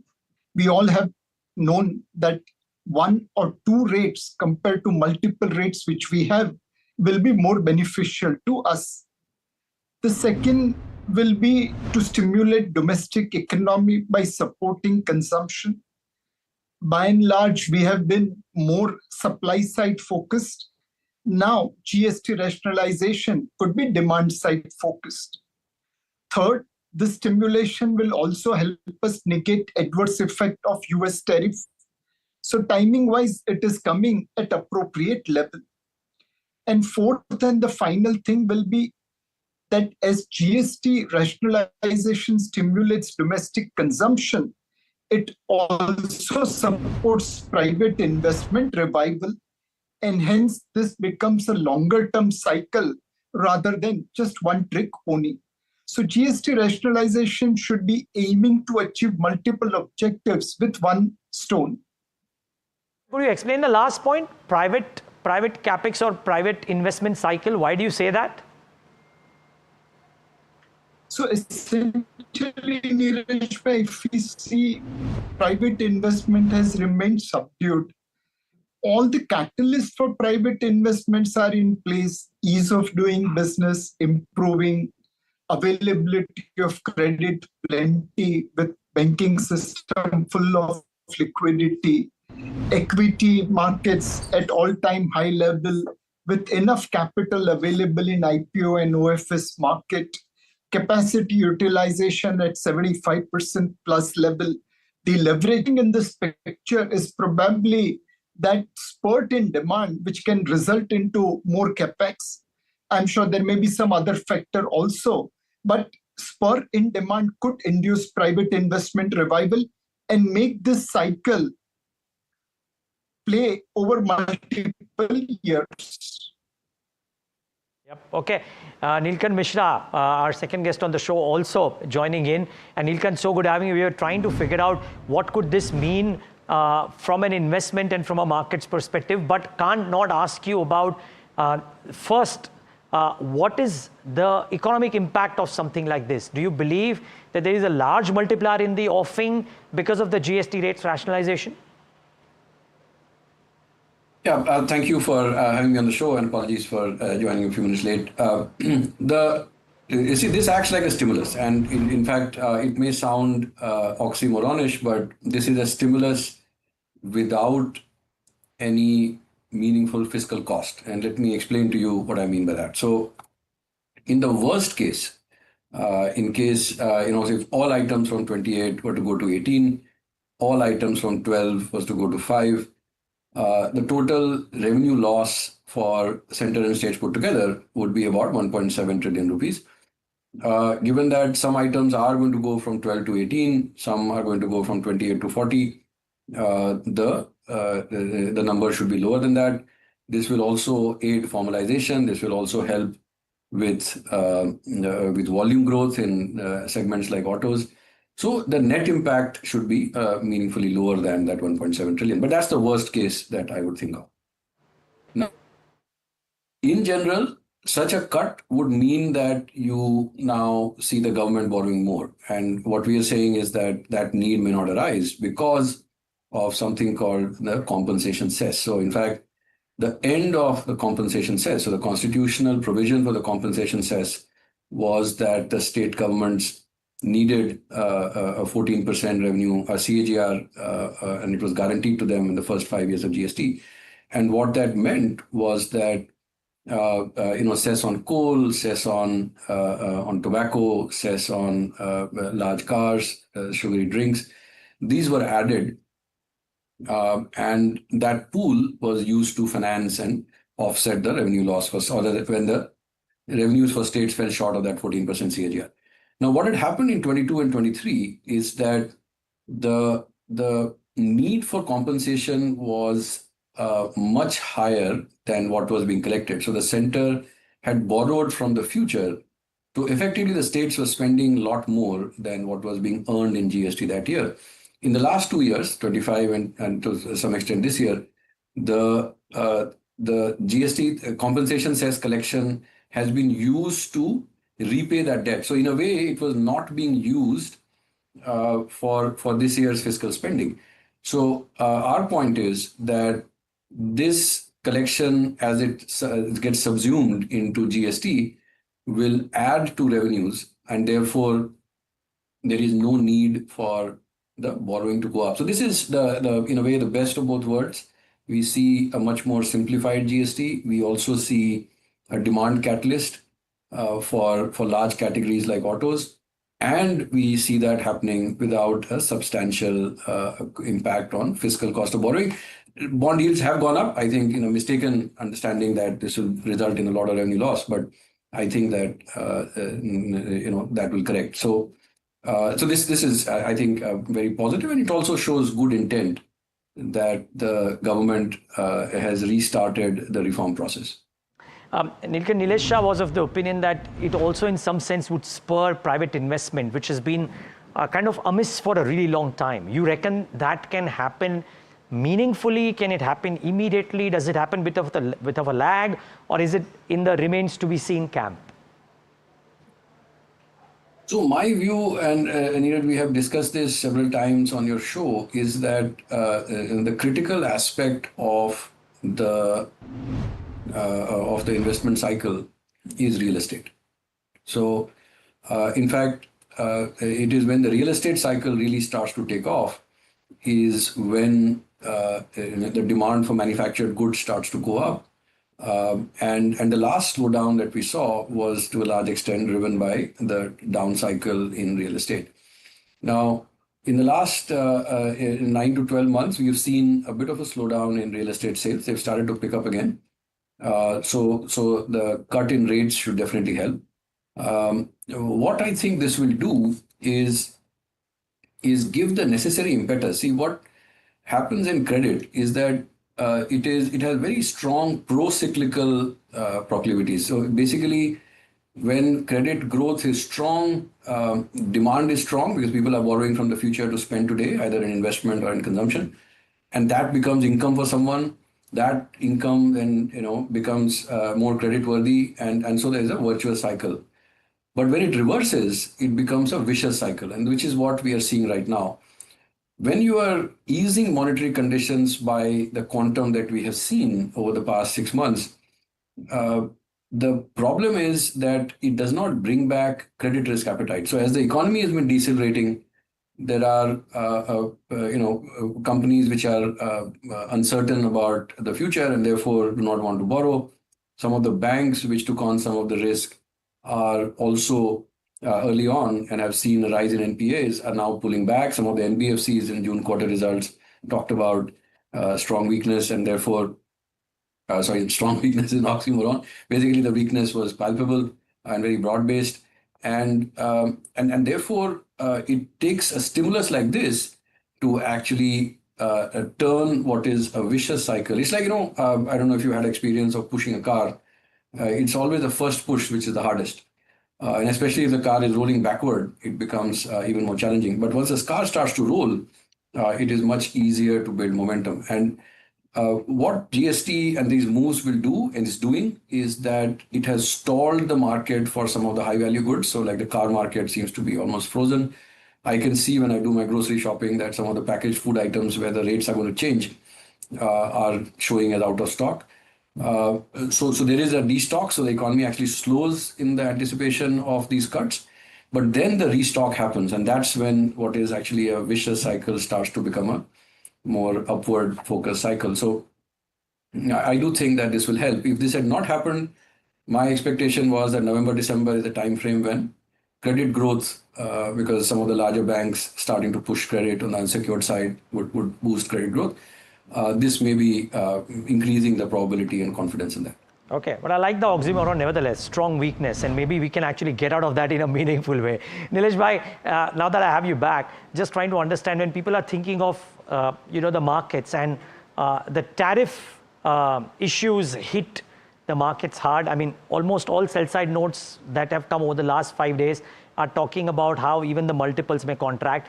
The question is the GST rationalization a strong antidote to the tariff issues on flows, etc., or is it one of the small measures and more needs to be done? How do you see that? So I will say GST rationalization is a step in the right direction. But in order to come out of the adverse impact of US tariff, at least at this point of time, market is discounting that it is short-term in nature, will require multiple other steps. One thing is to become truly Atmanirbhar in research and development in new age technology. There are few things which are easily doable, like data localization, but there are few other things which will take 5-year or 10-year roadmap. But we must begin a journey now so that 5 years, 10 years down the line, we could be Atmanirbhar in technology, in innovation. The second thing which will be required will be also improving ease of doing business. Today, many of the private sector investment is constrained, restricted by ease of doing business. The next generation is not really interested in dealing with Inspector Raj. as probably their parental generation has dealt with. So again, we have to improve ease of doing business so that our entrepreneurs can take on the world rather than wasting their time with the inspectors. So GST rationalization is one step, but there will be multiple other things to require to ensure that we come out of this hurdle with flying color. The markets would be wanting to know whether this and more steps have to be taken in the future, but the immediacy, tariffs have come in. Now, once the GST reforms get rolled out, let's say on the 5th of September or 22nd, as the case may be, and the festive season kicks in, buying kicks in, does it reinvigorate the market, which looks like a bit reinvigorated today, to be honest? But does this have the ammo to build the markets higher, or is it a market which remains a sell on rise, if you will? Nilkant, the question is to you. Okay, but okay, Nilesh Bhai was answering. Okay, Nilesh Bhai, you can start off first and then we'll get to Nilkant Mishra, please. Sorry. At least at this point of time, Neeraj Bhai, I still believe markets will be volatile and choppy. It will react on events. At this point of time, market is discounting tariffs are short-term in nature. If there is escalation, for example, European nations joining in, or if it gets extended from current set of goods and basket to, let's say, including pharma or something else, then there will be certainly correction in the market. More importantly, the future trend of the market is more likely to be driven by earnings rather than valuation re-rating. So how does corporate earnings pick up after a slightly subdued first quarter? That also will determine what happens to the market. So at best, my guess, events will continue to shape the markets, and this will be a market which will be buy on correction rather than rise on sale for a long-term investor. Nilkant Mishra, your thoughts? Yeah, so I mean, at least in the prognosis, or at least the expectation on what may happen to the market overall, not much to disagree with what Nilesh Bhai has said. When we are thinking about the domestic economy and the domestic markets, remember that the pace of earnings cuts has already started to slow. So as we've often discussed, what matters is not that there are cuts, but the pace of cuts. So every 3 months, given that FY27 EPS growth is expected to be again 14% or so, you are gaining 3.5% every 3 months. And if the pace of cuts is less than 3%, then your forward EPS is growing. And I think that's the right template and the right cycle to look at. So if the pace of earnings cuts slows to say 1% a quarter, your forward earnings start to grow, and that's, I think, quite supportive for the market. So as we start to see the catalysts, or at least the signs that the expected impact of GST rate cuts and the monetary easing is starting to show up in domestic momentum, I expect that time correction can speed up, meaning that P multiples remain range bound, but or other P multiples are time correct, but the market stays range bound. What I'm most worried about is what happens globally. See, remember that now that after 4-5 months of drama, the tariffs at least are set. And the sad reality is many countries who have apparently signed up, they still don't have any documents to show that. There are countries where apparently they've been told that 30% of your exports will be counted as transshipment and therefore will be levied 40%. And it's completely random. So, but either way, in a month or two, maybe we start getting clarity on what the final rates are. And then in a few months, the US administration will figure out that the tariffs don't work, that the objective of levying these tariffs was to move manufacturing back to the US.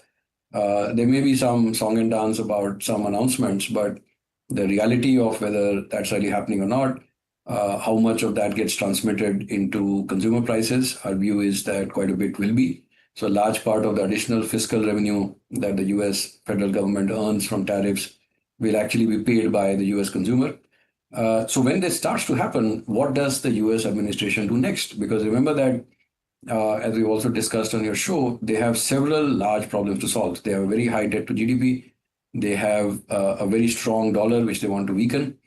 So will they start getting into dollar debasement? And in fact, you can even ask this question that if, say, the US has armed bases in Japan and South Korea and Saudi Arabia and Europe, is the holding of US treasuries by these countries a form of tribute? Remember that empires in ancient times were where military garrisons were positioned abroad, and those countries in return used to pay tribute. Maybe this is a tribute, and maybe the US tries to write that down. Imagine the kind of chaos that will create. So I expect that a global macro uncertainty is going to remain very elevated, and therefore, overall, we should still be quite cautious on the headline market levels. Yeah, I think there was this article floating around as well, right? Extract wealth or win wars against an increasingly strong global South. Will the US feast on its own allies? And could that have an impact too? So very valid point. Final question to both of you. And Nilesh bhai, to you first.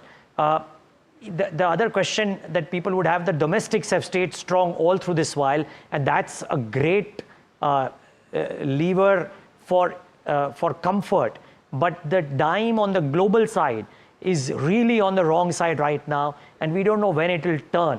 Would that be a necessary condition, if not a sufficient one, for the markets to restart a rally? And can moves like the GST cut, the thawing of relationships with China, etc., help give that confidence, or does it require something else? So essentially, for markets to go up, buying has to be aggressive, then the selling. Other things will fall in place. Now, for domestic buyers to become aggressive and give exit to FPIs will require earnings growth acceleration. Or as Nilkant Bhai mentioned, some of the geopolitical headwinds turning down. On the other hand, if domestic situation worsens, then FPI selling may become aggressive. Neeraj Bhai, in the market, no one wants to give easy exit to anyone. There's always a tug of war between buyers and sellers. Buyers will take a view based on how things are happening. Same way the sellers will take the view. So a lot of will happen upon the events, but I still will say valuation re-rating looks unlikely at current level, and hence earnings growth will deliver return in the market.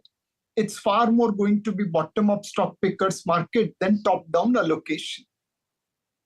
Well put. And in which case, Nilkant Mishra, can I request you to sign off the show by trying to tell us when one looks at themes of what could do well, would it be domestic consumption, inward-facing themes that could do well, or have the global-facing themes been punished enough that the valuations provide comfort? How would you construct, let's say, an ideal portfolio? Yeah, so I think that is the way I would look at things, because remember that a large part of the economic slowdown that we have seen is in India is because of the involuntary monetary tightening that was engineered last year.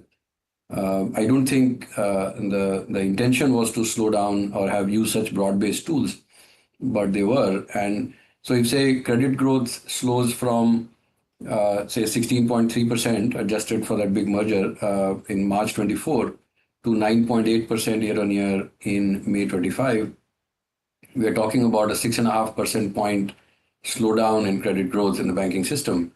And given that banking system credit is 56% of GDP, and that's more than a 3%. I mean, I'm also building in some share loss to the bond market, which tends to happen at early stages in monetary easing. So there's a more than 3% impact on GDP that happens because of that. So if that starts to reverse, the Indian economy is going to be doing far better than what we are seeing right now. So that would be the most important driver for me. In terms of, and so therefore rate sensitives, construction proxies, I think those would be VNBFCs. Those would be my sectors where I would be overweight on. On global sort of growth headwinds, see, the uncertainty, as I was saying, is likely to persist. There is the only, I would say, silver lining is that if the if the market fears widespread currency debasement, that there will be competitive devaluation of currencies, something like what happened in the 1930s, then the nominal value of stocks will actually keep hitting new highs. So even as uncertainty creeps in, the fact that the businesses are now going to be valued in dollars, which are likely to be much cheaper, will mean that I think at least the nominal values will remain elevated. So that's the only silver lining. Otherwise, I think from a market fundamental perspective, remember that while the Fed is now widely expected to start the rate cuts in September in 2 weeks' time, the 10-year bond yields are not really moving down, and the fear that inflation could actually stay high and be supported by the pass-through of tariffs is actually going to be very important in the coming months. So so I would remain concerned about the global proxies. Okay, concern on global proxies, domestics looking good, valuation multiple re-rating unlikely, and therefore a very bottom-up market. Companies and sectors which deliver growth, earnings growth, are likely to be the ones which will reward portfolios. Gentlemen, thank you so much for throwing so much of insight in such a short time, but really appreciate your views. Much appreciate this time. Thank you. Thank you. Thank you. And viewers, thanks for tuning into this very special episode. We'll be back after a short break.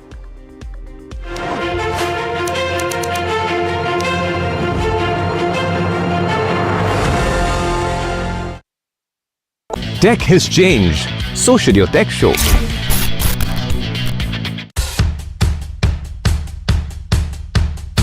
The markets move fast. And so should your portfolio. Expert insights, real-time stock picks. Do I buy Ola? Should I hold CDSL for the long term? Buy, sell or hold. The answers you need, straight from the experts. Callers from India and across the world. Connect live, ask, decide and invest wisely. Your portfolio, your future. Ask Profit.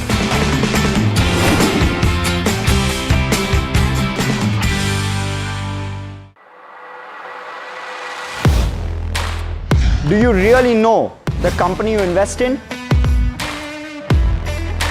What is the real picture behind presentations and claims? Is the outlook as rosy as the company claims? Know Your Company, powered by NDTV Profit Research, shines a light on the biggest stock market movers.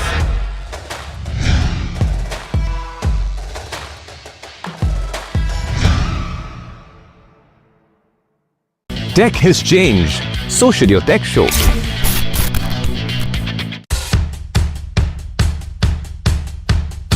The markets move fast. And so should your portfolio. Expert insights, real-time stock picks. Do I buy Ola? Should I hold CDSL for the long term? Buy, sell or hold. The answers you need, straight from the experts. Callers from India and across the world.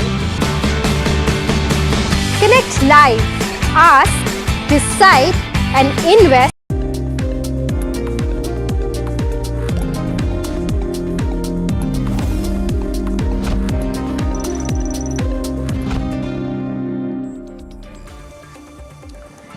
Back with India Market Close right here on NDTV Profit. Well, you've heard a whole 25-minute conversation from two eminent experts on what could happen because of the GST bonanza and whether there could be upticks or not. Now, focus on the micro for the next half an hour. As we speak, by the way, Maruti sales are out as well. Just before we get to what is heard on the street, just want to mark that. The exports are at 36,538 versus 26,003, so that is looking okay.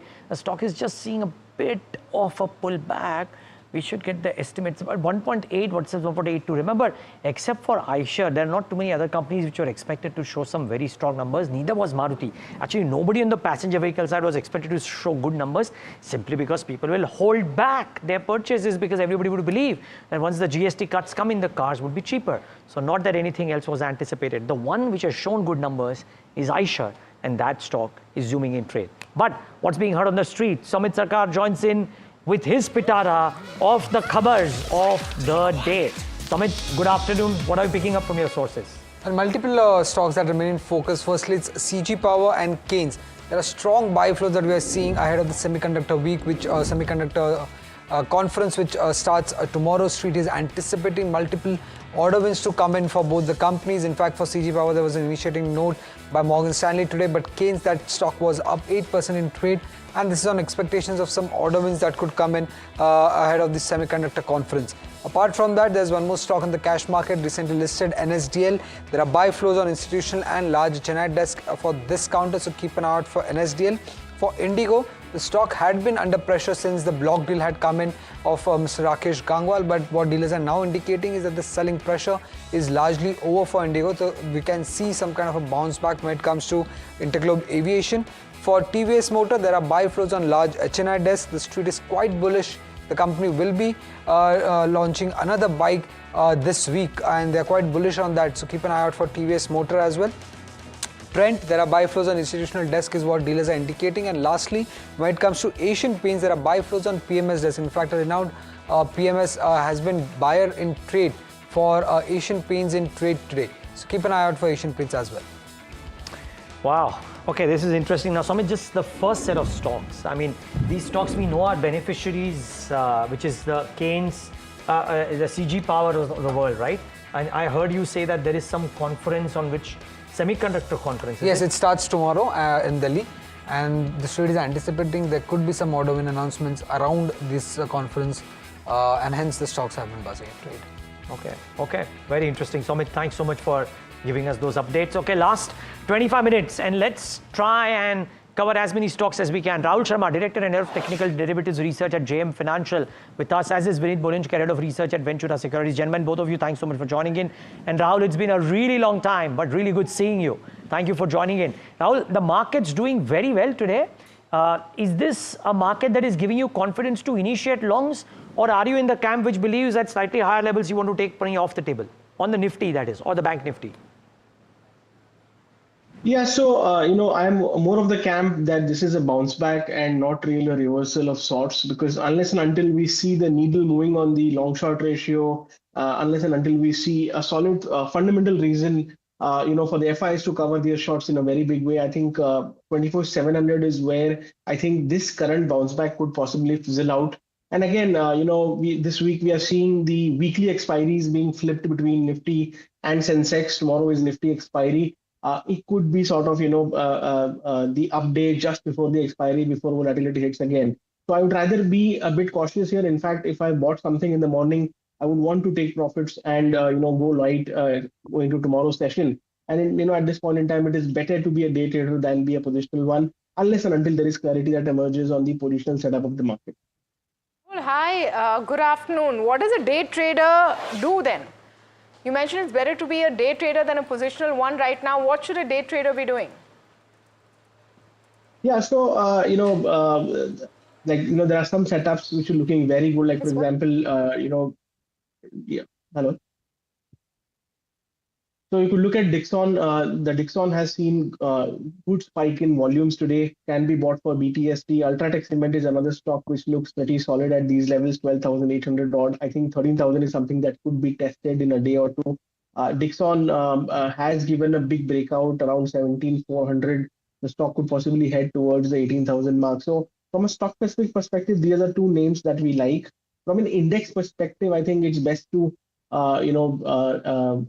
take some profits in the Nifty today, possibly look at a dip maybe around the 24,575 mark, look to buy in the dip in tomorrow's session. And having said that, 24,700 is the area where we expect the markets to hit resistance into. Okay. So Dixon is certainly one. And this whole set of stocks, which is Dixon, Keynes, etc., have all zoomed up in trade. Vineet Bolinjkar is with us. Remember, he's skeptical on the markets per se, but there's a bump that has come in today. Vineet, what about these businesses? Because there are individual triggers out there for some of these EMS players, GST, other triggers. How do you view, and even the India-China thawing of relationships means there are a lot of these guys which have got relationships with Chinese companies might benefit. How do you view the EMS pack? So, a little bit on the geopolitical things that have happened. I think the Japan story is far bigger than the China one. China has not acceded to any of our requirements as such. Rather, they are trying to, it's still the same old kind of stalemate that is happening. Apart from positive talk, there is nothing much that is coming through. But we have hedged ourselves very well with, the treaties that have been done in Japan. Obviously, semiconductors falls into that. Secondly, I would like to point out that there are certain pockets like semiconductors and anything related to AI and new gen, which would be agnostic to any kind of sentimental negativity that comes in. So these sectors are expected to continue to perform and do well. Okay, stay on with us before we get to our stock of the day. But, I just wanted to come in here, Neeraj, and hark back to our conversation this morning. Were we talking about a day trade? No, we weren't talking about the day trade. I know, my coffee is due only on the 30th of September. But having said that... I wish you were right, by the way. Like I said, of course, right? Of course. But having said that... we all win. Having said that, I just wanted to pull up, if we have that handy, the four reasons why there could be optimism. And I think that flows well into what we've seen through the day, because it's quite an astonishing change of mood. And GDP was not being given the credence and the due support it needed. That GDP number has been fantastic. Number one, GST is going to start playing out. Number two, there you have it. It's completely surpassed expectations and has pointed to a rural consumption recovery. That part is important because your agricultural sector is expanded. Your GST is something that you've already started seeing play out, right? Which is why semiconductors, or that is okay ahead of the conference, but look at your Voltas, look at your Blue Star, look at your consumer durables. The auto numbers aren't that great. What you're seeing is a pre-GST boost. The auto numbers are okay. But all of these are really coming in. What the US Federal Appeals Court has done is also important, and keep that in the background somewhere, because they've come out and said that most of Trump's tariffs are completely illegal. And then, of course, increasing cooperation with China and Russia. The amount of memes. How many memes have you seen this morning? And captions on those historical pictures of Prime Minister Modi with Xi Jinping and Putin. Certainly. So I think some of those things are going to come in. So, okay, I'll wait for the coffee, but at least this was a good call this morning. Most certainly. Most certainly. And it's so far working out beautifully. 0.81 at the high point of the day. The markets, this is something that we love seeing, right? Green on the screen. It's not been too evident of late. Okay, but for every bull argument, there's a bear argument, and that's the call that's true for Bajaj Auto as well. A stock has seen a big upside today. In fact, the top gainer, one of the top gainers on the Nifty 50, after, well, in this case and in iShares case, the August sales numbers also did reasonably okay. What does the road ahead look like? What's the bull versus the bear case? Puneet? Well, thank you for that. I'm just going to put on my bear hat for once, because, we've seen that while the performance largely at 5%, it's really lower compared to the relative, performance that we've seen for something like an iShares, for something like a TVS, and that clearly is visible in the numbers. While 5% is growth in line with what the estimates were, the domestic sales is down 12% in the month of August. This is the third consecutive time when the domestic sales for the company has actually fallen for the two-wheeler space, and there clearly seems to be a problem for Bajaj Auto. They have, spoken to us in the past, mentioned that they are doing multiple new initiatives with new launches.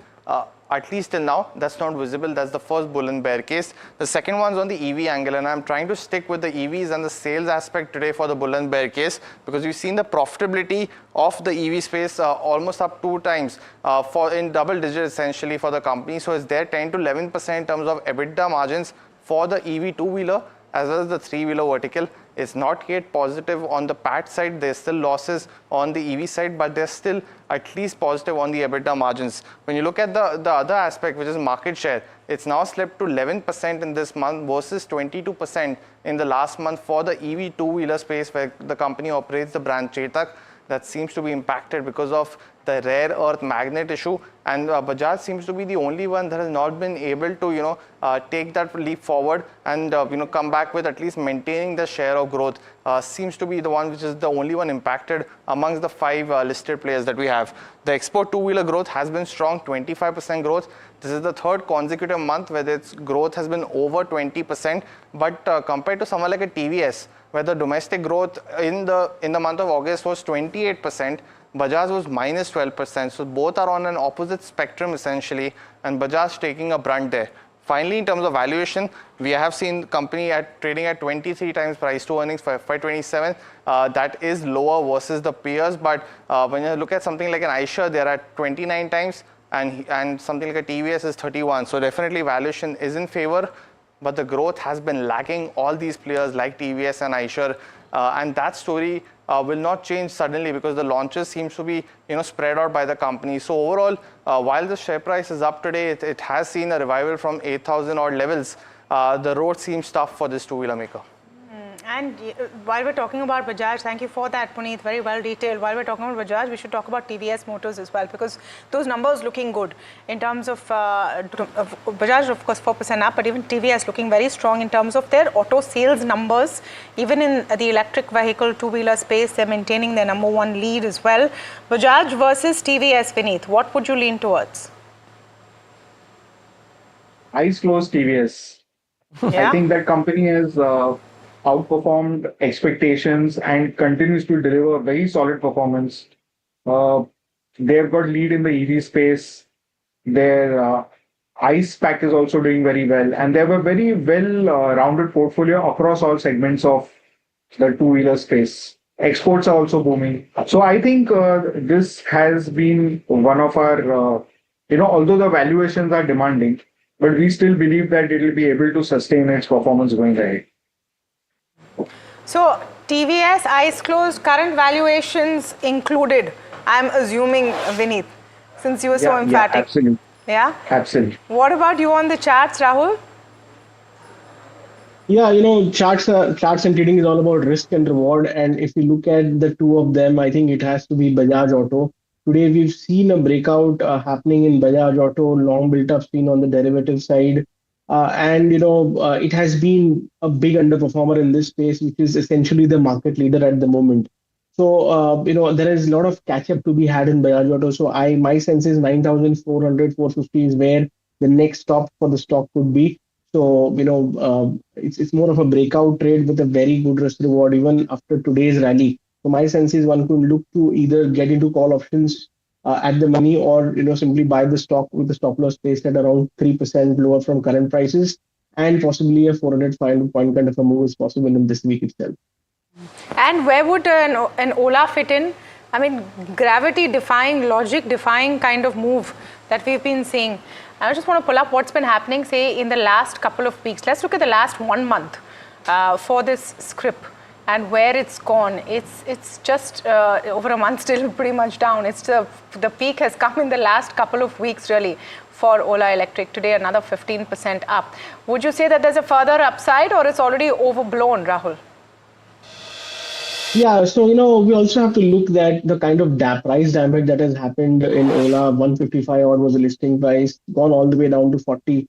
Now, if we look at the volumes, the stock has hit life high volumes in the previous month. So last month was a big volume play where large institutions probably have gotten into it. Now, looking at the charts, probably there is another 20-25% upside that could be seen from current levels. Speaking of levels, I think 80-85 is where probably one can look to have a target from a medium-term perspective. Today, the stock is up, so probably not the best of days to get into it. So in case there is a dip or so over the next 2-3 trading sessions, that could be a good opportunity to enter, probably around 55-56. The risk reward is slightly better off over there. And I think, there is more upside to be had in this stock. Okay, we've got the right chart up right now. So I just want to take a second to reiterate that. I think we had a technical error there. In the last 1 month, that stock is up over 50%, nearly 53%. And that is the kind of moves that it has shown. A view over here, Vineet, before we move on. On Ola, I think we have been recommending this right from 40-43 rupees. I think there's a massive turnaround in the stock, and it will just keep playing out. It's the only play in the EV space, pure play EV manufacturer, and apart from Ather, of course. But I think they've got a very, very good market share, 25%, and this sector is just heating up in terms of penetration. So we think that both these stocks have a long way to go. And Ola actually captures the entire value chain of the entire EV ecosystem, since they manufacture everything in-house and distribution is also in-house. So I think this is the best play on the EV space by far. Okay. Versus an Ather also? I think Ather has to still do a lot of legwork. Stock is expensive. We believe that there is more value in Ola than in Ather. Ather 8.5% up. It's all about auto, all about two-wheelers. It's all looking good. But there's a lot more that's buzzing. Vansh joining us now for the top 3 stocks of the day. What's making it to your list, Vansh? Yeah, so let me start off with CG Power. Now, the Morgan Stanley has initiated coverage on the stock with a target price of $7.99. Now, the brokerage believes that this it is India's most diversified capital good players, and the company has a strong presence in manufacturing segment as well. Now, the company is also a beneficiary of strong growth in the power segment. Now, if I talk about some recent development, particular in regards to this counter, now the company launched its outsourced semiconductor assembly and test facility in Gujarat. Now, the company will be investing about 7,600 odd crores over 5 years in these 2 facilities. Now, second on my list is PG Electroplast. Now, the company has entered into a MOU with Maharashtra government. Now, the MOU is to invest 1,000 odd crores in the greenfield project at Ahilanagar. Now, the MOU is to boost the consumer electronic system in the Western India as well.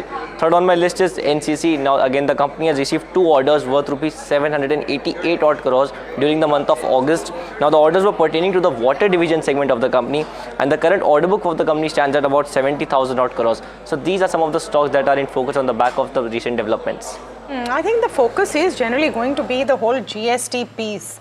I mean, look at it, even in your defense pack, the reports that GST on drones can go down. Remember, with 2 slabs going off, pretty much everything is going to be rejigged. I'm just wondering, Vineet, what is the GST play in the next, I think you have 72 hours really, because 3rd and 4th are the meetings. By 4th evening, we'll know what's happening. 5th is when the markets will be able to react. Some of the reactions have already come in. The market has priced the boom, but specifically, individually, what would be your GST favorites? I think consumer durables. There's a lot of pent-up demand there. And across the entire spectrum of demography, consumer stocks are going to do well. Especially, I think the ones which, the air conditioners will do extremely well, given the fact that, because of a weather implication, we did not have the numbers come in. But I think, it's not going to disrupt every time. So I think you're getting these stocks at cheap valuations, and that is going to play out very well for the consumer durable space.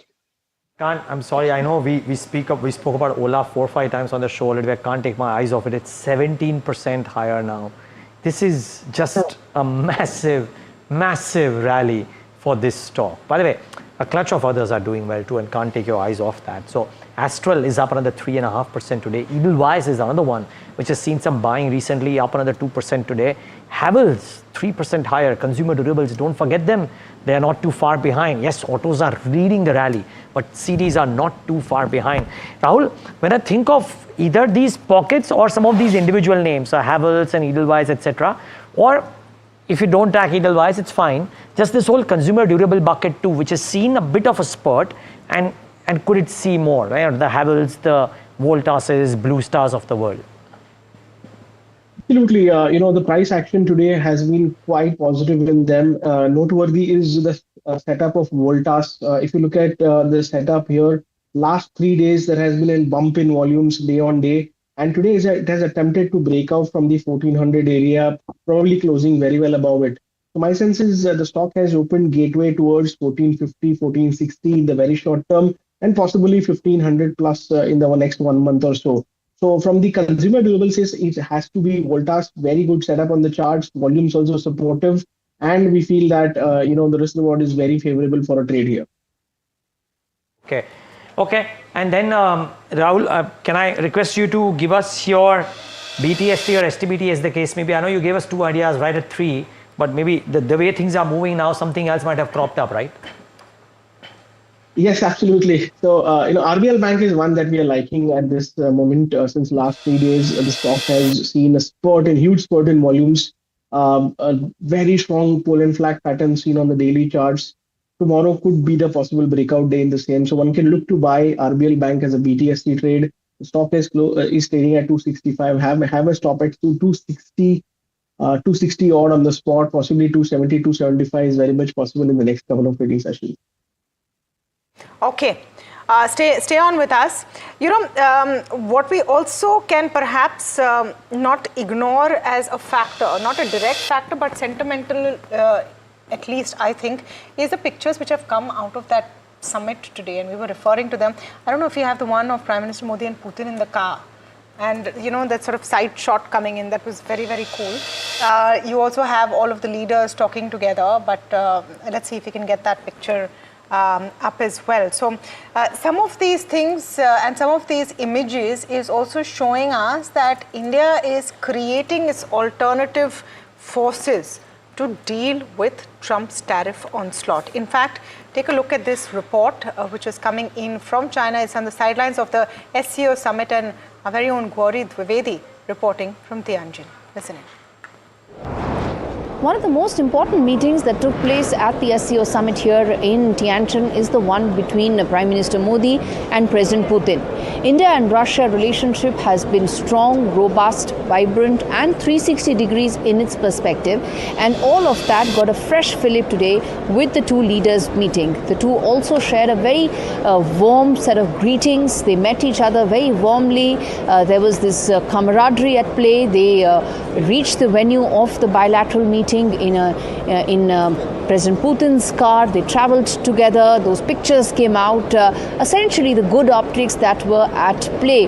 There are also reports and sources tell us that the two leaders spent time in the car together before stepping out for the delegation level discussions. Now, that means that the two of them did get a chance to speak one-on-one apart from the delegation level discussions that took place. And those were extremely significant, covering both defense, the political headwinds which were regarding the Russia-Ukraine war, where just 48 hours prior to this meeting, President Zelensky had spoken to Prime Minister Modi about the possibility of finding some sort of a permanent political solution to the entire war. And also the third aspect of the trade ties between the two, that I think is equally significant, if not more. The fact that the two leaders spoke about financial, energy and economic sectors has been extremely significant. And when you talk about these, there are particularly with regard to fertilizers, with regards to energy, all that is extremely significant in the backdrop of punishing tariffs that have come in from the Trump administration, 50% that kicked in just 5 days back before this bilateral meeting took place. And also there's been a lot of voices coming in from Russia. Moscow has already urged Indian businessmen to evaluate Russia as a lucrative opportunity for their exports, an alternate market to America in the wake of those additional tariffs. And the fact that fertilizers, energy, all that featured in the talks tells you that going forward, while defense purchases, possibility of more defense cooperation will be a key aspect of the India-Russia relationship, so will be enhancement of trade ties. And I think that's equally significant from an India-Russia bilateral trade point of view, which right now is skewed in favor of energy against India because we are a large importer of energy, but could include some of these other aspects as well. And that could be the big highlight of the relationship going forward. So there's some sources backed information to share about these pictures that you're seeing. So what we're learning is that Putin wanted to travel with Prime Minister Modi to the venue of the bilateral, which was some distance away from the venue of the conference, the SCO conference. And he waited in his car for 10 minutes so that Prime Minister Modi would join him. They traveled in the car talking and spent another 45 minutes in the car, apart from that 1 hour bilateral. And that's pretty significant, frankly, because for leaders of that stature, every minute counts. And the amount of time that you give to one person and that kind of conversation becomes very, very crucial. Yes. So just some behind the scenes stuff from that one picture. Yes, and a lot of actually, I mean, just that the photographs, the memes, etc., all of that going around on this It is going to cause some sleepless nights somewhere else in the world as well. Just before we wrap up, we need just from the non-auto pack, right, which is a GST beneficiary, be it cement, be it snacks, be it something else. Is there something that sits out or stands out for you as a must-have in the portfolio?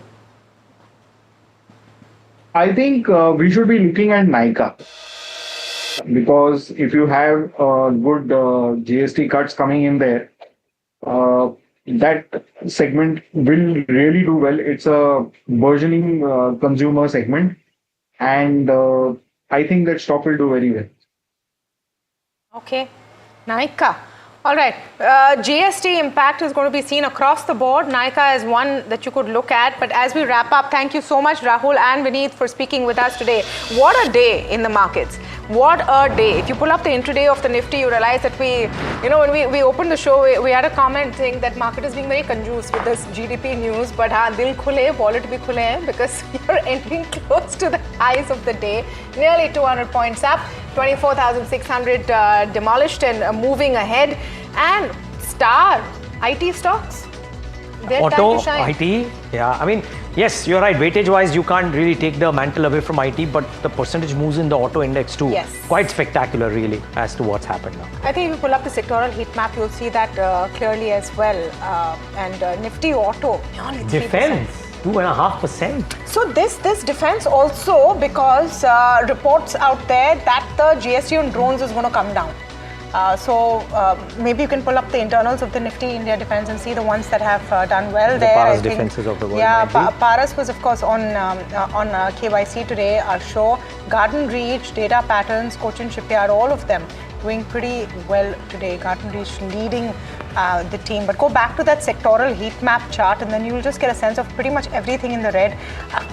Piddly losses there on Nifty Media, Nifty Pharma, but this is a very, very robust market ending at very strong levels. Markets have closed for the day. I just want to pull up the top gainers and losers on the BSE 500 before we shut shop and look forward to what is going to be an interesting day. Zydus Wellness was on our watch list this morning. I mean, we keep reminding you, if you watch NDTV Profit, you will indeed profit. Yes. Zydus Wellness was on our watch list because of an acquisition in the UK that's done well. You even have some tariff hit names which are poking up, like a Vaibhav Global, etc.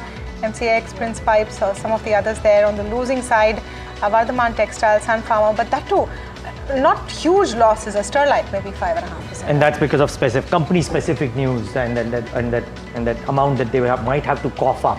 Otherwise, yes, it's been a heartening day of trade. The question only is, can this stay on? And hopefully it does, because the markets, after falling the way they have, I mean, frankly, we could do with a few days in the green for sure. So let's see if that stays in the build-up to the big day. So what do you look forward to tomorrow? If you had to quickly wrap that, the semiconductor event is important tomorrow. Prime Minister will be speaking there. That's happening in Delhi at the Bharat Mandapam. There is expected that some incentives will be announced. So watch out. Wins, so watch out for that. I think auto sector will again be in focus because you'll have more of the numbers coming in and a more consolidated view on auto stocks. And the GST party has just started, perhaps. Yes, watch out for a bunch of stories around what the rates could be. But we'll try and report as much factual data as we get out here at NDTV Profit. But for now, from Tamanna and me and the team that put this show together, thanks so much for tuning in.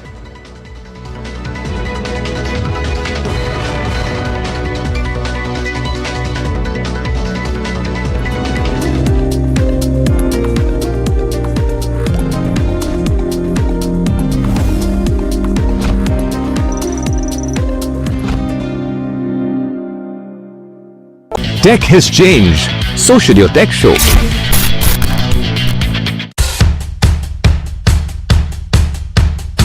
The markets move fast. And so should your portfolio. Expert insights, real-time stock picks. Do I buy Ola? Should I hold CDSL for the long term? Buy, sell or hold. The answers you need, straight from the experts. Callers from India and across the world.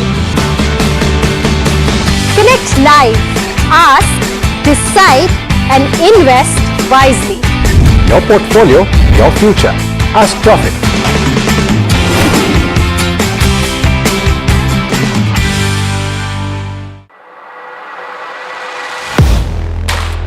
Do you really know the company you invest in? What is the real picture behind presentations and claims? Is the outlook as rosy as the company claims? Know Your Company, powered by NDTV Profit Research, shines a light on the biggest stock market movers.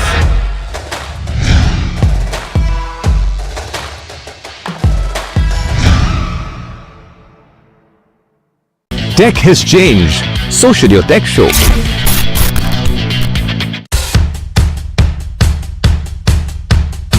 The markets move fast. And so should your portfolio. Expert insights, real-time stock picks. Do I buy Ola? Should I hold CDSL for the long term? Buy, sell or hold. The answers you need, straight from the experts. Callers from India and across the world. Connect live, ask, decide and invest wisely. Your portfolio, your future. Ask Profit.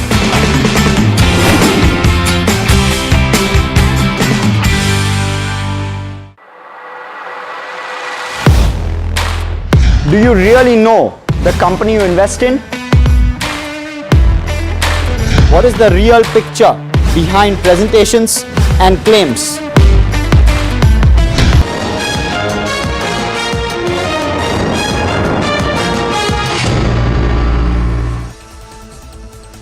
Hello and welcome. You're watching Market Express and I'm your host Himakshi Bahugna. Now let's get straight into the show. Viewers, benchmark indices snapped a 3-day losing streak today. The Nifty wrapped trading with gains of nearly 0.8% to settle above 24,600 levels, while the 30-pack Sensex sustained moving above 80,000 to end over 500 points higher. Nifty's upward trajectory was also buoyed by rally in IT and auto companies. In fact, Infosys and M&M contributed the highest to the gains. And ITC, Sun Pharma and Reliance weighed the benchmarks with relatively lesser pressure. All sectors except media and pharma, all other sectors ended in the green. Auto, defense, metal and information and technology led the sectoral upswing. The market breadth also settled highly skewed in favor of the bulls. Over 1,600 stocks finished trading in the green zone. India VIX eased down with cuts of nearly 4% at closing. In a diplomatic win for India, the Shanghai Cooperation Organization, or the SCO, strongly condemned the Pahalgam terror attack, which killed 26 people. It echoed PM Narendra Modi's stance that double standards in fighting terrorism are unacceptable. The SCO demanded justice for the perpetrators, organizers, and also the sponsors. So this is a significant diplomatic win for India, especially as Pakistan's PM attended the same summit. Pakistan's PM Shehbaz Sharif faced a snub at the SCO summit. While PM Narendra Modi and Russian President Vladimir Putin held talks, Sharif stood aside. The incident highlighted Pakistan's isolation on the global stage. It also underscored India's strong diplomatic presence. Prime Minister Narendra Modi has called for a united fight against terrorism at the SCO summit in Tianjin. He said that India's regional vision rests on 3 letters, S, C and O, each letter standing for security, connectivity and opportunity. Modi met with Russian President Vladimir Putin and Chinese President Xi Jinping, emphasizing the need for regional cooperation to combat terrorism. Modi's message was clear. Terrorism is a threat to global peace and security, and collective action is necessary to counter it. The Russian-Indian-China Troika is expected to play a key role in shaping regional strategy with a focus on counter-terrorism trade and economic cooperation. India's GDP growth beat expectations driven by strong consumption and services sector gains. That's the take from Goldman Sachs. The surge surprised the analyst who predicted muted growth in tourism and transport. Now, despite US tariff concerns, Goldman Sachs sees stronger GDP growth for 2025 and 2026. This also reflects India's robust economic momentum. Bank of America says India's GDP beat the estimates with a strong recovery surging to 7.8% year-on-year. Growth was also broad-based across sectors, surprising the analyst. The RBI is also expected to hold steady in the near term. Despite trade risk, Bank of America sees potential for stronger FY26 growth, but cautions on FY27. India's Q1 of FY26 GDP growth surpassed expectations significantly, says Macquarie. Strong private consumption and robust growth in hotels, trade and tourism drove the surge. Nominal GDP grew at 8.8% due to lower inflation. A rate cut in the near term seems unlikely according to Macquarie, though a 25 basis points cut may also occur in December this year. UBS says India's GDP growth beat the expectations. Lower nominal GDP may hit the corporate revenue and credit growth in FY26. UBS holds FY26 growth forecast but cuts the FY27 to 6.3% due to tariff risks. Consumption also drives growth as exports and investment weaken. HSBC raises TVS Motors target price to 3,500 rupees, maintaining a buy rating. Bajaj Auto and Aisha's target prices increase, but both stay a hold. And a potential GST could also, boost the two-wheeler industry growth by 2% over 3 to 5 years. Aisha's premium motorcycle segment also faces uncertainty and volatility. Cement prices dipped slightly by 0.6% in August. Despite heavy monsoons, year-to-date prices are up 6% year-on-year, beating the expectations. With monsoons ending, the industry plans price hikes of up to 8%. Jefferies also stays positive on cement, favoring Ambuja, Ultratech and JK Cement. Morgan Stanley maintains an overweight rating on Titagarh Rail, slightly lowering the target price to 1,017 rupees. The company benefits from a stronger order book and India's growing rail sector. It also expects steady freight and passenger coach production in FY26. Morgan Stanley forecasts 24% earnings growth annually through FY28.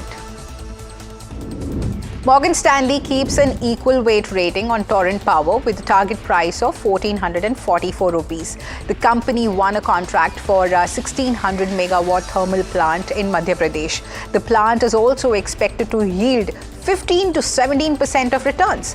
Torrent's strong balance sheet support this further growth. Morgan Stanley rates CG Power overweight with a target price of 799 rupees. The company excels as a diversified capital goods manufacturer in India. It also sees strong growth in motors, transformers and switchgears, with plans to expand into semiconductors and railways. Revenue and earnings are set to grow significantly through FY28. It's not just Torrent or CG Power. The entire sector was buzzing in trade today. Adani Power secures a 10,500 crore deal for an 800 megawatt thermal plant in Madhya Pradesh. So the project, to be commissioned in 54 months, marks their fourth major order in a year. Gujarat Industries Power wins approval for a 700 to 750 megawatt of lignite plant in Valia. The plant will supply power for 25 years, pending final regulatory approval. Suzlon Energy shares rose 2% after Motilal Oswal initiated coverage with the buy rating. The brokerage set a target price of 80 rupees, citing strong growth prospects. Suzlon's robust order book and policy support drive optimism. The company plans to expand into international markets as well by FY26. Prima Aerospace has received the DGCA certification for its Arjuna drone. Now, this certification enables the company to deploy the drone for agriculture-related activities. The development comes after the DGCA approved Prima's Drone School of Excellence as a remote pilot training organization. Now, this makes Prime Group the first to offer an end-to-end pathway for drone manufacturing, pilot training, and large-scale deployment in India. India sourced 31.4% of its crude oil from Russia in July, which is worth $36.26 billion. Iraq has supplied 17.1%, making it the second largest source. Saudi Arabia and the UAE contributed 16.1% and 11.8% respectively. So the USA accounted for 8.9% of India's crude imports. OpenAI plans a massive 1 gigawatt data center in India to boost its AI infrastructure. So the ChatGPT maker is seeking local partners for the project. Potentially one of India's largest. CEO Sam Altman may also announce details during his visit this month. The move aligns with India's growing AI ambitions despite US-India trade tensions. India's manufacturing center grew faster in August, with HSBC PMI rising to 59.3 from 59.1. Now, this marks the strongest growth since February 2008. Output surged to a 4-year high despite a slight dip in new orders. The data signals robust economic momentum. SEBI's board will discuss key market reforms on September 12. Proposals include easing public shareholding rules and lowering entry barriers for large value AIFs. Now, Indian investors may get access to FPI schemes. New rules also could simplify the compliance for investment advisors and high net worth investor funds. Food delivery giant Zomato is reconsidering its commission model with restaurant partners. So according to sources, the company is discussing possible changes to commission percentages and long distance fee. Now these talks are ongoing across the country, but nothing has been finalized yet. The move aims to ease the burden on restaurant partners and promote a more collaborative ecosystem. According to Rhythm Desai, India's growth cycle is likely to turn and the equity market may be underestimating this shift. Desai believes that earnings and market peaks are yet to come, making a strong case for re-rating. India is expected to gain share in global output in the coming decades. Desai remains confident about India's growth prospects ahead of the consensus. Now, the soft earnings growth patch since Q2 of FY25 seems to be ending, but the market is not yet convinced. Desai recommends overweighting domestic cyclicals, financials, consumer discretionary and industrials, while underweighting energy, materials, utilities and also healthcare. Gold prices have surged to a 4-month high, driven by increased bets on the US Federal Reserve interest rate cut this month. So spot gold rose 1.2% to $3,486.86 per ounce. Now this upward trend is also reflected in silver prices, which jumped 2.2% to $40.56 per ounce, which is the highest level since September 2011. So platinum and palladium also saw significant gains, with platinum rising 1.5% and palladium climbing 0.8%. The Supreme Court expressed dismay over the unfortunate trust deficit between the Election Commission and political parties during a hearing on extending the deadline for filing objections to Bihar's draft voter list, which is prepared by a special intensive revision ahead of state polls. Now, the bench of Justices Suryakant and Joymala Bagchi extended the September 1 deadline to September 15, allowing more time for responses. Senior advocate Rakesh Dwivedi for the EC argued people have no issues with the process and most applications seek name deletions, not inclusions, warning an extension would create a non-ending exercise disrupting the poll timeline. Petitioners represented by Prashant Bhushan highlighted a lack of transparency, countered by Dwivedi as a mindset to disrupt. A red alert has been issued for parts of Punjab, Himachal Pradesh and Uttarakhand as heavy rainfall continues to batter these states. These areas are suffering with heavy floods, landslides and widespread destruction. The Indian Meteorological Department has warned of more heavy rainfall in the next 24 hours. Ever since the beginning of the monsoon season and the natural disasters triggered by the incessant downpour in the hill state, Himachal Pradesh has seen over 300 deaths. The number went up today, with 16 deaths reported in Chamba and 3 in Shimla after a landslide buried a house. The Supreme Court has dismissed a plea challenging the rollout of E20 petrol, a blend of 20% ethanol and 80% petrol. The petition claimed that the introduction of E20 petrol would lead to a rise in air pollution and also harm public health. However, the court rejected the plea, citing the government's assurance that E20 petrol meets the Bharat Stage 6 emission norms and will also help reduce carbon emissions. The government plans to roll out E20 petrol across country by 2025 as part of its efforts to reduce dependence on fossil fuels and also promote the use of biofuels. A devastating earthquake has struck eastern Afghanistan, killing at least 610 people and injuring 1,300 people. The 6.0 magnitude earthquake hit the province of Kunar near the city of Jalalabad, causing widespread destruction. Rescue operations are underway with medical teams from nearby provinces rushing to the affected areas. The earthquake has completely destroyed several villages, with many more feared trapped under the rubble. Navarro's Brahmin slur ignites Indian outrage. White House trade advisor Peter Navarro ignited outrage by labeling India a laundromat for Kremlin, accusing it of buying discounted Russian crude, refining it and exporting at premiums to fund Moscow's war. In a Fox Business interview, Navarro specifically said that you got Brahmins profiteering at the expense of the Indian people, linking the term to Indian elites amid Trump's proposed 25% tariffs on Indian exports, higher than on China or Turkey. The remarks, seen as a casteist and Orientalist, drew sharp backlash as PM Modi attended the SCO summit in China, meeting Xi Jinping and Vladimir Putin. Former US President Donald Trump has warned that a potential termination of tariffs by a radical left court could lead to the cancellation of over $15 trillion in investment in the US. So Trump claims that these tariffs are a key reason for the investment influx. He cautioned that without these tariffs, the US risks becoming a third world nation with diminished greatness. Trump emphasized the urgency of the situation, stating that time is of the essence. India has expressed support for Myanmar's upcoming military-led general election scheduled for December 2025, signaling backing through state media reports. During a meeting at the Shanghai Cooperation Organization Summit in China, Prime Minister Narendra Modi conveyed hopes for a fair and inclusive poll process involving all stakeholders. India also plans to send observer teams to monitor the election and supports Myanmar's application to join the SCO.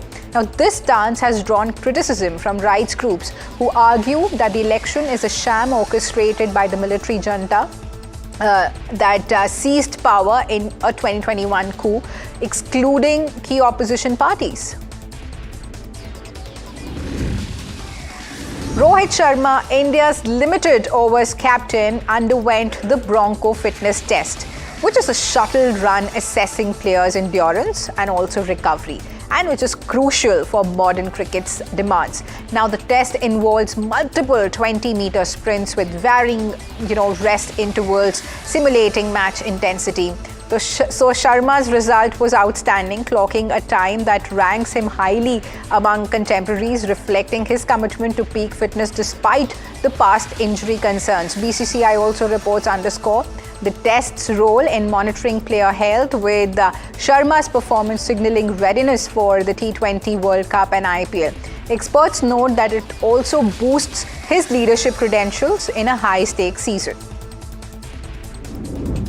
In a stunning deadline day move, Liverpool have smashed the British transfer record, agreeing a £125 million deal to sign Newcastle star striker Alexander Isak. The 25-year-old Swede, who scored 23 Premier League goals last season, is all set to undergo a medical. Today, before signing a 6-year contract with the Reds, this blockbuster transfer, which could rise to £130 million with add-ons, marks Liverpool's second record-breaking signing this summer after securing Wirtz. The Seattle Sounders crushed Lionel Messi's Inter Miami by 3-0 in the 2025 Leagues Cup final at a sold-out Lumen Field, setting a new attendance record. Osays opened the scoring in the 26th minute, followed by a late penalty from Alex Roldan and a stoppage time goal by hometown hero Paul Rothrock. Despite Messi's efforts, Miami failed to convert the key chances, marking their first scoreless Leagues Cup game. So the Sounders' victory secured their first Leagues Cup title and a spot in the 2026 CONCACAF Champions Cup, while a post-game scuffle involving Luis Suarez marred the night. Nottingham Forest have made a bold statement ahead of the transfer deadline, confirming the signing of Brazilian goalkeeper John Victor from Botafogo on a 3-year deal. So the 29-year-old, hailed as one of Series A's top keepers, played every minute for Botafogo at the Club World Cup, catching the eye of multiple clubs. Chief Football Officer Ross Wilson also praised Victor's hunger to make an impact. Now, this marks Forest's 10th summer signing, signalling their ambition for the 2025-26 Premier League and also Europa League campaigns. Well, with that, viewers, it's a wrap on this edition of Market Express, but please stay tuned and don't go anywhere.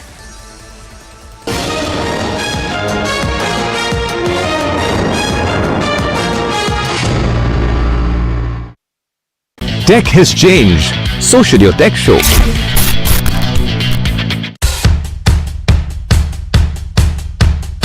The markets move fast. And so should your portfolio.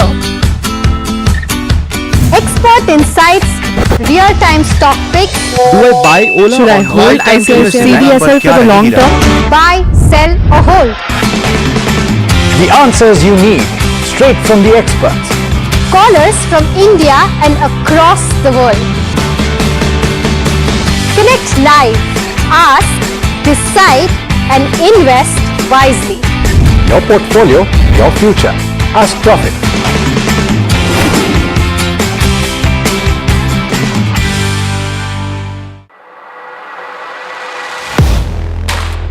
Do you really know the company you invest in? What is the real picture behind presentations and claims?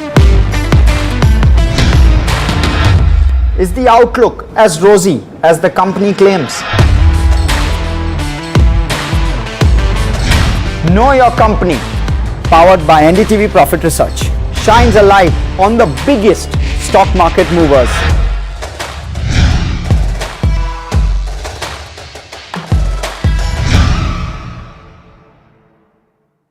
Tech has changed, so should your tech show.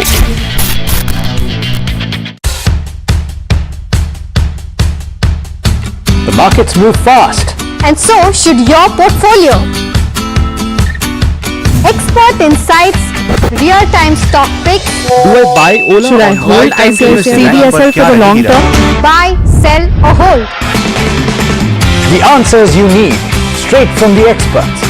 Callers from India and across the world. Connect live, ask, decide and invest wisely. Your portfolio, your future. Ask Profit.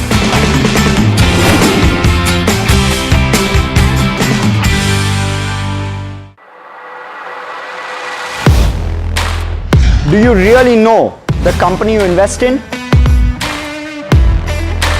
What is the real picture behind presentations and claims? Is the outlook as rosy as the company claims?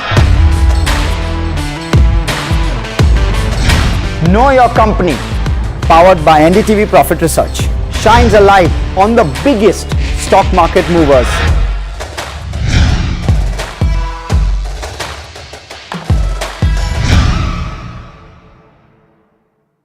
Tech has changed, so should your tech show.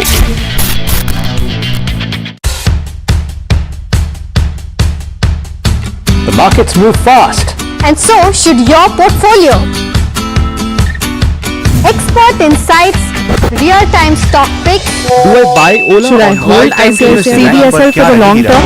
Buy, sell or hold. The answers you need, straight from the experts. Callers from India and across the world. Connect live, ask, decide and invest wisely. Your portfolio, your future. Ask Profit.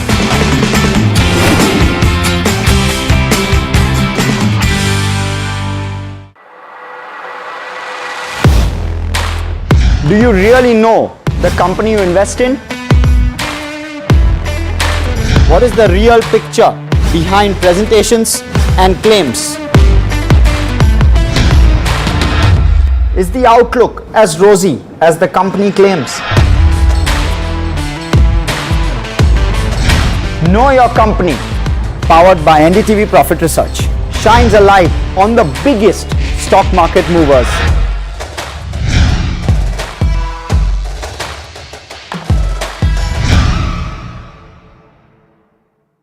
Tech has changed, so should your tech show.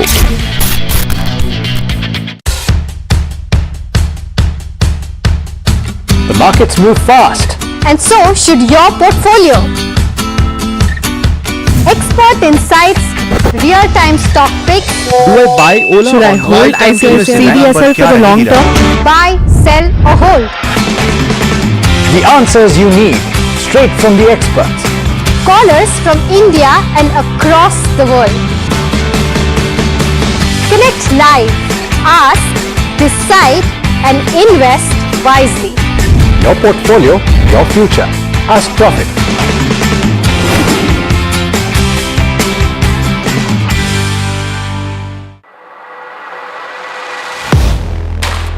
Do you really know the company you invest in? What is the real picture behind presentations and claims? Is the outlook as rosy as the company claims? Know Your Company, powered by NDTV Profit Research, shines a light on the biggest stock market movers.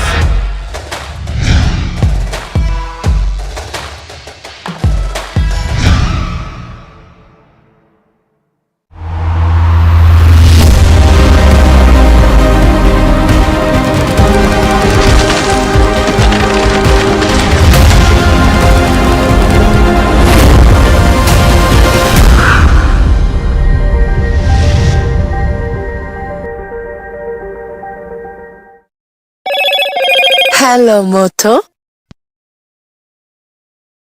The Nifty and the Sensex rally in the latter half of trade. Autos, metals and IT lead the gains in the Nifty as it snaps a 3-day losing streak. In a powerful message to the Western world and especially to US President Donald Trump, the leaders of over half the world's population come together in a show of solidarity at the SCO summit in China. Prime Minister Modi and Russian President Putin hold a 45-minute bilateral meeting on the sidelines. In a massive diplomatic win for India, the SCO joint statement condemns the Pahalgam terror attack. Remember, just 3 months ago, Defence Minister Rajnath Singh had refused to sign the statement since it did not contain a condemnation of the deadly attack on India. August auto sales numbers are largely in line, but with beaten down estimates. Tractor and two-wheeler segments outperform while sales of commercial vehicles are in line with expectations. In a relief for consumers, OMCs cut the price of 19 kg commercial LPG cylinders by 51 rupees 50 paise to bring the cost down to 1,580 rupees per cylinder in Delhi. Your Zomato order could get cheaper soon. The company discusses easing of commission percentages and long-distance fees for restaurant partners. Sources say it's in talks with restaurants across the country. And our special coverage of the GST Bonanza rate cuts. Top market experts, Kotak AMC's Nilesh Shah believes it will support private investment revival in India, while Axis Bank's Neelkant Mishra expects it to serve as a demand catalyst for large categories such as the auto sector. It's red alert for parts of Punjab, Himachal Pradesh and Uttarakhand as rain lashes northern India. At least 300 are dead in Himachal and 16 devotees in the Mani Mahesh Yatra in Chamba. All educational institutions shut till Wednesday in Punjab.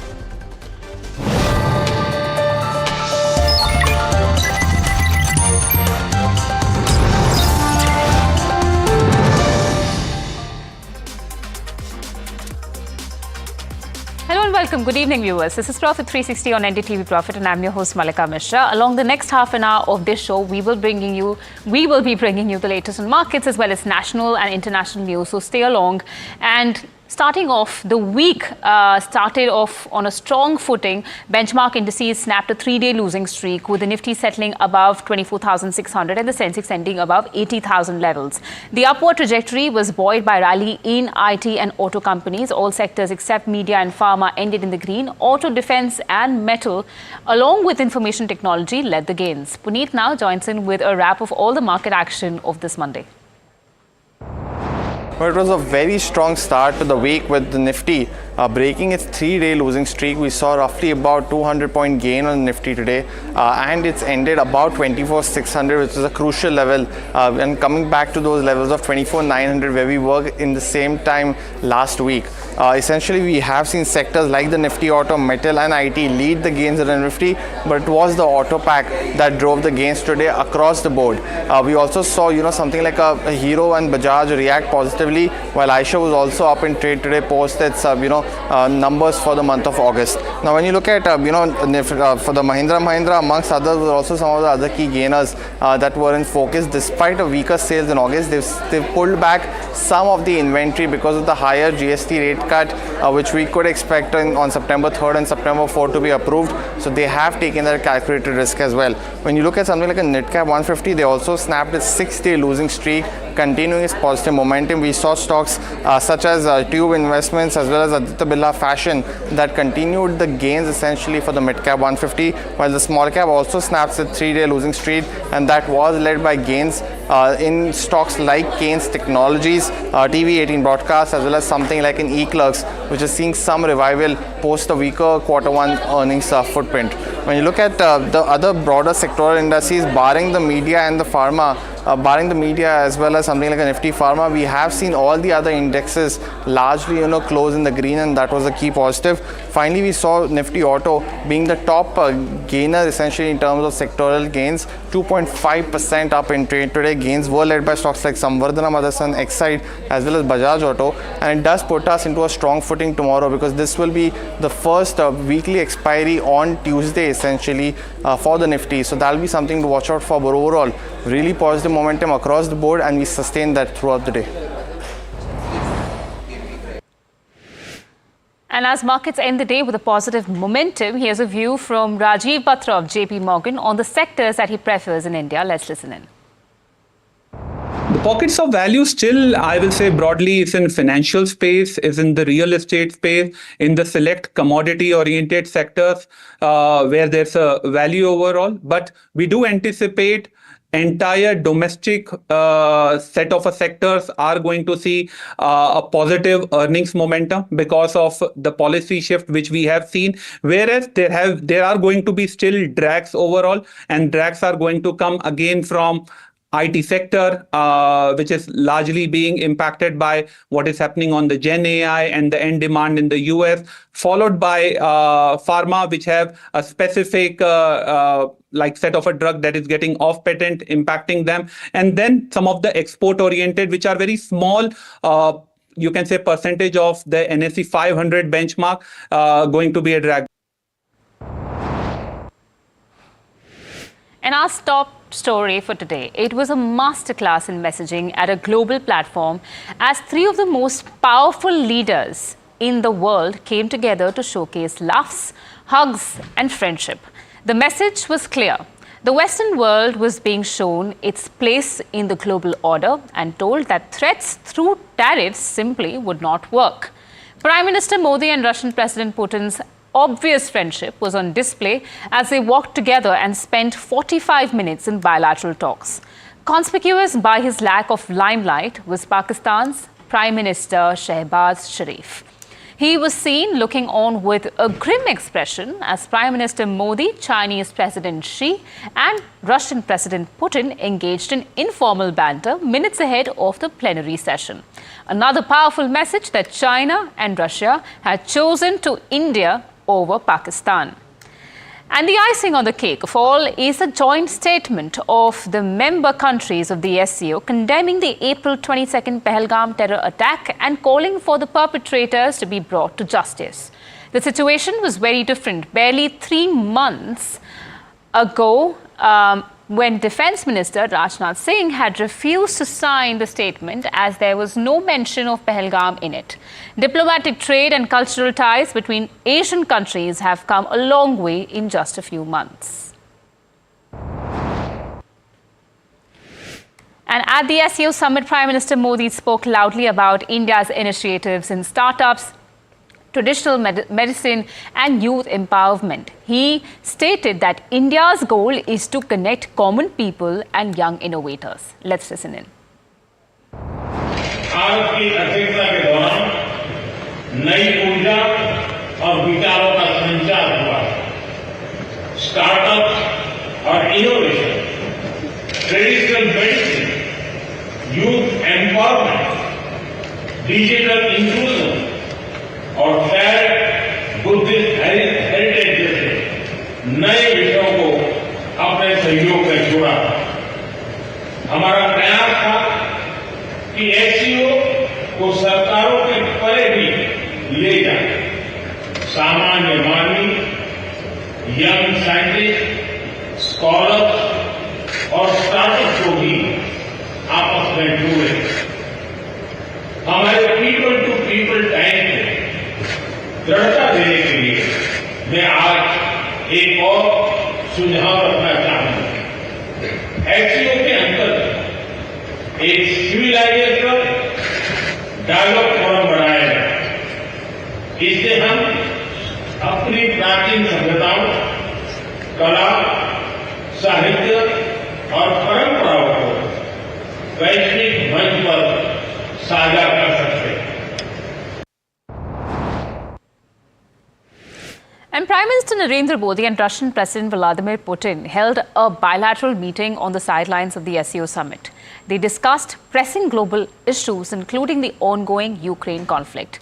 My colleague Gauri Dwivedi joins us with more information on what was discussed between the two leaders. One of the most important meetings that took place at the SEO summit here in Tianjin is the one between Prime Minister Modi and President Putin.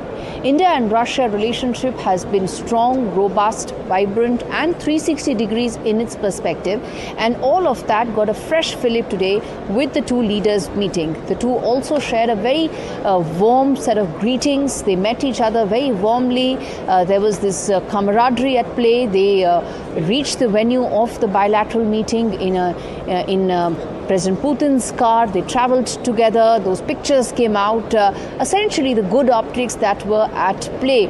There are also reports and sources tell us that the two leaders spent time in the car together before stepping out for the delegation level discussions. Now, that means that the two of them did get a chance to speak one-on-one apart from the delegation level discussions that took place. And those were extremely significant, covering both defense, the political headwinds which were regarding the Russia-Ukraine war, where just 48 hours prior to this meeting, President Zelensky had spoken to Prime Minister Modi about the possibility of finding some sort of a permanent political solution to the entire war.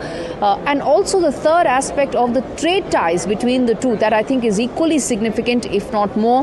The fact that the two leaders spoke about financial, energy and economic sectors has been extremely significant. And when you talk about these, there are particularly with regard to fertilizers, with regard to energy, all that is extremely significant in the backdrop of punishing tariffs that have come in from the Trump administration, 50% that kicked in just 5 days back before this bilateral meeting took place. And also there's been a lot of voices coming in from Russia. Moscow has already urged Indian businessmen to evaluate Russia as a lucrative opportunity for their exports, an alternate market to America in the wake of those additional tariffs.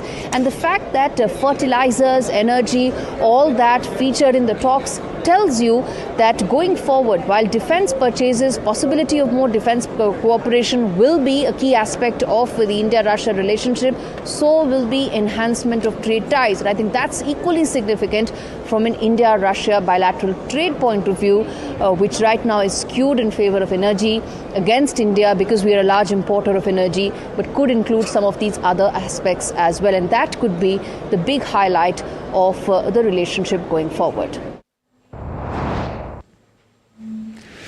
And moving on, the auto sale figures for the month of August have been recorded largely in tandem with the expected figures. TVS outpaced rivals with a strong performance in both domestic and international two-wheeler exports. Bajaj Auto posted a modest total sales rise of around 5% versus last year, which lifted its share price despite a 12% drop in domestic two-wheeler sales. Tractor sales outperformed while commercial vehicles came in line with estimates. Let's get in my colleague Puneet back for a breakdown of the auto sales data. Well, the sales data for the month of August has largely come in barring a couple of players, and that seems to be largely in line with the beaten down estimates. Now, in this particular month, where the first 15 days were strong in terms of festive push by all the automobile makers, essentially, the last 15 days was impacted by PM Narendra Modi's speech, essentially, where he indicated rationalization of GST rates. Now, while the GOM is scheduled to meet on September 3rd and 4th, we are expecting a rate cut essentially in automobiles from 28% to 18%, and that will be a strong pivot for the small car makers as well as entry-level two-wheeler makers. But this has had a cascading effect on demand, where buyers have actually pulled back some of their purchases and waiting for the eventual GST rate cut, which could happen by the end of this week, and hence seeing some impact on players like Mahindra and Mahindra. But let me first start off with the two-wheeler pack, because here's where it gets interesting. Eicher Motors has given a 55% growth in terms of the August sales data, and that largely seems to be because of what happened with GST, because currently based on reports from NDTV Profit, bikes above 350cc and above will attract GST higher from the current 28 and could move to 40. This move would have led essentially a lot of buyers of these vehicles to pre-buy before the GST rate cut, but most of Eicher's bike are actually 349cc, which will move from 28 to 18%. So there's a 80% growth that we've seen essentially in this month for the 350cc and below bikes, and the confusion essentially in GST rate has been a positive pivot for Eicher Motors. Others such as TVS have grown 28%, really strong growth, while Bajaj has been subdued but in line with estimates of 5%.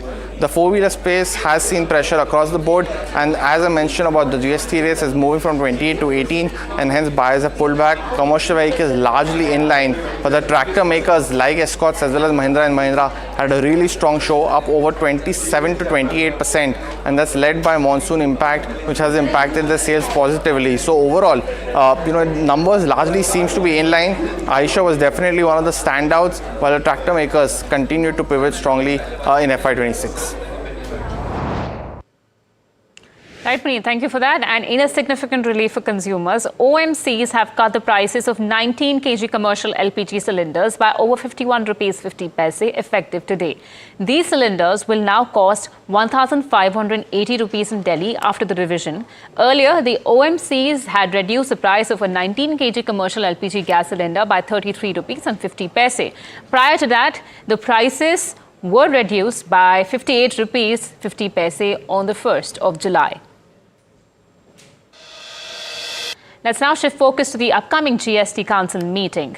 Nilesh Shah of Kotak AMC says any market reaction to GST rate cuts will be short-lived, but the real gain lies in reviving private investments. Neelkant Mishra adds the cuts may not weigh heavily on government revenue, as stronger corporate earnings will help balance the hit. These views come ahead of the GST Council meet on September 3rd and 4th, where rate cuts will be discussed to soften the blow of Trump's 50% tariffs. Let's now listen in to a snippet of that special conversation. Mr. Nilesh Shah, MD of Kotak Mahindra AMC. Nilesh bhai, so good having you on such an important subject. Thank you for taking the time out and being with us, and I hope all is well. So far, so good, though it is subject to Mr. Trump. Yeah, well put. But Nilesh bhai, tell us, so one is the tariff uncertainty, we'll get to that. But if I look at this GST piece in isolation, how do you think of the pulls and the pressures because of the loss of revenue, but the boost in consumption that this could presumably bring? What impact, according to you, does this have?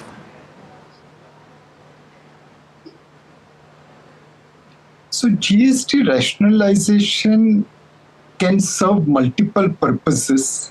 It's like one stone and multiple hits. The first will be to reduce the complexities around GST. We all have known that one or two rates compared to multiple rates which we have will be more beneficial to us. The second will be to stimulate domestic economy by supporting consumption. By and large, we have been more supply side focused. Now, GST rationalization could be demand side focused. Third, the stimulation will also help us negate adverse effect of US tariff. So timing wise, it is coming at appropriate level. And fourth and the final thing will be that as GST rationalization stimulates domestic consumption, it also supports private investment revival, and hence this becomes a longer term cycle rather than just one trick pony. So GST rationalization should be aiming to achieve multiple objectives with one stone. Could you explain the last point, private capex or private investment cycle? Why do you say that? So essentially, Neeraj, if we see private investment has remained subdued, all the catalysts for private investments are in place: ease of doing business, improving availability of credit, plenty with banking system full of liquidity, equity markets at all-time high level with enough capital available in IPO and OFS market, capacity utilization at 75% plus level. The leveraging in this picture is probably that spurt in demand which can result into more capex. I'm sure there may be some other factor also, but spur in demand could induce private investment revival. Yep. Okay. Nilkant Mishra, our second guest on the show, also joining in. And Nilkant, so good having you. We are trying to figure out what could this mean from an investment and from a markets perspective, but can't not ask you about first, what is the economic impact of something like this? Do you believe that there is a large multiplier in the offing because of the GST rates rationalization? Yeah, thank you for having me on the show, and apologies for joining a few minutes late. You see, this acts like a stimulus, and in fact, it may sound oxymoronish, but this is a stimulus without any meaningful fiscal cost. And let me explain to you what I mean by that. So, in the worst case, in case, if all items from 28 were to go to 18, all items from 12 was to go to 5, the total revenue loss for center and states put together would be about 1.7 trillion rupees. Given that some items are going to go from 12 to 18, some are going to go from 28 to 40, the number should be lower than that. This will also aid formalization. This will also help with volume growth in segments like autos. So the net impact should be meaningfully lower than that 1.7 trillion. But that's the worst case that I would think of. And moving on, Zomato is discussing easing of commission percentages and long-distance fees for restaurant partners. Sources have told NDTV Profit that the company is in talks with restaurants across the country for a restructuring of its commission models. And actually, before we get to Agni Dev Bhattacharya, we have the CM of Madhya Pradesh, Mohanlal Yadav, speaking. Let's cut across to him. खेती के रूप में प्रदेश बड़े industrial hub के रूप में मध्य प्रदेश विकसित हो, या फिर किसी नए सेक्टर में मध्य प्रदेश में उछाल आए और उसकी वजह से रोजगार के नए अवसर पैदा हों। ये फिर थोड़ा कपिल तरफ ले जाना चाहूँगा। मेरे गांव में, मतलब मेरे शहर में, मेरे खेत के आसपास वाले जितने किसान हैं, आज भी मेरे को वो किसान रूप में ही देखते, क्योंकि मैं जब भी मेरे स्कूल जीवन में, कॉलेज जीवन में, कॉलेज के चुनाव लड़ने के बाद तक मुझे सबसे ज़्यादा पसंद थी तो खेती थी। मैं अपनी खेती खुद कराता था, पूरी खेती खड़े रह के करवाना, उसका आनंद लेना, खेत पे रात में रह जाना।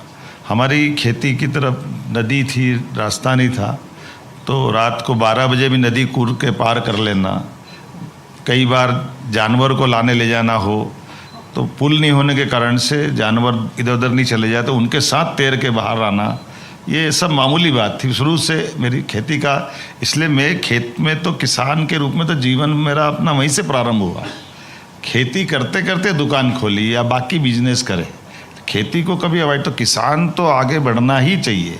खेती किसानी के आधार पर लोगों की, आप इंडस्ट्री में कितने लोगों को लगा लोगे, लेकिन खेती और पशुपालन के आधार पे तो आप घर घर तक अपने काम से लोगों को लगा सकते हैं। इसलिए हमने अपनी सरकार के आते ही हमने कहा कि अगर हमारी 44 लाख हेक्टेयर रकबे में सिंचाई हो रही है तो 44 लाख हेक्टेयर को बढ़ा के 100 लाख हेक्टेयर तक डबल से ज़्यादा करने वाले हैं खेती किसानी के लिए। हमारे राज्य के अंदर हमने ये संकल्प लिया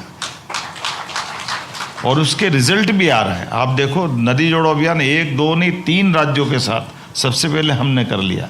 और आप रकबा देखो तो ध्यान में आएगा कि 44 लाख हेक्टेयर में जहाँ सिंचाई हो रही थी 1956 से लेकर 2003 तक केवल 7.5 लाख हेक्टेयर थी। ये 7.5 लाख हेक्टेयर तो हमने 1 साल में अभी कर दी मध्य प्रदेश में, क्योंकि जब हमको 100 लाख तक जाना पड़ेगा तो हमको उतनी स्पीड से बढ़ना पड़ेगा। हाँ, लेकिन इंडस्ट्री पर भी आपका है ना, मैंने इसलिए कहा कि वो खेती भी पशुपालन भी अब फूड प्रोसेसिंग पे आते हैं। हमारे यहाँ होने वाली फसलों का केवल 5% फूड प्रोसेसिंग में होता है, 95% हमारी फसल रॉ मटेरियल के रूप में ऐसे ही रह जाता। तो हमने कहा इसकी प्रोसेसिंग करा करके फसलों के उचित दाम दिला करके, चाहे फल फूल हो, सब्जियां हो या फसल हो, सभी क्षेत्रों में प्रोसेसिंग के लिए यूनिट लगा करके अधिकतर हमारे किसानों की ज़िंदगी बेहतर करना। फिर जैसे कॉटन, तो कॉटन हमारा कोयम्बटूर तमिलनाडु या दूर जाता है, तो कॉटन से यहीं धागा बने, कपड़ा बने, रेडीमेड गारमेंट्स की वो अपनी इकाइयाँ निर्यात करे। तो इससे कई कामों को एक साथ चालू किया और 1 साल के अंदर आपने देखा ही होगा कि बड़े पैमाने पर पूरे प्रदेश का नया। बिल्कुल, मेरा अगला सवाल उसी से रिलेटेड था कि पहले तो बड़ा GIS ग्लोबल इन्वेस्टर समिट होता था, तामझाम के साथ होता था। आप ये रीजनल रीजनल के अलावा भी आप भी देखिए, कभी 1 सप्ताह ऐसा खाली नहीं जा रहा है जब मैं किसी न किसी इंडस्ट्री का शुभारंभ, भूमि पूजन या MOU नहीं कर रहा हूँ या इंडस्ट्री डिपार्टमेंट के साथ खड़ा नहीं दिख रहा हूँ, लगातार ये चल रहा है। अभी आज 1 तारीख है, परसों 3 तारीख को दिल्ली में अपने PM मित्र पार्क के लिए वापस एक बड़ा हमारा गारमेंट्स का हब और कपड़ा बनाने का एक बड़ा पार्क बनाने वाले हैं। ये PM मित्र पार्क देश के अंदर सबसे पहले हमारा भूमि पूजन होने वाला है। And that was Mohan Yadav speaking at the NDTV conclave about food processing as well as agriculture in Madhya Pradesh. But let's move on. Home Minister Amit Shah is in Jammu and Kashmir to review the floods situation in the region. Jammu and Kashmir has been reeling due to cloud bursts and flash floods with nearly 40 lives being lost. Several northern states are reeling under the monsoons with red alerts issued for parts of Punjab, Himachal Pradesh and Uttarakhand today. Himachal Pradesh has been witnessing relentless rain since June 20th, resulting in widespread deaths of around 300 people. Landslides, flash floods and road blockages have crippled the state severely, impacting the agriculture and local businesses. In Uttarakhand, the government has declared a 1-day holiday today for all government and private schools from classes 1st to 12th, as well as Anganwadi centers in several districts. Punjab too has been facing the fury of the monsoon as heavy rain cripples infrastructure. All colleges and schools in Punjab have been shut amid incessant rains and floods in the state. This has been the worst floods that Punjab has witnessed in decades. Acres of agricultural land have been damaged. Take a look at my colleague Gurpreet's ground report from Amritsar on the same.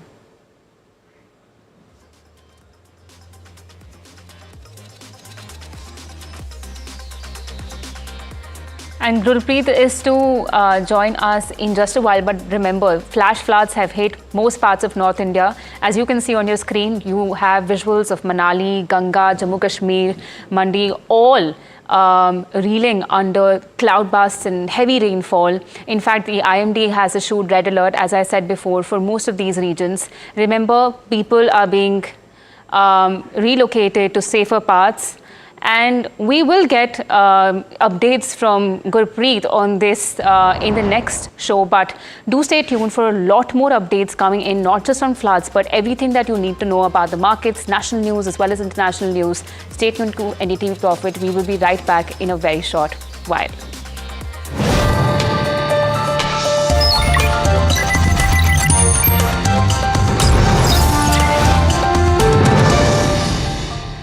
Tech has changed. So should your tech show.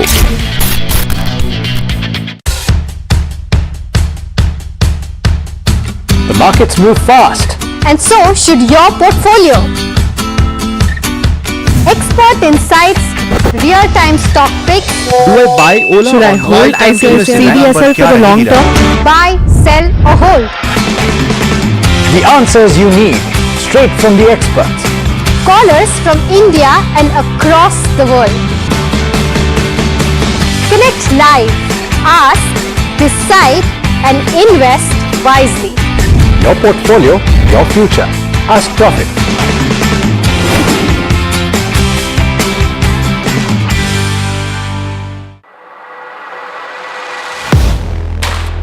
Do you really know the company you invest in?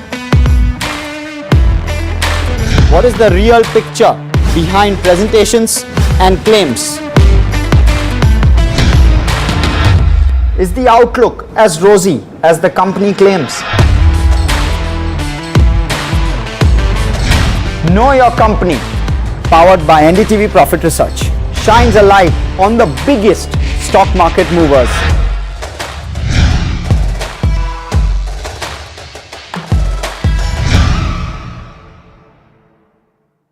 Tech has changed. So should your tech show.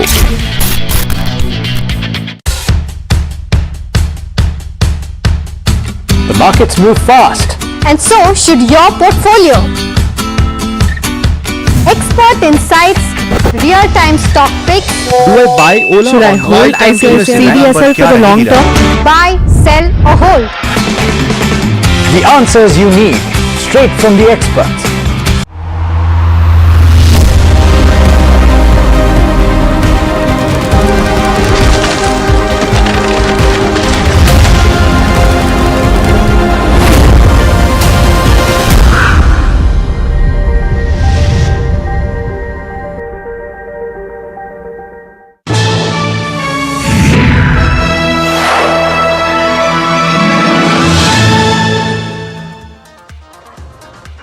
Hello and welcome to NDTV Profit. You're watching Know Your Company, which is KYC.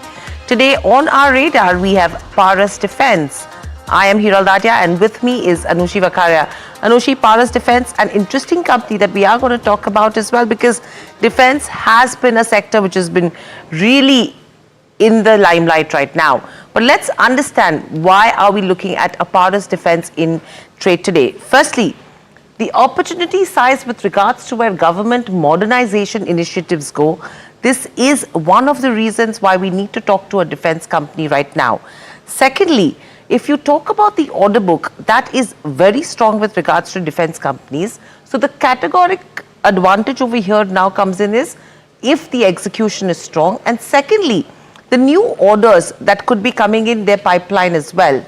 And on number three, the margin profile. How sustainable is the margin profile going to be for a Paras Defense, taking into consideration the trajectory so far and what do the upcoming fiscals look like? So these are the three things that we are looking at, Anushi, so far. Right, Hiral, just to add to that, it's the export opportunity also, which is quite interesting to look at, considering that we already have this 50,000 crore target in place for FY29 as well. This is what the government view is. And also, currently, if you look at Paras Defense, their contribution right now is less than 10%. So with this new JVs forming, with their focus now in the other areas like drones, anti-drones as well, where that opportunity lies is something also that we should be looking forward. Now, other than that, overall, if you look at the defense companies' outlook, that remains healthier because of what's happening in terms of the government side or in terms of export side. We also need to understand if there are some challenges that still persist over there, what are the kind of improvements that are needed, how could that lead to better execution and visibility for the business as well as we move forward. Absolutely, I mean, lots to talk about, but let's quickly understand what the company does and what Paras Defense is all about. To start off with, firstly, it offers products and solutions for defense as well as the space segment. Secondly, the company is actually engaged in defense electronics, defense and space optics as well as engineering. And it's the only Indian company which is making infrared optics in large quantities. So this is what the company does so far. But let's quickly also understand the revenue mix of Paras Defense across the two segments that we're talking about. Optics, again, if you talk about optics and optronic systems, around 51% of the revenues come in from there. And if you talk about defense engineering as well, around 49% of the company's revenues come in from defense engineering. So that's with regards to where the revenue mix goes. But I think, Anushi, understanding the key products also becomes absolutely important, because currently when you talk about defense, everyone thinks about missiles, guns, ammunitions, all of that, right? But there is a lot more to that from here on. So let's understand Paras Defense's, key product mix. If you talk about the key products that we are looking at for, Paras Defense, it includes something like submarine periscopes. Now, this is an interesting area to look at, considering what's happening with the shipbuilding sector in general. There's like 1 lakh crore of opportunities or so in the next 1 to 1.5 year period itself, with some of these key players in the field involved. So, just for these extra submarines, like 6 or so coming in picture, what could this mean for Paras Defense is something that is interesting to watch out for. Other than that, the company is also involved in areas like hyperspectral cameras for the defense and space side that we are looking at. So aerospace is also one big segment that the company is eyeing on. Electromagnetic protection solutions, border defense systems are also some of the other areas that we are seeing. Now where does these products are involved in? If you are looking at, it's involved in areas like rockets and missiles, space and space research as well. Along with that, we are looking at their applications in naval systems as well, as we've already outlined about the submarine periscopes as well. And there's also land and armored vehicles. So it's across Navy, Army that we are seeing this picture playing out for the business as well. Other than that, electronic warfare and surveillance related is also another area that the company is targeting on. But other than that, if you are looking at their subsidiaries also, now the company's focus is also increasing towards the drone side of the business and even the anti-drone systems side. In fact, the company is also eyeing a #1 position here in the next, medium term outlook, if you are outlining that. And electro-optical and infrared for avionic platforms is something also that the company's business is involved in. So here, that's the perspective that we are looking at. And considering all of these scenarios that we are seeing, the order book is also healthier if you are seeing just the latest FY25 data. Absolutely, you're talking of an order book which stands at nearly around 928 odd crores, and this is what Anushi is alluding to if you talk about FY25, and that implies to a book to bill of almost around 2.5 times. In fact, the last 2 years their book to bill has remained steady at around 2.5 times, though the order book has jumped substantially from a 630 odd crores, it's moved up to almost 928 odd crores. In the previous 2 years, it's remained in that range of almost 300 to 392 odd crores if you have to look at FY22 and FY23. Now, if you talk about the order book position, the key contributors to this order book of around 928 odd crores comes in from periscopes, which is almost at around 120 odd crores. Your control systems contributes around 300 odd crores. Your tank electronics is around 100 odd crores, and your laser systems is almost 120 odd crores. Now, just to be noted that the order book is largely domestic. International orders is less than 10% in terms of the overall order book. So the opportunity that Paras Defense probably could be sitting on as well in terms of the international business, this is something that we need to check with the management as well. So that's with regards to where the order book goes. Right. So that is in terms of order book picture that we are looking at. But with this kind of orders that we are seeing in place, the company is also eyeing a #1 position in several of these parameters that we are looking at.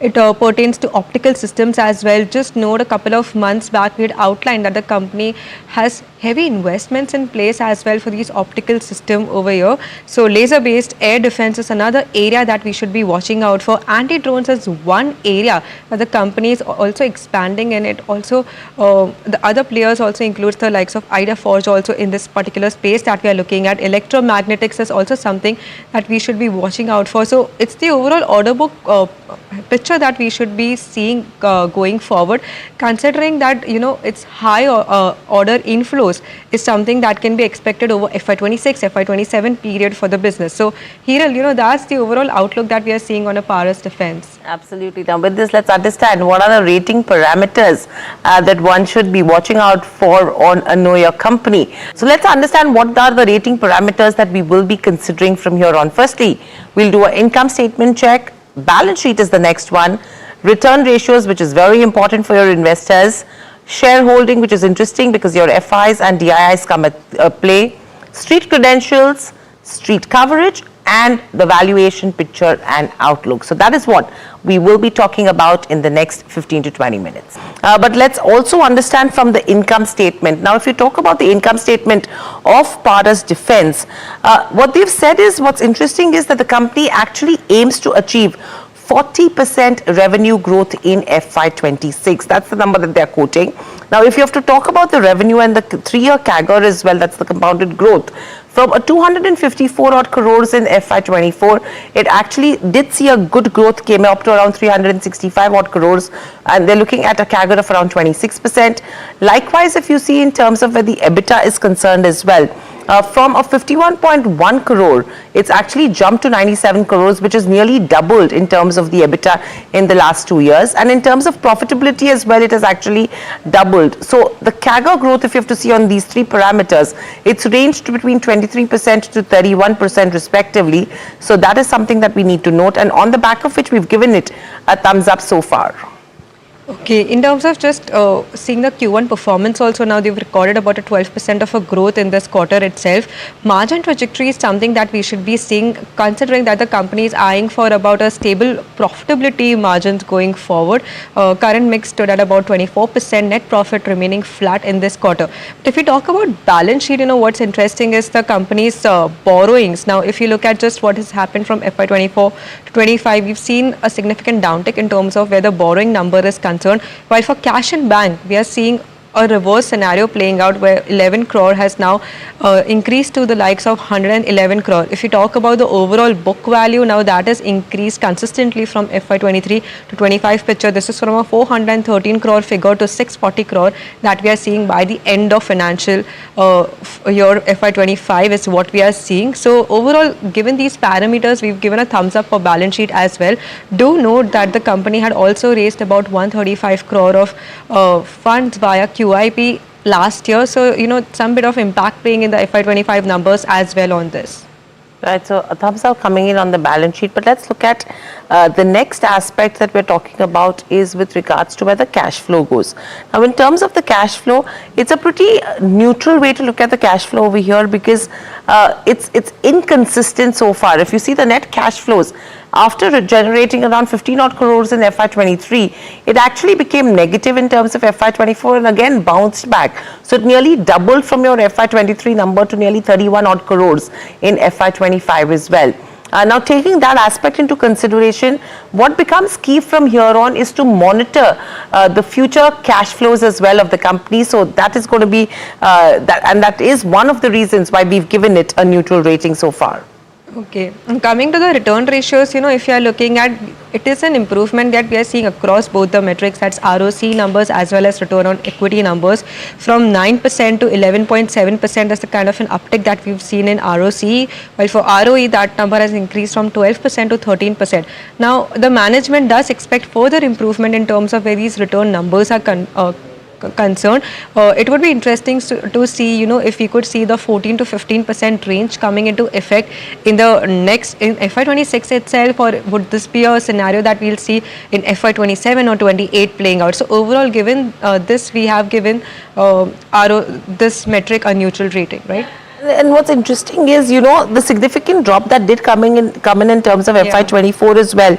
That was probably on the back of the profitability decline that we saw, number one. And secondly, that sharp rebound that has come in terms of FY25 probably shows the company's ability as well when you talk about that rebound. and that effective deployment when it comes to capital for higher returns, right? So that trajectory from here on, as Anushi has been mentioning, is something that we should be monitoring. But let's also look at, what the shareholding pattern looks like from here on. If you talk about the positive aspect first, FIs who really had negligible position when you talk about March 2024, since then they've actually increased their stake to 6.9%. So that tells you how the FIs are positive on in terms of the India's defense story. But what is not really interesting is the way DIIs and the public shareholding has been going down. From a 2.8%, it's actually gone down to 1.9%. So nearly halved. Your public shareholding has also inched lower on this aspect. So that's the reason why we're giving it a slightly neutral rating. But your FIs are betting big on India's defense story, Anushi. Right. In terms of, that's in terms of the shareholding pattern that we are seeing. But also let's look at street cred and coverage. Now, if you are seeing in this 1 month period itself, it's 2% of returns that we are seeing, while 6 months we are seeing at better returns of around 55%. But more or less in this 1 year, the stock has remained muted. It's like a 3 to 4% of an upside that we are seeing for the shareholders. Of course, there was adjustment in terms of the stock price as well. And if you look at the data since October 21, since the time it is there, we are looking at about 163% of a return so far. So it's neutral considering, what's playing out, in terms of how the defense companies are doing. There has been significant correction for some of these counters recently. So, we are seeing some bit of impact playing out for Paris Defense here. And in terms of, analyst recommendation also, we're not seeing that much of street coverage for this particular stock, just with about a 1 buy holding. So your hold and sell is negligible. So we'll not consider that as a parameter. It's mainly basis on the stock performance that we've given this rating, right? Absolutely. It's mainly on the stock performance. And moving on, with this, I think what again becomes important is considering the valuations over here. Now, if you talk about Paras Defense, you can see the screens. If you have to compare it to peers as well, it is the most expensive defense company, trading at 81.7 times versus your Zen Technologies, DCX, as well as the Astra Micro. But if you have to compare a Paras Defense even to its 2-year average, it is still the most expensive because your 2-year average PE is at around 67.6 times as well. So yes, valuations are expensive, and that is the reason why a neutral rating on this one. Right, just on that part, we are looking at higher multiples for Paras Defense. It's the outlook we should be considering, whether the outlook justifies these high multiples that we are seeing. So in terms of where the revenue growth picture is concerned, we are looking at about a 40% of projection in terms of increase over here.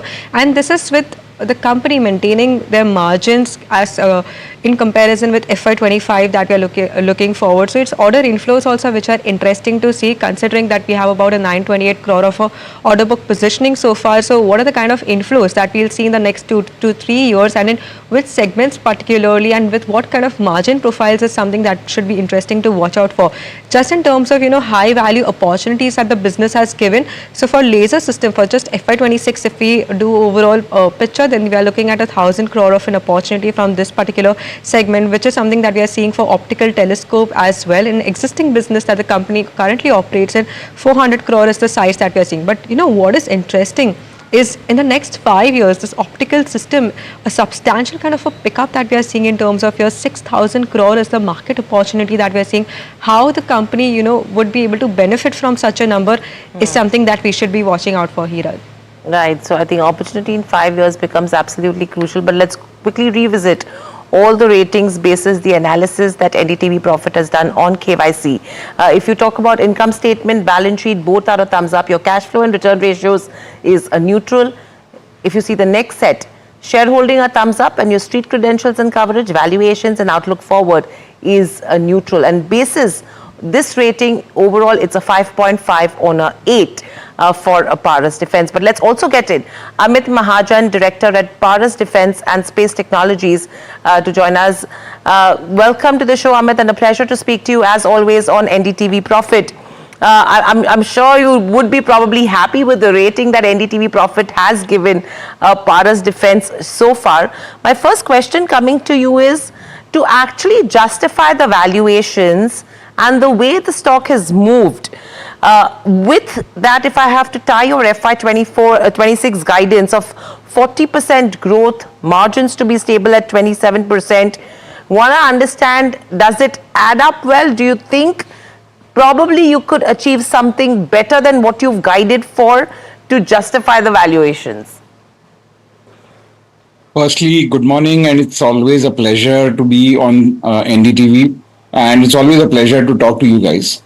I also want to take a minute and thank you guys for this rating and a very detailed analysis of Paras Defense. You know, at Paras Defense, we are not very savvy when it comes to all these valuations and all these figures, because for us, it is business as usual. Now, linking that with justifying the valuation, we don't know how to do it, because we are looking at business. We are focused on our business. We are focused on making sure that we get more and more orders. We execute those orders, one primarily for the business aspect of it, and second for the national security aspect of it. In this, we, because of our strategy, which has been there since the inception, is always do profitable business, because you want to sustain and grow. So this is our focus at all times. How the market plays out this strategy, this is something which we can't control, neither do we work for it. So Amit, point taken, absolutely point taken. So, you know, you mentioned about being sustainable, right? Now, a 40% growth when you talk about FY26 probably could be a one-off, I don't know. What is that sustainable range of growth that you see for the next 2 to 3 years then, from a top line and a margin perspective? Because that actually gives a realistic picture then to the investors. I would like to generalize this, just not just for Paras Defense, but I'm telling you, all the old players in the defense manufacturing space. Now, these are the companies that the Ministry of Defense would like to work with, because the national security and the demand that comes out of the defense sector is so huge that it needs to justify and it needs to get delivered in time or before time. So these are the players who will always be in business. They will always be trusted for more and more business.